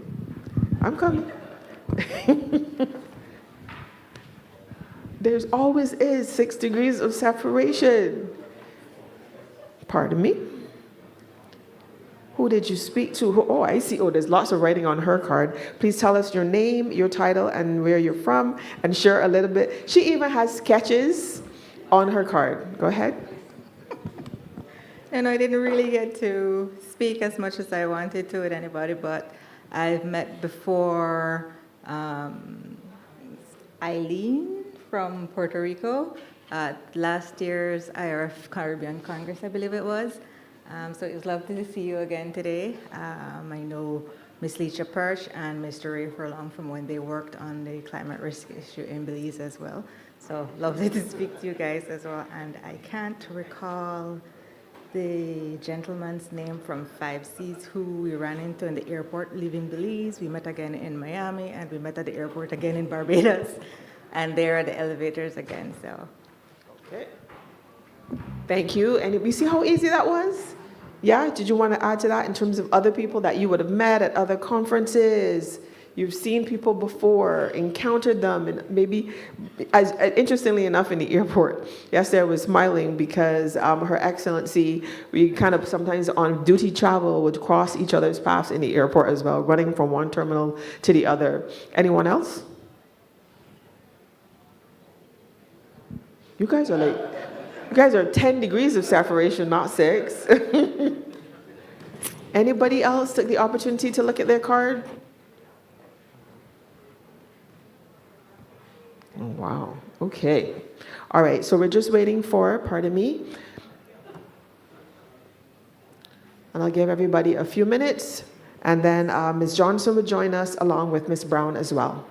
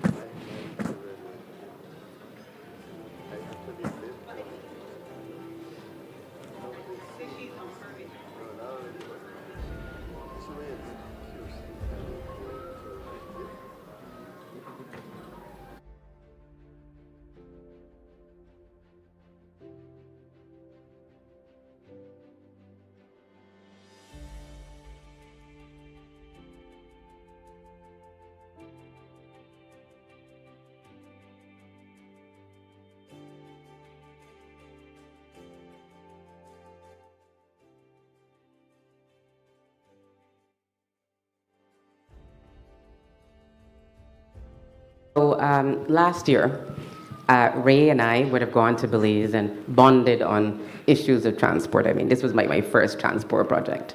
And so Ray would have taught me about roads and engineering, et cetera, and Camilla did as well. But when I saw Camilla, yesterday, the first thing Camilla said, Lisa, she says, oh, tea kettle, did you buy the land? So there's a little story behind this. As we were driving around, in Belize and looking at some of the different locations, we came across this town called Tea Kettle. And so I was like, okay, but how did Tea Kettle get the name Tea Kettle? So we spent a good 5 minutes trying to talk about this, etc. And then I was like, never mind. I just want to buy some land in Tea Kettle because I want to get a letter addressed to Lisa Pert in Tea Kettle. And so Camilla thought this was hilarious, obviously, because she still remembered the second thing she said to me was Tea Kettle. And so last night when we were meeting at the cocktail reception, we were talking about Tea Kettle, and I was making some connections about literally how I was going to get this land. So I was getting some advice from the head of her department about how I should proceed, and the fact that there is land in Tea Kettle actually that could work. So connections. Interestingly enough, would anyone else like to share a story about their country and all the wonderful reasons that we should come visit? Talking about a a place called Tea Kettle in Barbados. And for those visitors, there's a place in Barbados called Sweet Bottom. I don't know why it's called that either. But there's a place in Barbados called Sweet Bottom, right? You don't want to get into details, Lisa. Okay. But I think one of the wonderful things about these types of conferences where we have people from around the world and we get to meet our brothers and sisters in the region is making those connections and learning all of these wonderful things about each other's and our culture and our histories is always really fascinating. Thank you.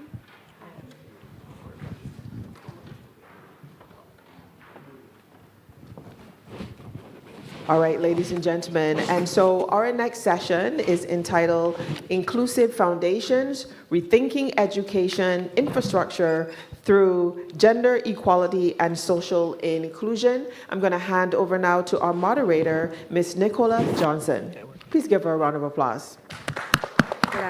Good afternoon, everyone. Thank you, Madam Chair, for the warm welcome, and welcome to the panelists. So my name is Nicola Johnson. I am the Operations Officer Education here in Barbados at the Caribbean Development Bank. And as Madam Chair indicated, I will be the moderator for this timely discussion. So in the Caribbean, as you know, we've made substantial investment in education. And whilst we've made strides in access, the physical environment in which learning takes place are often inadequate and exclusionary. So across the Caribbean, we're rethinking what school infrastructure really means, not just walls and roofs, but environment that reflect our value of equity, safety, and inclusion. And so today, through our discourse, we'll journey from lived experience, policy, to practical approach, and finally to the aspirations of the future. Here to take us through that journey is our esteemed panelists. And so we will move into the lived experience. And Erin, I'll start with you. You've worked for years advocating for students with disability across the region. What happens to learners, families, and communities when our education spaces aren't built for everyone? Good afternoon once again. When our education systems are not fully built for everyone, the impact is deeply personal and deeply structural. I've seen it firsthand. Children who are eager to learn but have to stay home because the school's entrance, classrooms aren't accessible, or because there is no student support, companions, no aides, no transportation, or even no bathroom that they can use safely. For those children, it's just not about missing lessons. It's about losing a sense of belonging, confidence, and the belief that they are a part of the story we are writing as a nation. For families, exclusion becomes a cycle of sacrifice, parents having to leave work to care for a child who cannot attend school, siblings taking on caregiving roles, and constant battle to access opportunities that others take for granted. For communities, it means lost innovation, unrealized potential, and a smaller, more fragile social fabric. When we exclude persons with disabilities from education, we are not just leaving people out of the classroom, we are leaving them out of the future. Data from UNESCO and the World Bank tells us that learners with disabilities are among the least likely to complete secondary education in the Caribbean. Now that's a silent emergency. I'm going to also talk about what happens when we do, because the story doesn't end there. In the Bahamas, I lead the Office of Disabilities and Compliance at the University of the Bahamas, and we established a Mingos Access Center. Everything began to change. For the first time, students with disabilities could enter a space that was intentionally built for them, not modified later to make room, Our Access Center provides assistive technology like screen readers, student support services, voice-to-text tools, sensory zones or sensory-free zones for neurodiverse students, and staff trained to advocate and support students' diverse learning experiences. I've seen students who once thought university was out of their reach became leaders, athletes, advocates. Parents have shared that center didn't just open a door, it restored their hope. That's the real impact of inclusive infrastructure. And when you build access into your blueprint and you build confidence into the lives of your student, that's the result.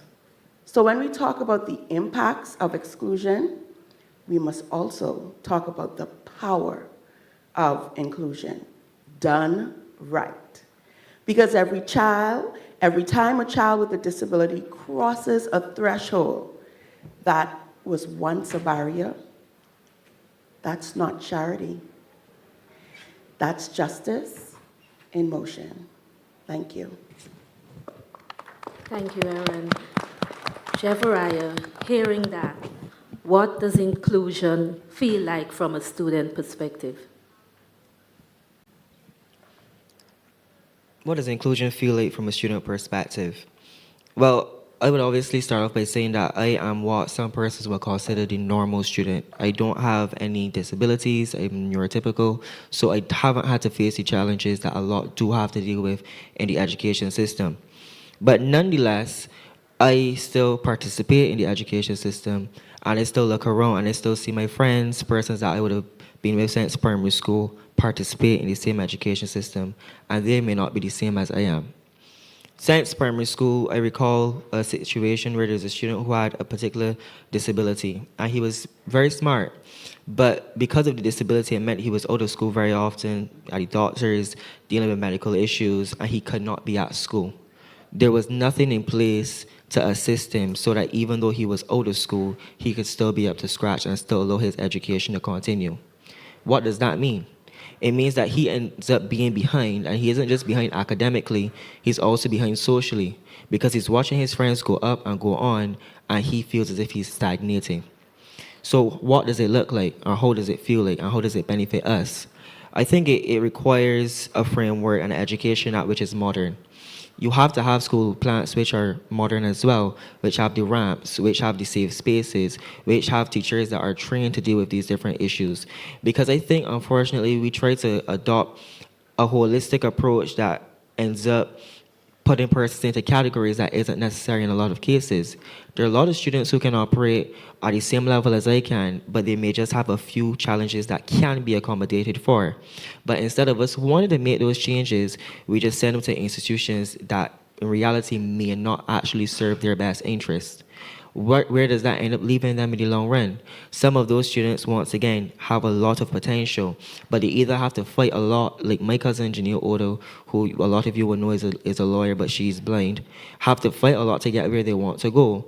Or in a lot of cases, they end up falling off the bandwagon and they end up, and I understand this is just what I'm saying, the perception is people might see them as a liability or an extra responsibility rather than they be able to contribute to society for themselves. So this is why we need the equity, emphasis on equity is not equality, why we need equity in schools, and we need obviously the different policymakers to make provisions for it. And the last point I will make as well is that I think it's really beneficial to have different persons or persons with different challenges inside of the education system. As we go about life, we're going to encounter persons who are different than us. So giving students that foundation where they have to interact, understand, and learn to be more empathetic allows them to function better in the world of work, and it gets rid of things such as stigmas and the negative connotations that some persons may have about persons who may suffer with disabilities or challenges. So this is why it's really important for us to have the equity and the inclusion at schools and in the education system. And I will really hope that not just coming out of this, but coming out of education transformation, which the Ministry of Educational Transformation is working towards, we could see some of these changes implemented. Thank you, Jevariah. So what I've heard, you both paint a picture, a clear picture that inclusion is about access, equity, and dignity, and it's not just about design. So let's discuss how we transition from awareness to action. Carl, at the BNTF, you've helped communities build and rebuild schools for decades. How have you seen inclusion integrated into project design or sometimes left out? Thank you very much, and good afternoon to everyone. Now, I will speak a little bit about the Basic Needs Trust Fund program, which is the bank's flagship poverty reduction program. Now, it is a participatory program, meaning that communities, the beneficiaries, are involved. And this morning, my colleague made a point, that's Kimberly, about Robert Chambers' comment, whose reality counts. It's critical, very critical for inclusion. Now, the program, the way it is implemented, it's a poverty reduction program. What we are trying to do is reduce poverty, so it's targeted at poor communities. Poor communities, those are in the lower quintile. Now, we are currently in the 10th cycle and also started the 11th cycle. Now, but the way the program is operated or implemented, we start with a country policy framework, which is an evidence-based framework based on the country's national poverty reduction strategy. That is where it starts. And how it is done, we engage consultants who go into the countries, go into the communities, and start the engagement there. Coming out of that would be an indicative list of interventions that is likely to be involved in that specific cycle. Then, after that is approved, we have engagement of key stakeholders. So we have social officers or community liaison officers in the country who then go into the respective communities and engage. A very deep engagement program whereby we have what we call a community needs and asset assessment, where they do profiling of the communities, historic, physical, economic, decision-making, social, for instance, development profile. We also do gender screening and environmental screening. Now, the data from this engagement informs the design of our intervention. So then comes the technical consultant to do the development, the design of the infrastructure, using the data from the engagement in the communities to inform the design. Now, something that is critical that comes out of the engagement in the community is what we call a project monitoring committee. These are a group of key people in the community who will represent the whole community. And they will be involved in ensuring that the design reflects of what they discuss, and they will also be part of the supervision of the implementation to ensure that the result of the intervention serve their needs. Now, I just want to give here an example of how engagement informed and reflect one of the sub-projects we did in Jamaica. This is for the Hope Valley Experimental School. It's an inclusive school where we did an intervention called Safe Route to School.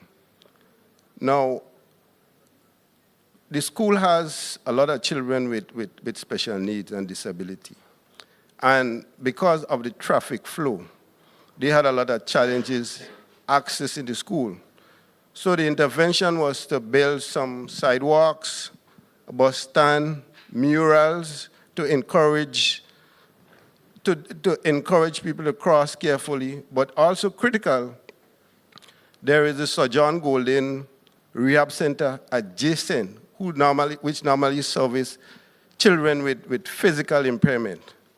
Now, and there's a walkway that was part of the design from the school to the facility. Now, as part of the engagement, it was found that some of the children that attend the school, because of the poverty situation, they were not able to buy wheelchairs. So they made wheelchairs in the community. And those wheelchairs was wider than the normal size of the wheelchair. So then we had to design the walkway to ensure that the wheelchairs that were made in the community are suitable that they can access the walkway. So that is one example of how engaging with the community you can get the output that you are looking for. Thank you. Thank you, Carl. Aaron, Carl mentioned the role of the project evaluation, sectoral design standards, and stakeholder engagement. From a disability inclusion standpoint, are we seeing enough attention to the universal designs at the policy level?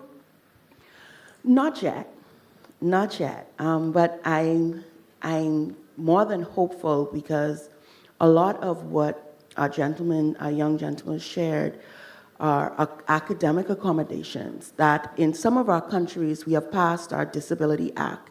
In the Bahamas, ours is called the Persons with Disabilities Equal Opportunity Act, and it was passed in 2014.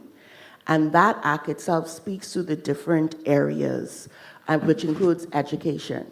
And so it allows private and public spaces to have a guideline of what is needed and what is reasonable accommodation as well as what is academic accommodation. And so the actions that we are seeing now allows us to say not yet rather than a blatant no. The attention for universal design, I remember when we were establishing the Access Center, we asked the question, who are we still leaving out, even though we were providing so much access? And it was the non-disabled students. And guess what we did? Because we spoke to our disabled students. They wanted to share what a truly inclusive space was with their peers. And so the Access Center, it was designed for students with disabilities, but it is accessible for all students. And so all students share the space, right? Which includes, we have the automatic doors, we have the NVDA readers, we have IT working with us, we have the infrastructure that all of our buildings, especially our universities, are older. And so yes, we're still working on retrofitting and sometimes removing completely. And so I remain with not yet because I know that it will change, it is changing, and I celebrate the small wins because it keeps us motivated. Carl, I'd like to come back to you. And what difference does it make when community parents, teachers, and even students are meaningfully involved in the planning of these facilities? Okay, what we're looking for is change. As Robert Chambers said, development is about change, good change, and this is what we are trying to get. Now, if you don't involve the beneficiaries, that good change, you run the risk of not getting that change.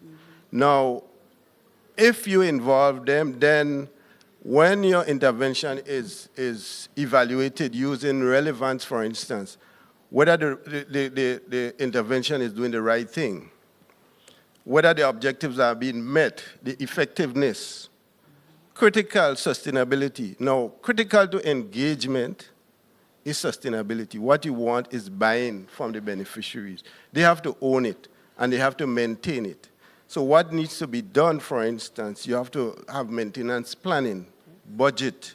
You must budget for it. In a lot of the schools that we have throughout the region, yes, our ministries may budget, but it's not adequate to properly maintain the facilities. So you have what happens a lot is the PTA and the school, they find creative ways of raising funds to ensure that they maintain these facilities so that the results, the benefits last. And that is the basis on sustainability, lasting benefits. So when you engage and the communities own it, they accept it and they do whatever it takes to make sure that the benefits last. If you don't, then the benefits may last a very short time and the intervention may not give you the results that you are looking for. So the policy gives us a structure, but we all know that on the ground, it's a different story. So let's bring that to life. Angela, you've worked at the intersection of gender safety and infrastructure. How do gaps in school design affect girls' safety, especially during disaster and emergency? Thank you very much, Nicola, and good afternoon, everyone. My colleagues here on the stage have shared a lot of critical elements that we have to consider when we look at infrastructure in general in relation to being more inclusive. In the context of disaster, a lot of these issues are heightened. Right now, with one of the hats that I wear, I am working with UN Women to help mobilize our response to Hurricane Melissa efforts. These issues are very much at the forefront of our minds. We work with a regional coordinating mechanism, and I co-lead the protection cluster, which means we're looking at gender-based violence in the context of emergency. We're looking at child protection. So a lot of these issues intersect. In this region, we have not only a very aged infrastructure when it comes to education, but our education infrastructure oftentimes serves multiple purposes. And in many instances here in Barbados, for example, this infrastructure also serves as emergency shelters in relation to hurricanes. None of them have been purpose-built for this. And unfortunately, one of my colleagues mentioned the whole issue of maintenance, upgrading, retrofitting. We are behind in a lot of those instances. So not only are we behind in them with respect to education more broadly, we certainly are behind in relation to their multiple purposes in the wake of a disaster. When we look at the complexities of that gender adds to this dimension, many times a lot of these assessments do not consider gender. There is no recognition. I'm pleased to hear that there is beginning to be recognition of the fact that we need to be more inclusive more broadly, and that is very promising. We also, through some of our efforts, have sought to bring that gender lens to how we look at resiliency planning in this region in relation to adverse climatic weather events, whether they be hurricanes, whether they be volcanoes, whether they be earthquakes. And we've tried to utilize a couple of different models to do this, models that have been tested around the world. The IRIS model is one of them, which speaks to inclusive, resilient, and safe, secure spaces. UNICEF also uses another model, Comprehensive Safe School Framework, and the Caribbean Safe School Initiatives. These two UN agencies came together very recently on a joint project here in Barbados, looking at Speightstown, a catchment area in the north of our country. And we looked at it in relation to how do we help this community better understand what it needs to pay attention to in terms of building greater resilience and safety. And we looked at it from the perspective of physical safety, as well as safety in relation to climatic events. And a lot of the issues that came out were the same. The responses need to be person-centered. They need to be inclusive and involve all aspects and dimensions of our communities. We were very pleased to include in our assessments members of the disabled community, members of the LGBTQI community, members of the elderly, as well as school children from within the catchment area. So the schools that were a part of that community were also part of what we were doing. And we heard a continued cry for issues of safety, physical safety to be addressed. So within the context of our infrastructure, education infrastructure, there's an overlap because our education infrastructure is within a community. And safety issues like our school children being able to get from school to where they access public transportation, huge issue. Lighting was a common concern. Not having Wi-Fi access to call for help, to cry for help. Not knowing if there were adults that they could trust, even in the businesses that surrounded them. We also recognize that within the school space, there needs to be a perimeter set up where children feel safe. It was almost felt like they were being encroached on a little bit, and that created issues of feeling unsafe. Within the school environment, how many schools have guidance counselors that students can trust within the context of their general safety, as well as when they're being confronted with challenges, whether they come from being displaced, having been victims of sexual harassment, which occurs within the schools as well as outside. Do they have a safe space in the school where they can confidently and confidentially discuss and disclose information and know that they are going to get help? We also know that within the school environments, in terms of gender, things as basic as our restroom facilities are inadequate. When you talk about our young females, we have children menstruating in primary school. There's nothing in place to accommodate them and that experience. There aren't receptacles. The bathrooms are not really private. Do they have a respite space where they can go and lie down or take a few minutes out if they're not feeling unwell? And this is also echoed in the secondary school environment. So issues of water, sanitation, and hygiene, as well as menstrual health management, also need to be considered. We know that menstruation poverty or period poverty is a real thing. Within our school environments, do we make provision for sanitary products for our female students? Do we have shower facilities in case they have an accident at school and need to change or refresh themselves? These things may seem basic, but they're being missed from our assessments, from our planning. And while we have opportunities presented to us now, as unfortunate as the scenarios are, in the case of Hurricane Melissa this year, in the case of Hurricane Beryl last year, we have to implore our planners, policymakers, decision makers to include assessments around gender as we plan for upgrades or rebuilding of the infrastructure to protect our children and ensure that our children have a safe environment that is conducive to learning and conducive for all of our children, regardless of how they present, disabilities, being differently abled, etc., to be able to thrive. I think I'll stop there for now. Thank you, Angela. I could go on. Carl, your team often rebuild after disaster or climatic situation. How do you incorporate those gender and safety consideration Angela mentioned? Yeah, as she said, what normally happens is gender screening. Normally, the assessment team would have social officers. We do the country that is doing the rebuilding, they will do an analysis, and then that will also be screened, reviewed by the bank, where our gender specialists would support. So normally, they have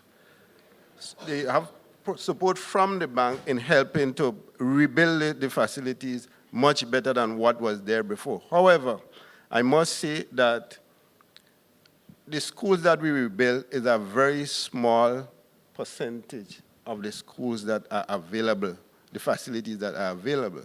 So I think what needs to be done is look more at retrofitting the ones that currently exist, because that is where you have a lot of the problems. When you rebuild a small percentage, 2% or 1% over 10 years, you still have the 98% or 99% that is still not adequately serving the need of the community which they serve. And we know we have a lot of schools, especially in the rural communities, that are multipurpose facilities, where they do weddings, they do repasts, they do community meetings. They are really multipurpose.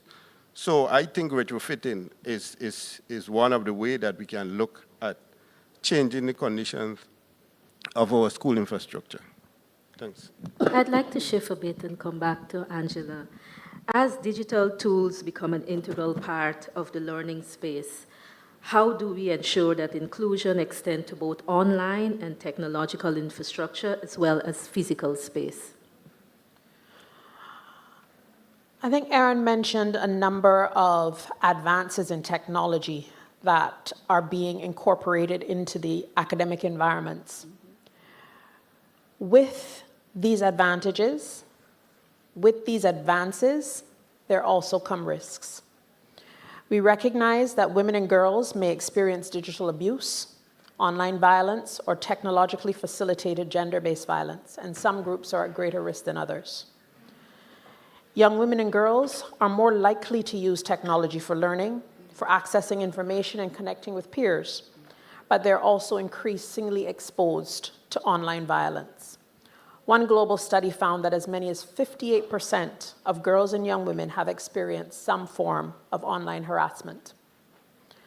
Young women face multiple forms of discrimination as well. So we have multiplier effects that we need to bear in mind. We know that women with disabilities, Black and Indigenous women and other women of color, migrant women, women in the LGBTQ+ community, all face higher risks of digital violence. Women in political life and public life, whether they be human rights defenders, activists, journalists, lawmakers, also face increased rates of violence, both online and offline. So as we advance and we talk about narrowing the digital divide, we have to ensure that we also provide the tools and safeguards to ensure that that space is safe. That means that part of the education that is offered is teaching our students how to carefully use online tools and also how to be mindful of their safety. And this is not just limited to girls. In relation to violence, I would be remiss if I did not take a step back to what I was speaking about before and speak to gender-based violence in the context of emergencies as well. Because as we utilize these facilities as emergency shelters, they become one of the spaces where we also potentially see an increase in gender-based violence, which we know happens in cases where persons are displaced, they're highly stressed, and where a number of the social safeguards are absent. So we need to be mindful of that too.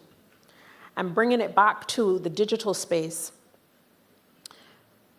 we are now within a culture where one of the earliest tools that we provide our children with is a digital device. Again, there are pros and there are cons. So our education with respect to safeguards and measures have to start from very, very young. We can't wait until they are older. A lot of our parents need to be mindful of what their children are doing online. You are one of the safeguards.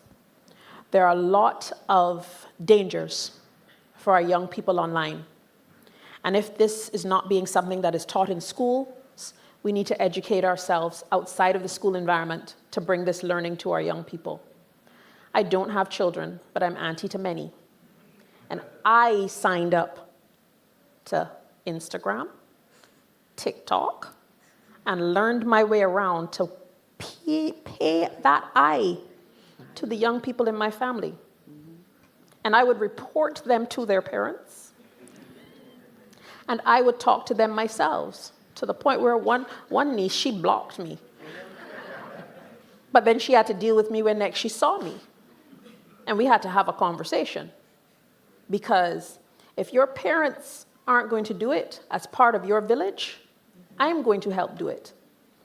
But it became very apparent. One of my little cousin's nieces at 10 years old had a secret TikTok profile that her mother knew nothing about.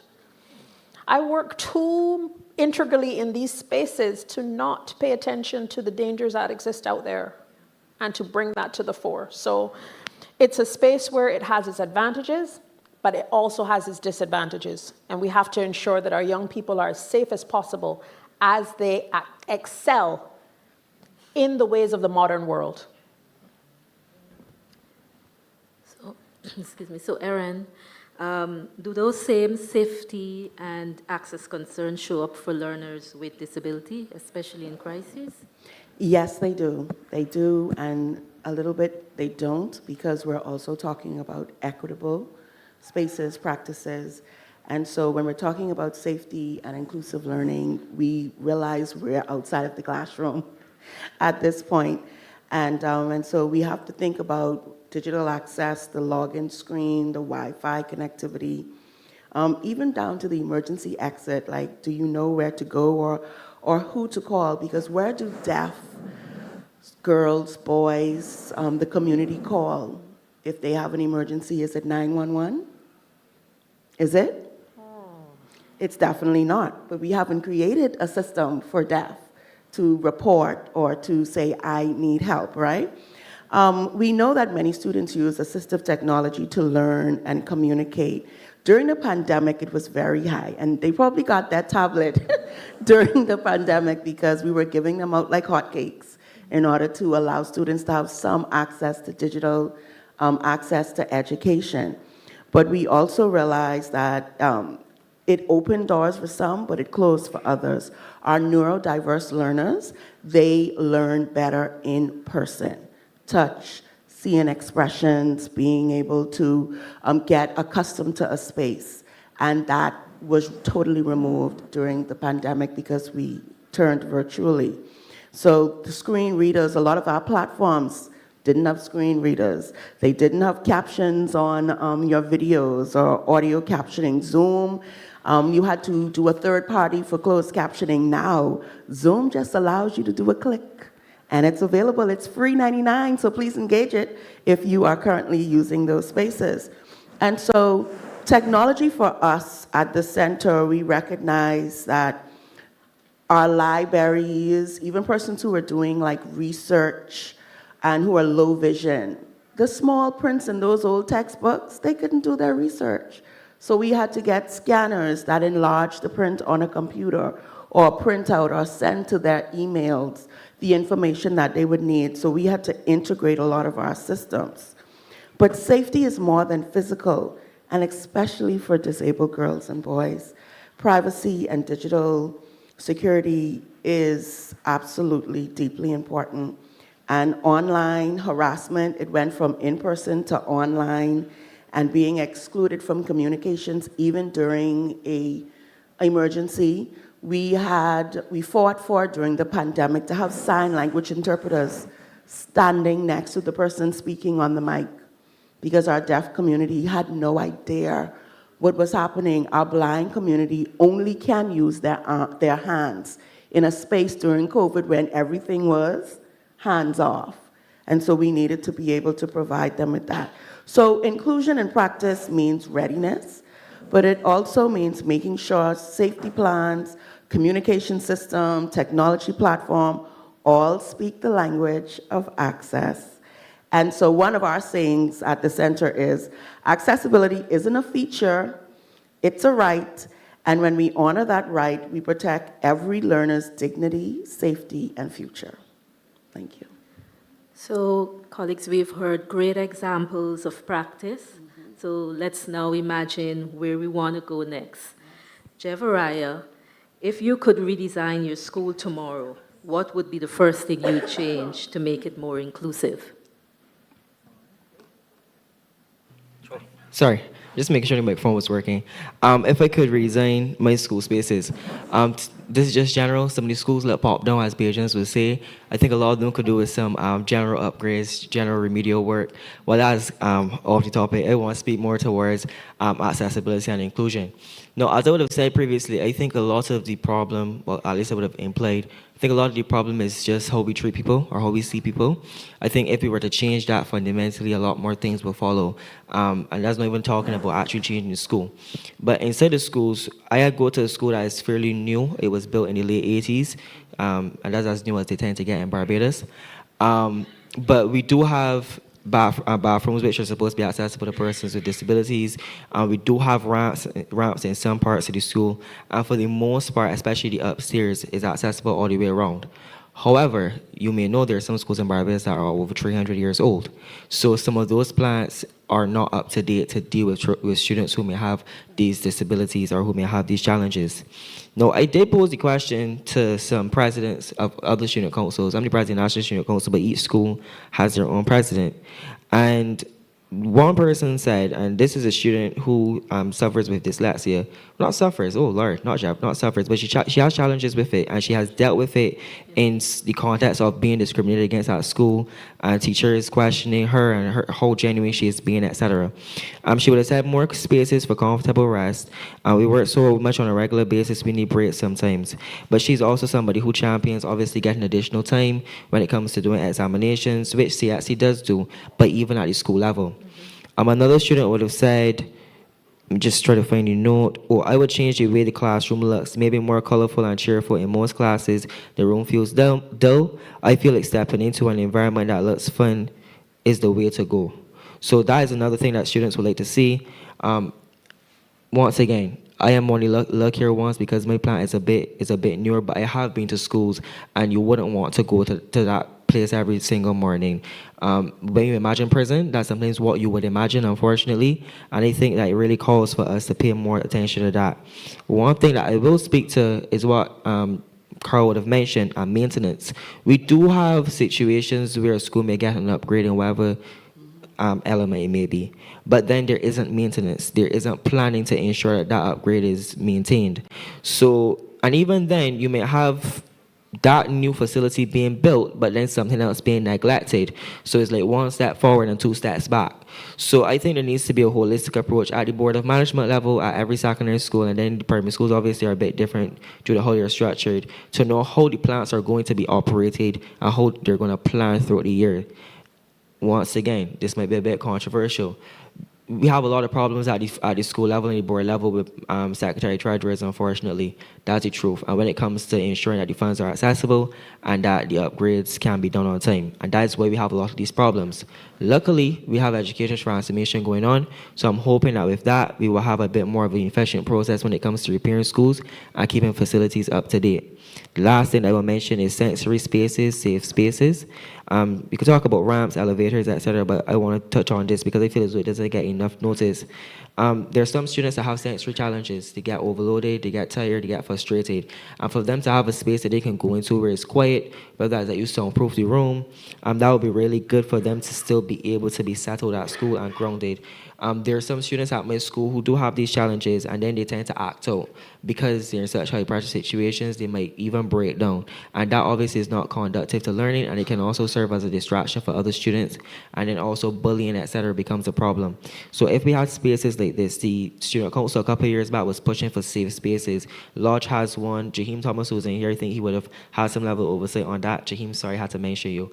And then I think Dyson Griffith recently got one, and so did the St. Leonard's Boys School. Those spaces which you can have some level of constructive activities going on as well, but just also maybe a comfortable room that students could go in and sit down, or even in the outdoors that, they could just feel the wind and the elements and not have to be with the rest of the general school population, and the chaos that could really be conducive towards learning and allowing students to feel a bit more grounded when they're at school. A lot. Yeah, he's on a roll. So, Angela, from a policy and gender perspective, how can we ensure that the next generation of schools, the one that Jevaraya described, reflect inclusion by design and not just an afterthought? Well, it gives me a sense of pride that this young man is from my alma mater. And you have the privilege of going to the new Queen's College. I went to the old Queen's College, and I can tell you, it wasn't like that. It wasn't like that. The old Queen's College was, for many, many, many, many years, a girls-only school. Boys started in Queen's College, I think, in 1980 or 1981. 1980, because I joined in 1981. So we had the second cohort of boys. And even at that time, it was not purpose-built in terms of basic gender considerations. So I'm very pleased that not only gender considerations, but more inclusive considerations are a part of the new infrastructure at Queen's College, and that's already beginning to be a little dated. So I hope that the school will continue to make the relevant improvements to make it as conducive an environment as possible for learning, because we excel. But it's difficult to just choose three priorities in a space like this without just saying gender, gender, gender, right? Our UN Women colleagues in the Asia and Pacific region have had a bit more of experience in this regard than we have in this region. And they have documented an intersectoral approach and guide on integrating gender into infrastructure development in Asia and the Pacific, which share many similarities in context to the Caribbean region, as we are small island developing states. And I'll just highlight from their experience a couple of key considerations. So at a bare minimum, the gender mainstreaming can seek to help to identify how to mitigate risks and do no harm. we strive in development to do no harm. This means that educational facilities are explicitly designed and constructed to address basic mobility and accessibility needs. At a minimum, thoughtful design considers the needs and uses of educational facilities by various groups, including vulnerable or sensitive groups, such as menstruating girls and teachers. Teachers are a critical part of our education infrastructure and environment, as well as auxiliary workers, so it's not just our students. HIV-positive individuals, adolescent girls with babies, and children with physical or learning disabilities. Good design of such facilities also takes into account how users are impacted by the design. Gender-responsive infrastructure for educational facilities creates safe, accessible, and inclusive learning environments for all, addressing safety concerns around harassment, bullying, sexual assault, and violence is paramount in mitigating the risks often faced by girls. This includes girls from the LGBTIQ+ community, as well as other vulnerable students. And I would be totally remiss if I did not draw on my public health background to make an absolute plug for the provision of wash and menstrual hygiene management to be a part of what we pay attention to in relation to addressing these gender considerations. These are super critical to the mindset, to the ability of our young women to thrive within our school environments. Young women sometimes are in situations where they are absent from school for several days a month because of their cycles. Girls will remain at home not only because they feel unwell, but because of menstrual poverty. So this has to be something that our schools take on board. Do we provide sanitary napkins in our bathrooms for those children who may not have at home? There's a recent example from a former colleague of mine whose daughter was attending a high school here, and this was just 2 years ago, where they did not have proper receptacles for the disposal of sanitary napkins. And so the Parent Teachers Association was trying to figure out whether or not they should create a drive to raise some funds for this. This is now 2025, that was 2023. So not that long ago. And this is in Barbados, right? So I think it's important that we ensure that our young people have an environment where they can thrive, that our policymakers are not giving lip service to matters around resilience planning, development, and assessment. We assess ourselves to death. And sometimes at the end of the day, we don't know what the end result of all these assessments were. Oftentimes, one of the refrains we hear is that when we assess, we don't go back to the individuals that were part of the assessment and share with them what the assessment yielded so that they could become of a co-design process of developing what we need to best serve the needs that they have highlighted. So those are some of the things that I would like to highlight as potential areas where our considerations as development practitioners and those who serve to influence policy can potentially share. There are many more, but I think fundamentally we need to ensure that gender is not given lip service. When we talk about the Sustainable Development Goals, Goal 3 speaks to quality education. Goal 5 speaks to gender equality. But Goal 5 cross-sects every single one of the 17 development goals. So it is not an issue of giving lip service. And when we speak about gender, it is not just about how it impacts women and girls. It's about the lived responsibilities, the lived realities of individuals, however they exist in the world before us. So we need to give due consideration to what does that mean in a practical sense. And the educational space, whether it be infrastructure, academic planning, etc., gives us an opportunity to do that in a meaningful way to make our spaces and our next generation fit for purpose. Thank you for those insights, Angela.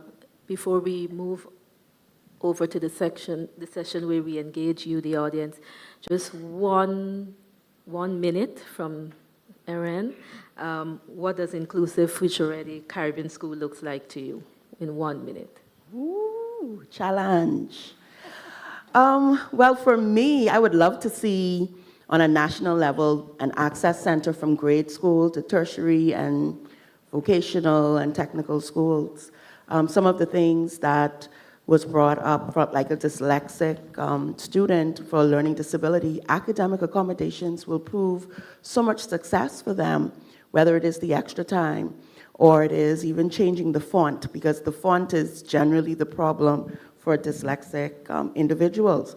But our dream, this is our dream now, for the future of the Caribbean, education is simple, that every child, no matter their ability, no matter their gender, wake up every morning knowing that the school is waiting for them, was built with them in mind. Thank you, Erin. Jevariah? Again, The that's same 1 minute, question. 1 minute. 1 minute. What does inclusive, future-ready Caribbean school look like to you? It looks like, I mean, similar to what everyone would have said, that students feel excited to go to school every single day, regardless of what their challenges may be.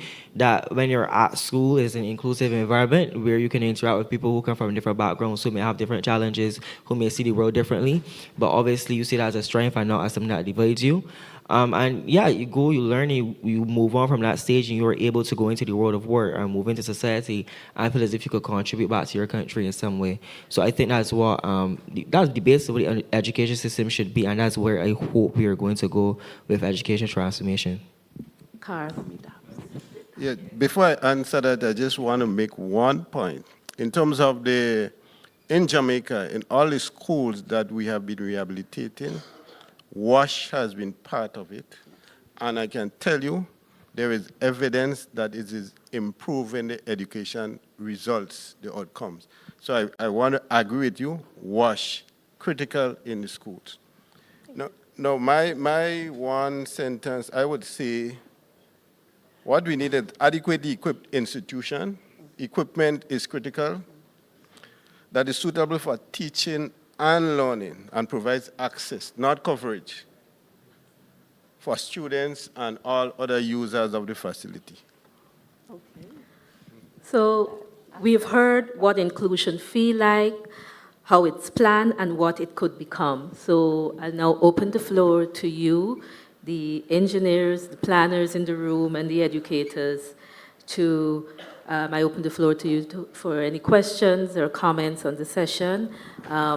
You can stand up, give your name and the organization you represent, and if possible, direct your question to a panelist.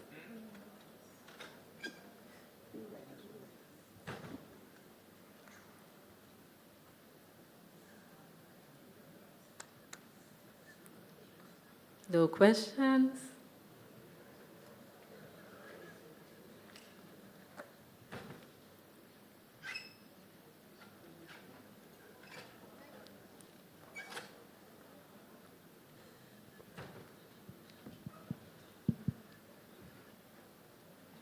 Oh, okay then. I think our panelists, you did a great job. I do have one though, for you, the audience. How can design codes better reflect inclusion principles? Any thoughts from the engineers in the room?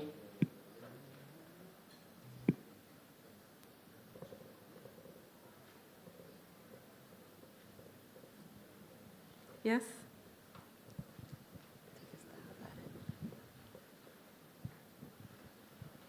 Yeah, I'm the chairman of a primary school in Jamaica.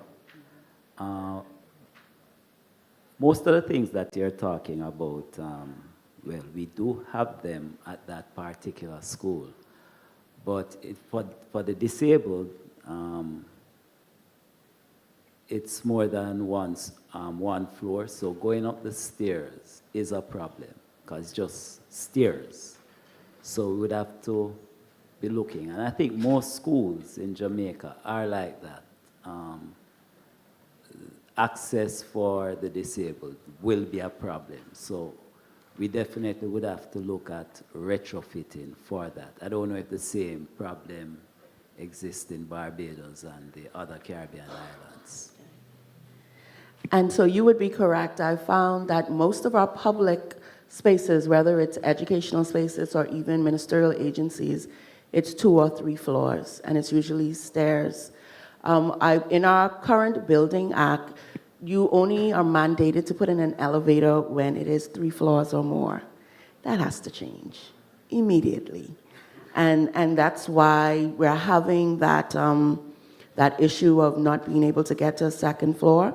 But I would even say this, we have to remove the separate and apart educational framework when we're talking about inclusive education versus special education. They are both there, the goal is still the same. And so we need to ensure that the spaces are more integrated, where if you do have 2 stories, put most of those classes, those core classes, on the ground floor, and flag those students who are registered within your space as students with disabilities, that they have first priority for those ground floor classes. An elevator is so much more expensive rather than just changing your process to ensure that they are given access to their core rooms. Thank you, Aaron. Well, sorry to interrupt. Just I have one thing that I guess I want to make clear after what you just said, Erin. So, like she would have said, there's a difference still because there is special education, and then there's persons who may have disabilities, but they can be accommodated for in our everyday education system. And the reason why I think it's important to make the differentiation is because I don't want the takeaway to be that I'm saying every single person should be in the same space. We do understand that for some persons, it may be better for them to have the special education spaces because there are intellectual disabilities, etc. And having teachers who are even more trained to deal with that will serve them better in the long run. But I'm just saying that there are a lot of persons who do not have those challenges, who can be accommodated for inside of our everyday education system, but they aren't because we are not making the changes in our infrastructure. So I just wanted to make that key determination so that there wasn't any misunderstanding. Yeah, I think that's warrant to have another conference or theme on inclusive education, how it supports special education. They're Thank both you. needed. Heidi Gillett from Guyana. I work with the Ministry of Public Works, but I can speak on education. The older schools we're trying to retrofit. And what we have done is for the buildings that have 2 stories, we have added more like a lift, not an elevator. Yes, an external lift. And I can speak for University of Guyana, the Turkine campus. What we have added is an elevator, and we are putting ramps in. The newer schools, they're built with ramps, and they cater for students with disability. That's a policy now moving forward with the government. If I can add, I would hope that the policy also enforces maintenance, because we have many elevators in our spaces that are not maintained. And so these students, especially wheelchair users, I've seen students drag themselves and their books up and down stairs because the elevator isn't working. So maintenance is absolutely needs to be an important part of that retrofit. Angela. I just wanted to ask, for those that are retrofitting and those that are building new, are you making adequate provisions for the fact that these educational facilities often serve multiple purposes, like hurricane shelters?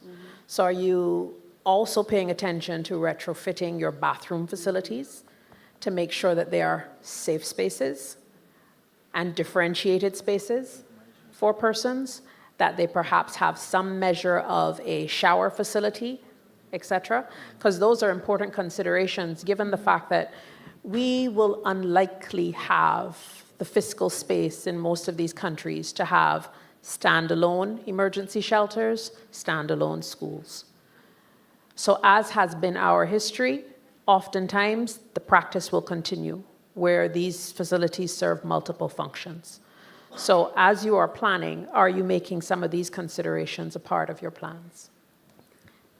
My name is Vladimir Prasad from Ministry of Public Works in Guyana, but also in dealing with a lot of the issues regarding education, because we work closely with the sectors. a critical part of these upgrades and retrofitting simply had to do with the fact that not enough funds were allocated for the maintenance and upgrade of those facilities. Now we have more fiscal space, and the policy has been over the last 5 years to, while we're building new schools, modern schools, etc., taking a lot of the new design methodologies into account, dealing specifically what you just mentioned, we are retrofitting a lot of the older schools in the context of dealing with not only this issues regarding disability, but also because in some areas, depending on the location within Guyana, a large number of schools are in a coastal zone, so they cater for issues of flooding, etc. So schools are being elevated with ramps and extensions and expanded to allow more room. The issue they had before was classroom size and the growth in the student population with a number of limited spaces. But now you're able to build larger schools and take into account all of the new methodologies and design specifications with regard to what are considered modern accessible points. And for the hinterland schools, which are more, they're generally built above raised, but at the same time they are flat buildings, so they can use for other multi-purpose facilities. Just to note, sorry, here in Barbados during COVID-19, our schools took on an additional focus in that they were used as isolation facilities. So persons were housed in our schools, several of our schools, for an extended period of time until they tested negative. So they became almost like, you know, a dormitory type environment for more than 1 or 2 days that you typically might be in there after a hurricane. So that's just another example of the multi-purpose nature of some of our school infrastructure. Thank you, Angela. Is a question? Yes, go ahead, and then you to the back. Good afternoon. My name is Alan Gilbert. I am the CEO of the Planning and Development Authority in Grenada. I'm happy to be part of this conference, and I'm happy to say that going back to Grenada, I have an exercise to do, which is the revision of one of our building regulations.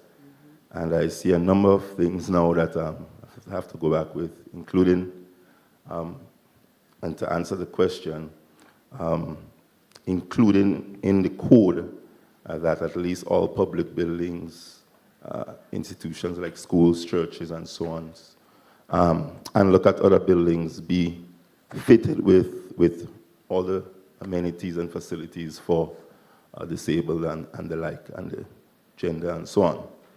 So that's one good takeaway for me, I would say. Also, with the transport aspect, there was some takeaways there as well to include. I learned something about a bit of the spiral in your bends and so on that we would include. Having said that, I have a bit of a paradox, like, and which I'll give you in a bit, but a hypothetical question, really. I know there was a sociologist, I believe, in a session a while ago. Really and truly, are our societies getting better as we improve all the physical infrastructures for children and so on? Some of us grew up in small islands and in poverty, actually. And with poor facilities, poor transportation, we hop rides to school. I walked miles to school. And many of us under those circumstances, I would add with good parenting turned out really well. As we develop, are we developing physical structures, but are we achieving societal improvement? Just a question for the sociologists to think about and to see if we can, as we think about physical development, if we're actually making our young people and our populace better. Now, this might be controversial now. It might be a bit paradoxical, it might be a bit ironical and borderline and sarcastic. But as we spy on the kids' TikTok and the Facebook and the Instagram, We don't use Facebook. whatever, You're dating yourself. with a view of trying to prevent them from heading into certain, and I will use this word loosely, immoral directions. How would we say, or how would we address the point that may come from critics that will say, on the other hand, we are supporting ideologies that are giving rise to aspects that create the most immorality? If you know, you know. That's how I'll put it. That's just you don't have to answer if you want, but it's something to think about. And finally, let me just close with this one compliment. I just thank the team. We had a team, and to the young man in particular, I just want to say you're very articulate, and I trust that you will grow up to do well and be an outstanding human being for the world. Thanks. So, Carl, which question? I just want to respond to a small point you made about development of infrastructure.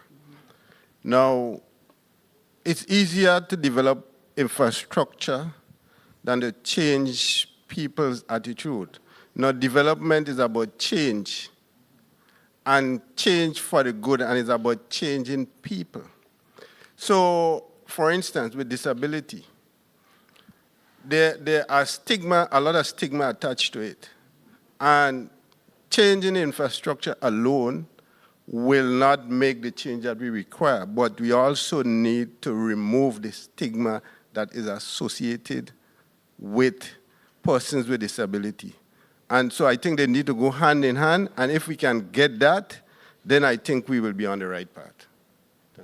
And if I can add, I think that's why it was important for us to create the Mingos Access Center when we spoke to our students, because there was a huge stigma. When I came into the office in 2019, we had 4 registered students, 4 out of about 4,000 students in total for the university.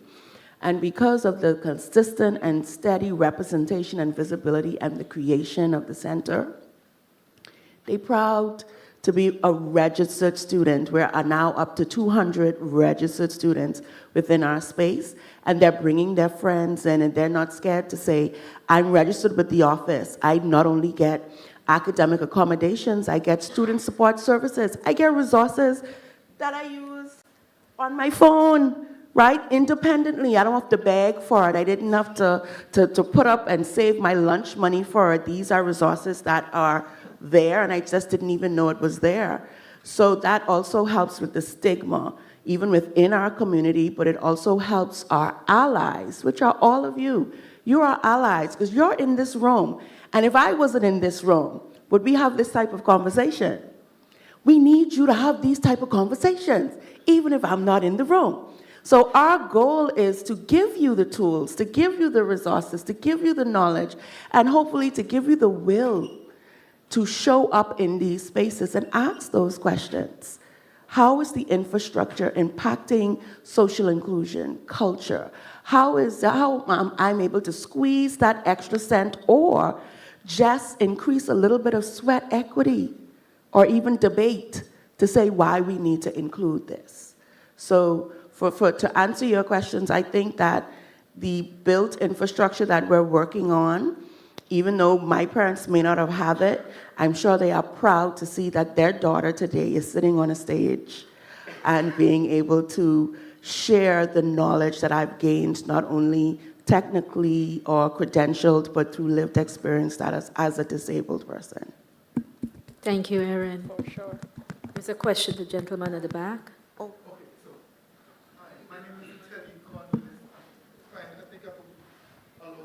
We're going to need it for the persons who are watching. Yes. My name is Telly Cornelius. I'm from the Ministry of Works in Antigua.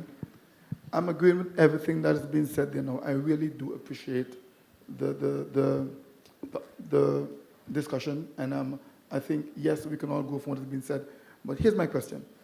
We're all a part of vulnerable economies, right? And yes, as we seek to develop infrastructure, 98% of the economies we come from, they got to seek to get loans, right? We're all vulnerable, we're small. We were just bouncing out of COVID, then here comes the sargassum seaweed, right? For most of us, we depend on tourism. A lot of us would have lost some measure of hotel occupancy as a result of that quote-unquote sargassum seaweed disaster. Some of us are bouncing back from sargassum. Here comes Melissa. So as we've got with natural and man-made disaster, how do we really get the monies to develop the infrastructure that we're talking about here presently? Yes, I'm agreeing, but most of our economies depend on loans. And the agencies that we rely on for loans, they view us as quote-unquote high income for one reason or another based on their tier system. So the question really is, how do we do both? Carl, do you want to take a stab at that? I would say, I understand what you're saying, and yes, most of our economies have high debt to GDP ratios, and infrastructure is very expensive. But I think the onus is upon the countries to look and see and prioritize. Look and see where the needs are and the outcome you are looking for now. If I may just say that WHO identified that approximately 15% of countries have persons with disability. Mm-hmm. Imagine 15% of your population that has been marginalized, have issues with disability. Do you continue not focusing on them as part of your development? At some point you have to do, because in that way, you will constantly have a certain amount of poor people in your population. Mm-hmm. So I think it's more, you can't do all one time, but I think it's about prioritizing and do them in stages. Obviously, we are small, we are poor, but one step at a time, and eventually we will get there. So I want to quickly jump in because I like to talk with dollars and cents. If we ensure that our countries, our spaces, our industries are moving through an inclusive lens, let's say accessibility, accessible tourism, there is over 1 million people with disabilities living around the world. If we have an accessible framework, even for tourism, there is a $54.7 trillion pie that we could be tapping into. Imagine just getting 1% of it. But because we haven't viewed these spaces and showing and recognizing the value, even from a dollars and cents part of ensuring access, ensuring policies, frameworks, the funding is there. But have you done the work to access it yourself? 54.7 trillion? You know what it is to get that? 1% of that? 0.2% of that? US dollars.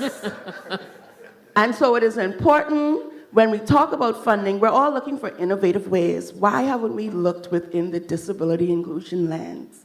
Because we are the third economic powerhouse demographic in the world that we're still trying to say to you, take my money. Yeah, so we need funding. Let's start there. I'll just add one other point to that, because that is very powerful in and of itself, is that we work in the development space in relation to partnership. That means the partners who have brought you here today, CDB, the UK, the French government, etc. We work in partnership. One of the agencies may help do the assessments. That information then goes to help the national government articulate a case and help them with the prioritization. To make a case to an entity like the CDB to say, hey, this is something that's impacting us, and here is how it's impacting us. Here is how we would like you to help us fix it, sort it out, address it, co-design a solution, right? We don't do this in isolation. Development work does not happen in isolation. Our private sector is also tremendously undertapped. The private sector oftentimes they're the ones that have buckets of money nowadays. But sometimes they need us to bring the innovation, and the idea to them, and they are willing to partner. But we underutilize that space. So we talk about private-public partnerships, and that has to become a real fundamental component of development work, because the big bilateral donors, their pockets aren't as deep anymore. In the last year, we've seen an atrophy of development assistance across the globe from all of the big donors. Everybody's preparing for war because one country decided to turn the world upside down, right? So huge development funds have been withdrawn from the development space. That means we have to get creative. We have to get innovative. If we are talking about being able to compete in a global environment, globalization is here. It is real. We in Barbados opened up a, what's it called, Lisa? Where people are allowed to come here to work. The welcome stamp, which allows digital nomads from around the world, persons who can work remotely. Whether you have a disability or not, you can come in Barbados and work. But if our infrastructure is not conducive to that, they're not going to come, right? That's income for Barbados. That gives them freedom to be wherever they want to be and still contribute as a professional. So that impacts our tourism product. We're talking about medical tourism as another way of earning additional income and revenue for our countries. Medical tourism, well, then you need to be able to respond to accessibility needs, right? So, and the list goes on and on. So it's as limited as our imagination, really. But there is room. We have to create the fiscal space, but that means the partners need to work together to articulate the issue, to formulate the plans through co-design and engagement with stakeholders who are at the root of it, and then to help our development partners, the private sector, et cetera, help us resource the needs that we have. Thank you, Angela. Yes, Mylène Narigam, I'm from AFD, and I have a question because I'm from Martinique, so French island, but I need to understand. When we talk about disability in France, it's not just physical disability. And I know we are working on infrastructure, but we are working also in sustainable and for resilience. As education is the nursery of the growth of the Caribbean. So I would like to know what is done for disability like dyslexia, dyspraxia, and everything. And I think that it's something that you have to work together, because these students, maybe, like you see, students are proud to say, okay, yes, I have a physical disability, but those who are dyslexic, dyspraxic, they are ashamed, and they don't want to say that they are. And it's you know, it's incredible, but because we are very intelligent. But I would like to know what is done. Do you work together, you, like students, with you, with all the structure, CDB, to help all the students to go and to move forward and to see what is possible? Because in Martinique of Soul, like we do for physical disability, we have the school, the room for school is on the ground, no problem. But for these students, we have some laboratory with laptop and everything. And I would like to know if you are working on that to give these children all the tools to succeed. Well, in Barbados, the difficulty when it comes to the cognitive disabilities is that a lot of students don't know they have them until it's too late. So testing is what tends to be the problem. I went through primary school, and then there were students that were finding out in class 3, class 4, which is around the ages of like 9 to 10, that they had these challenges, and that would have explained a lot of their challenges. But it isn't even just about disabilities in that sense. Sometimes it might even be sight, sometimes it might be hearing, that there isn't enough testing being done from the time the students enter the school system, and then they're having these challenges and they don't know why until maybe a teacher takes recognition to the issue and pushes them to go and get the testing. Luckily, in Barbados, we have fairly free healthcare. The standard of it may be questionable, but nonetheless, it's free. So when the teachers write up the recommendation to say, I think this student might have a problem with with their sight, with their hearing, normally whatever the remedy is will be covered by government. But it takes a teacher to recognize that to begin with. Pertaining to the dyslexia, though, when it comes to CSIC, Caribbean Examination Council, for examinations, they would get an allotted period of extra time compared to other students, I believe. And then for some students as well, they might have the assistance during the examination, but it obviously depends. The Barbados National Student Council, we've been fairly inclusive in that way. Our first Vice President, Naomi Jordan, she has an organization called Let Me Read. Now, I would have actually mentioned her just now as a dyslexic student. She has dyslexia, and she's used it as a strength. She has an organization which donates across the board to different initiatives, but also they take donations, they do their own drives to help students, in, not just that have dyslexia, but have problems with sight, etc. We've also been looking into establishing a committee that's dedicated towards persons with disabilities, because the National Student Council, we interact with students across all 21 secondary schools and even primary schools. And a lot of the students who would have come to us and be advocating, and not even necessarily that disabilities was their cause of action to begin with, did present with some of these challenges. So from our perspective, we're pushing for it for educator transformation. The phrase you would hear the Chief Education Officer and the Minister speaking toward, maybe speaking a bit too fast, sorry, but speaking towards a law is a firm education system, which means it is fair, it is inclusive, it is relevant, and it is modern. That is where they're looking to go in education.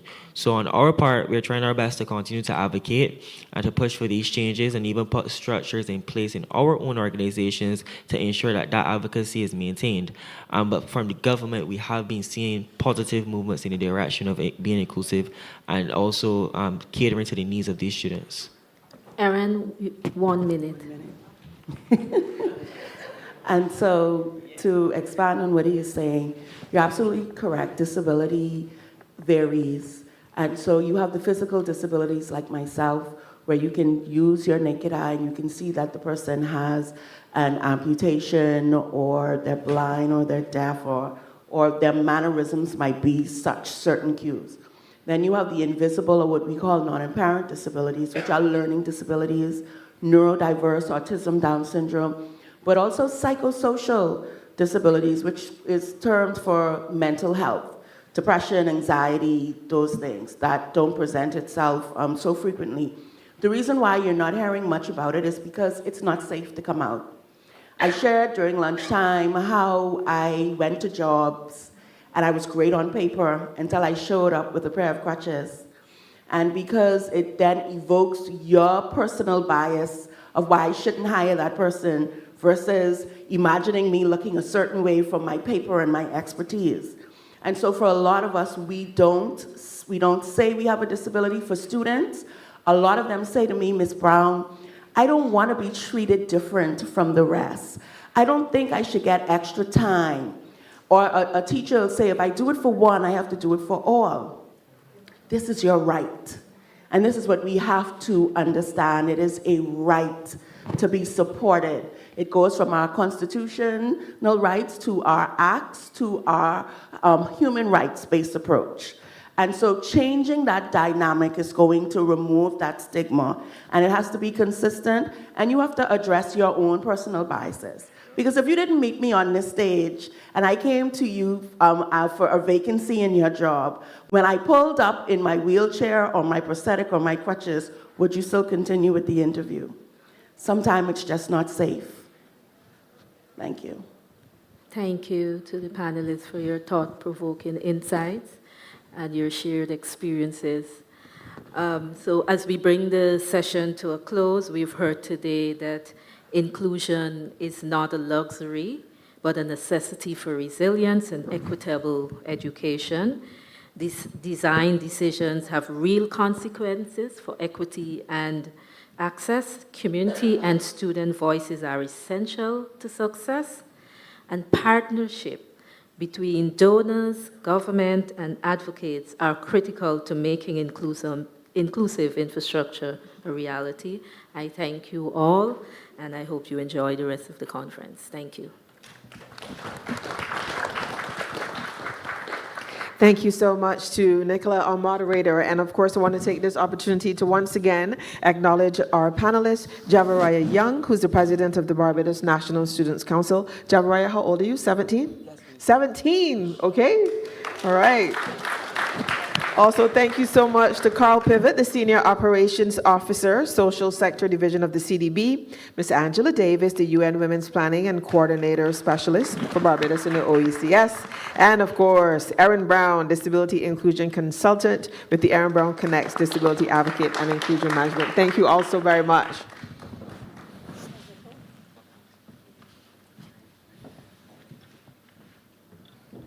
Once again, ladies and gentlemen, I'll remind you of the cocktail reception that will immediately follow this evening.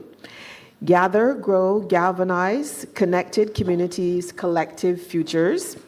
And they are the UK CIF invitees reception that will be held at the British High Commission. The transportation will be leaving the upstairs lobby of the hotel at 6 p.m. to transport you over to the British High Commission. That's the UK CIF reception. Ladies and gentlemen, and now we will wrap things up with Kimberly Gittins. You heard from her earlier today with the key takeaways. She's a social analyst with the CDB. And not only is Kimberly a social analyst, she's also a birthday girl. Yay! Happy birthday, Kimberly. Thank you, Val. Everybody has been absolutely lovely. I know you've had a long day. I just wanted to go back to one of the last questions to say you are right on the money, but on day 3, the focus is on the economics of it all, advancing innovation-led economic development. So those discussions that have started today are at the perfect point to be interrogated tomorrow. So keep the questions coming, but park them until you have the experts in the room who will give you additional information.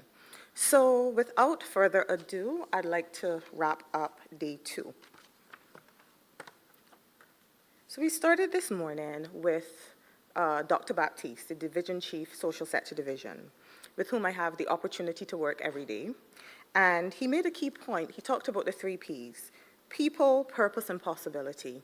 And as I was reflecting on how the day went, I thought, can we add pursued and produced? Because he said possibilities. But I want us to come back now with perhaps 5 Ps. We want to pursue actively, and we want to have this produce. We just don't want it now to remain in the realm of possibilities, yes? So when we meet again, we need to have some concrete deliverables that we're going to speak about.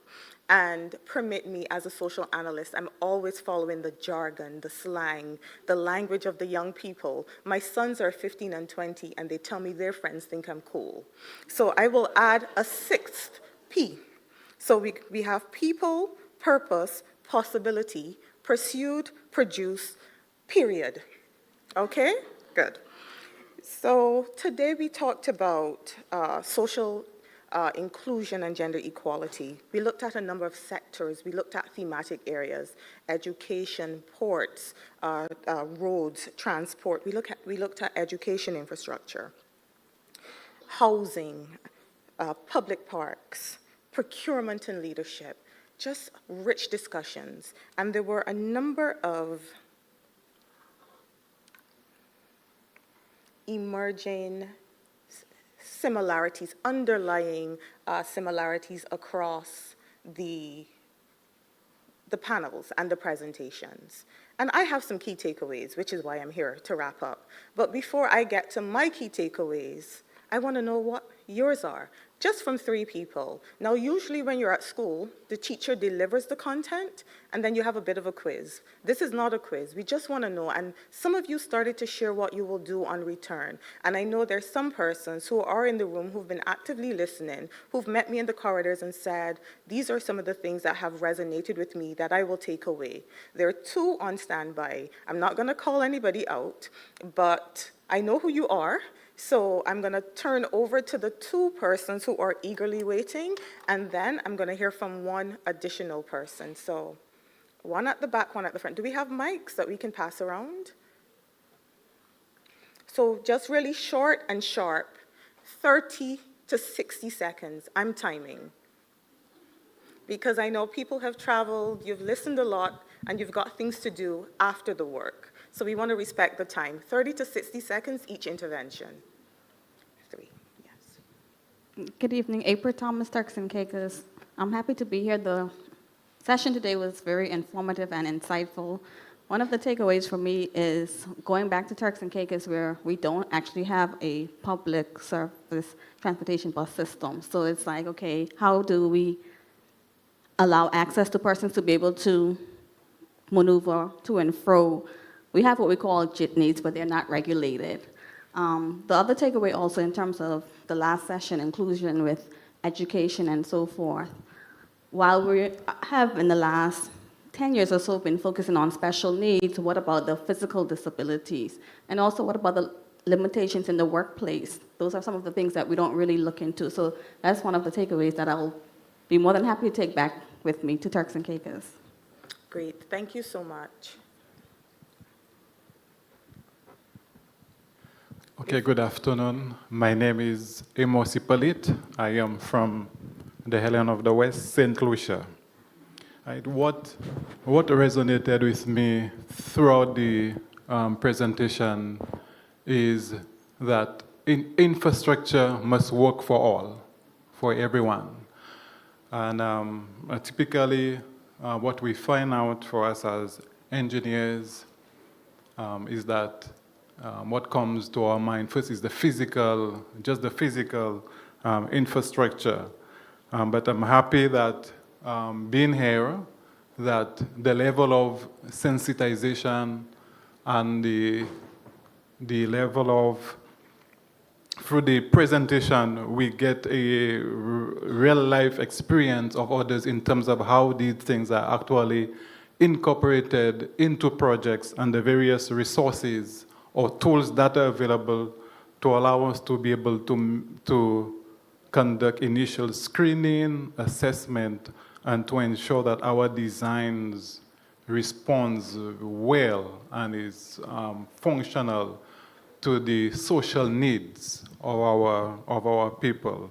And I must add that infrastructure truly connects. It shows that when we do structures that are integral, it shows that this allows us to truly connect with everyone, and it truly indicates that people really matter and that we can truly add values to people. Thank you, Amos. And Belle, you handed out a slip earlier, and you asked us to capture persons with whom we met, persons we knew, and how we knew them. And I love TCI, so I was happy to connect with my colleague in the back. That's one of the early places where I did consultancies. Amos is from St. Lucia, and I want to say I'm Barbadian, so forgive me. Moi, c'est Lici. C'est Lici, c'est deuxième qu'moi. So St. Lucians, yes. So I'm learning, I'm connected there as well. And now I'm happy to go to another speaker who happens to come from the country that I was allowed to travel to as a teenager with 2 other friends while we were 6th formers, like Javariah. So over to Puerto Rico. You need a mic? Yes. So I've been doing my job, Val. Thank you. Well, I think the big takeaway, and from an infrastructure standpoint, I have always worked in letting people know that infrastructure is important for quality of life and accessibility. And then panel number 2 today was wonderful in reinforcing that, and that it's part of not just the money or the concrete or the steel or any of that, it's because it's people. And so my takeaway from here is to continue promoting that side of my job as an engineer and as an activist in promoting access and pretty much opportunity for all. I loved Ms. Camilla when she talked about, are you really an engineer? We get that a lot because, well, I sound less than my age, and sometimes we're underestimated. But I think there's power behind that in showing children and other vulnerable communities that it can be done even when you're underestimated. So I didn't think I was going to take that away from that panel, and I'm super grateful that I was here. And I think that can be applied to anything that we do for profitable projects or for projects that are more inclusive. So that social side can definitely help us improve.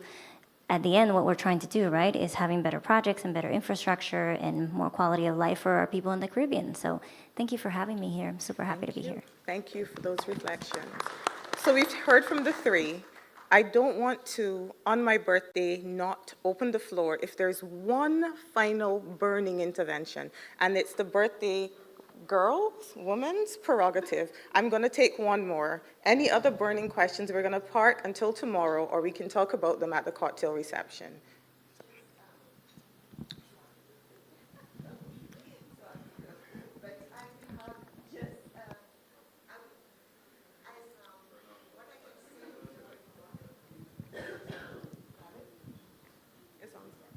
Okay. What I can say is that change, sustainable infrastructure, yes, we can do a lot of things. If we need money, we will find money. Yeah. But the first thing that I learned, but today it reinforced this thinking, this thought, is that we really need to change our mind. Yes. If we don't change our mind, we will not move forward, and we will not go to the sustainable and resilient Caribbean. And we have to do it. Indeed. And since you've made that powerful point in 30 seconds, I had seen your hand over at the front, so we're splitting the 60 seconds in two. I'll take the last point. Thank you very much. What resonated with me today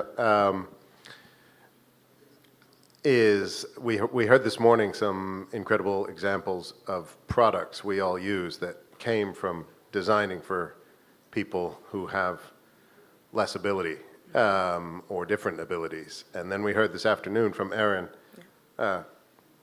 of the value that is out there for designing this way. So my takeaway today is going to be go back to look at the things that I've designed and look at the things I'm working on designing and seeing where I can add value because I'm thinking differently. So thank you for giving that to me. Brilliant. And so now I get to share my takeaways. And these are some of the points that we thought cross-cut a number of presentations, not just compiled by me, but a number of colleagues with whom I work closely across the bank, some of whom were speakers today. Sustainable infrastructure must serve everyone, including the most vulnerable. We heard discussions about the fact that those persons who often make the decisions are persons who do not have a disability, very often men, very often persons who are in privileged positions. And Lisa's point that in the rooms where discussions are being held and decisions being made, that very often the persons who are most vulnerable and most impacted are absent, their voices aren't heard, is a powerful point. They need to be in the room so that they can weigh in and their voices are heard in the way we design and deliver. It is possible to be inclusive and gender responsive. It is good for everyone, but we must be intentional and we must act. A key point that came up as well, and we did hear, if there's money to be found, if there's money required, money will be found, and we love that, because if it's not budgeted, it is not likely to be done. We heard that quite a lot earlier on in Sherry Ann's review of the UK SIF portfolio.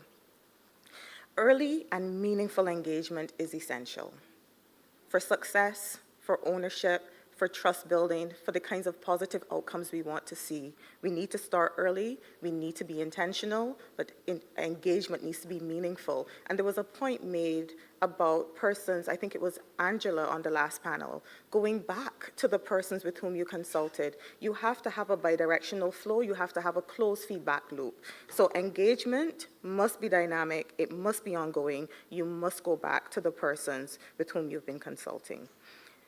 very powerful point as well. Communities are not just beneficiaries. They're partners in development and co-creators of sustainable solutions. We have to make inclusion non-negotiable. That's a point from Erin, not a checkbox exercise, but a core value. And the point that came up on the panel, Sharianne moderated, that we need to talk about our successes, we need to connect, we need to network, and role models matter.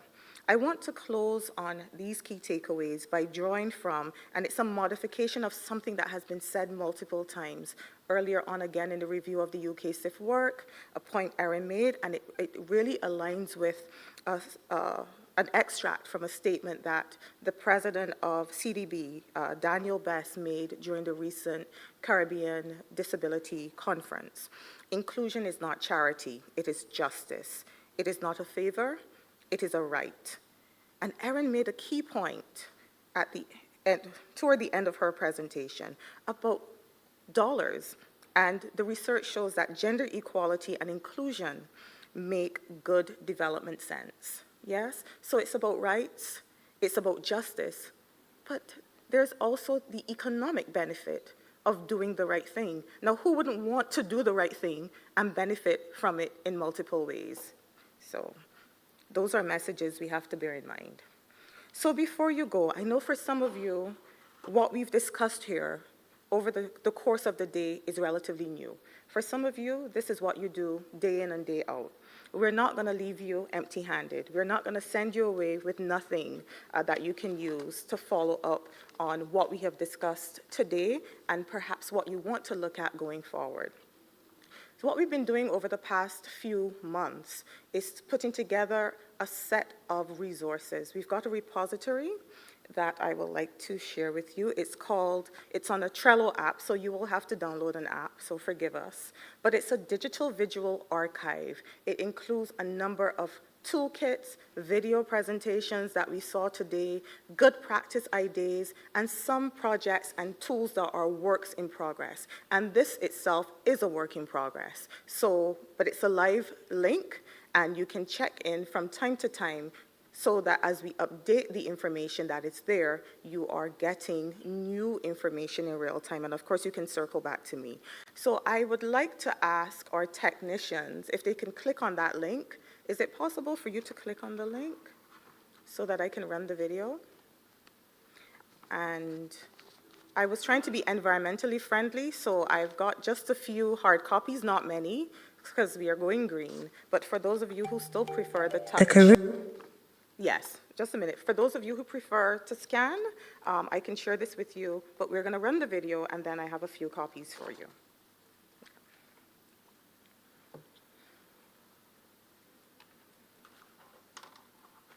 Caribbean Sustainable Infrastructure Conference 2025 Trello board is a visual archive showcasing how sustainable infrastructure is transforming Caribbean lives and landscapes.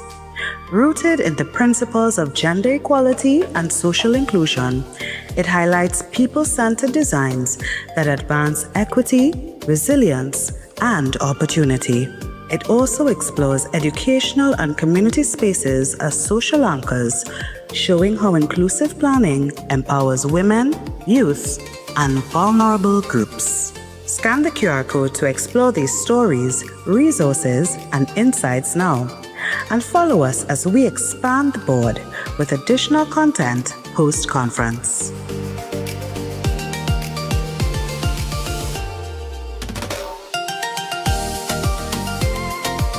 Thank you.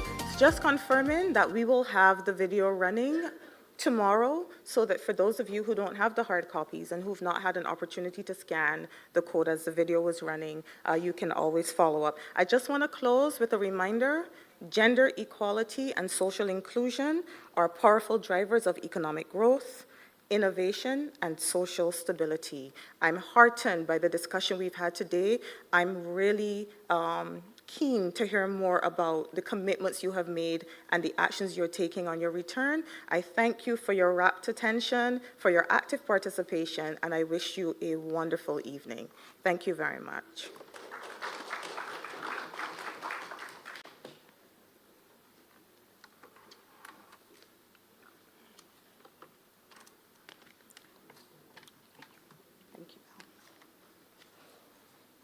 Thank you, Kimberly. And ladies and gentlemen, that wraps day 2 of the Sustainability Infrastructure Conference. And as a reminder, there are some wonderful cocktails, still an opportunity for you to mix and mingle on the outside. The cocktail reception will begin at 5 p.m. And then one more reminder for the UK SIF invitees who are heading off to the British High Commission. As a reminder, the transportation leaves at 6 p.m. from the upper lobby here at the Hilton Barbados. Ladies and gentlemen, once again, what a wonderful day we've had so far. Do enjoy your evening, and we look forward to wrapping everything up tomorrow for day 3 of the conference. I'm Bell Holder. Thank you so much.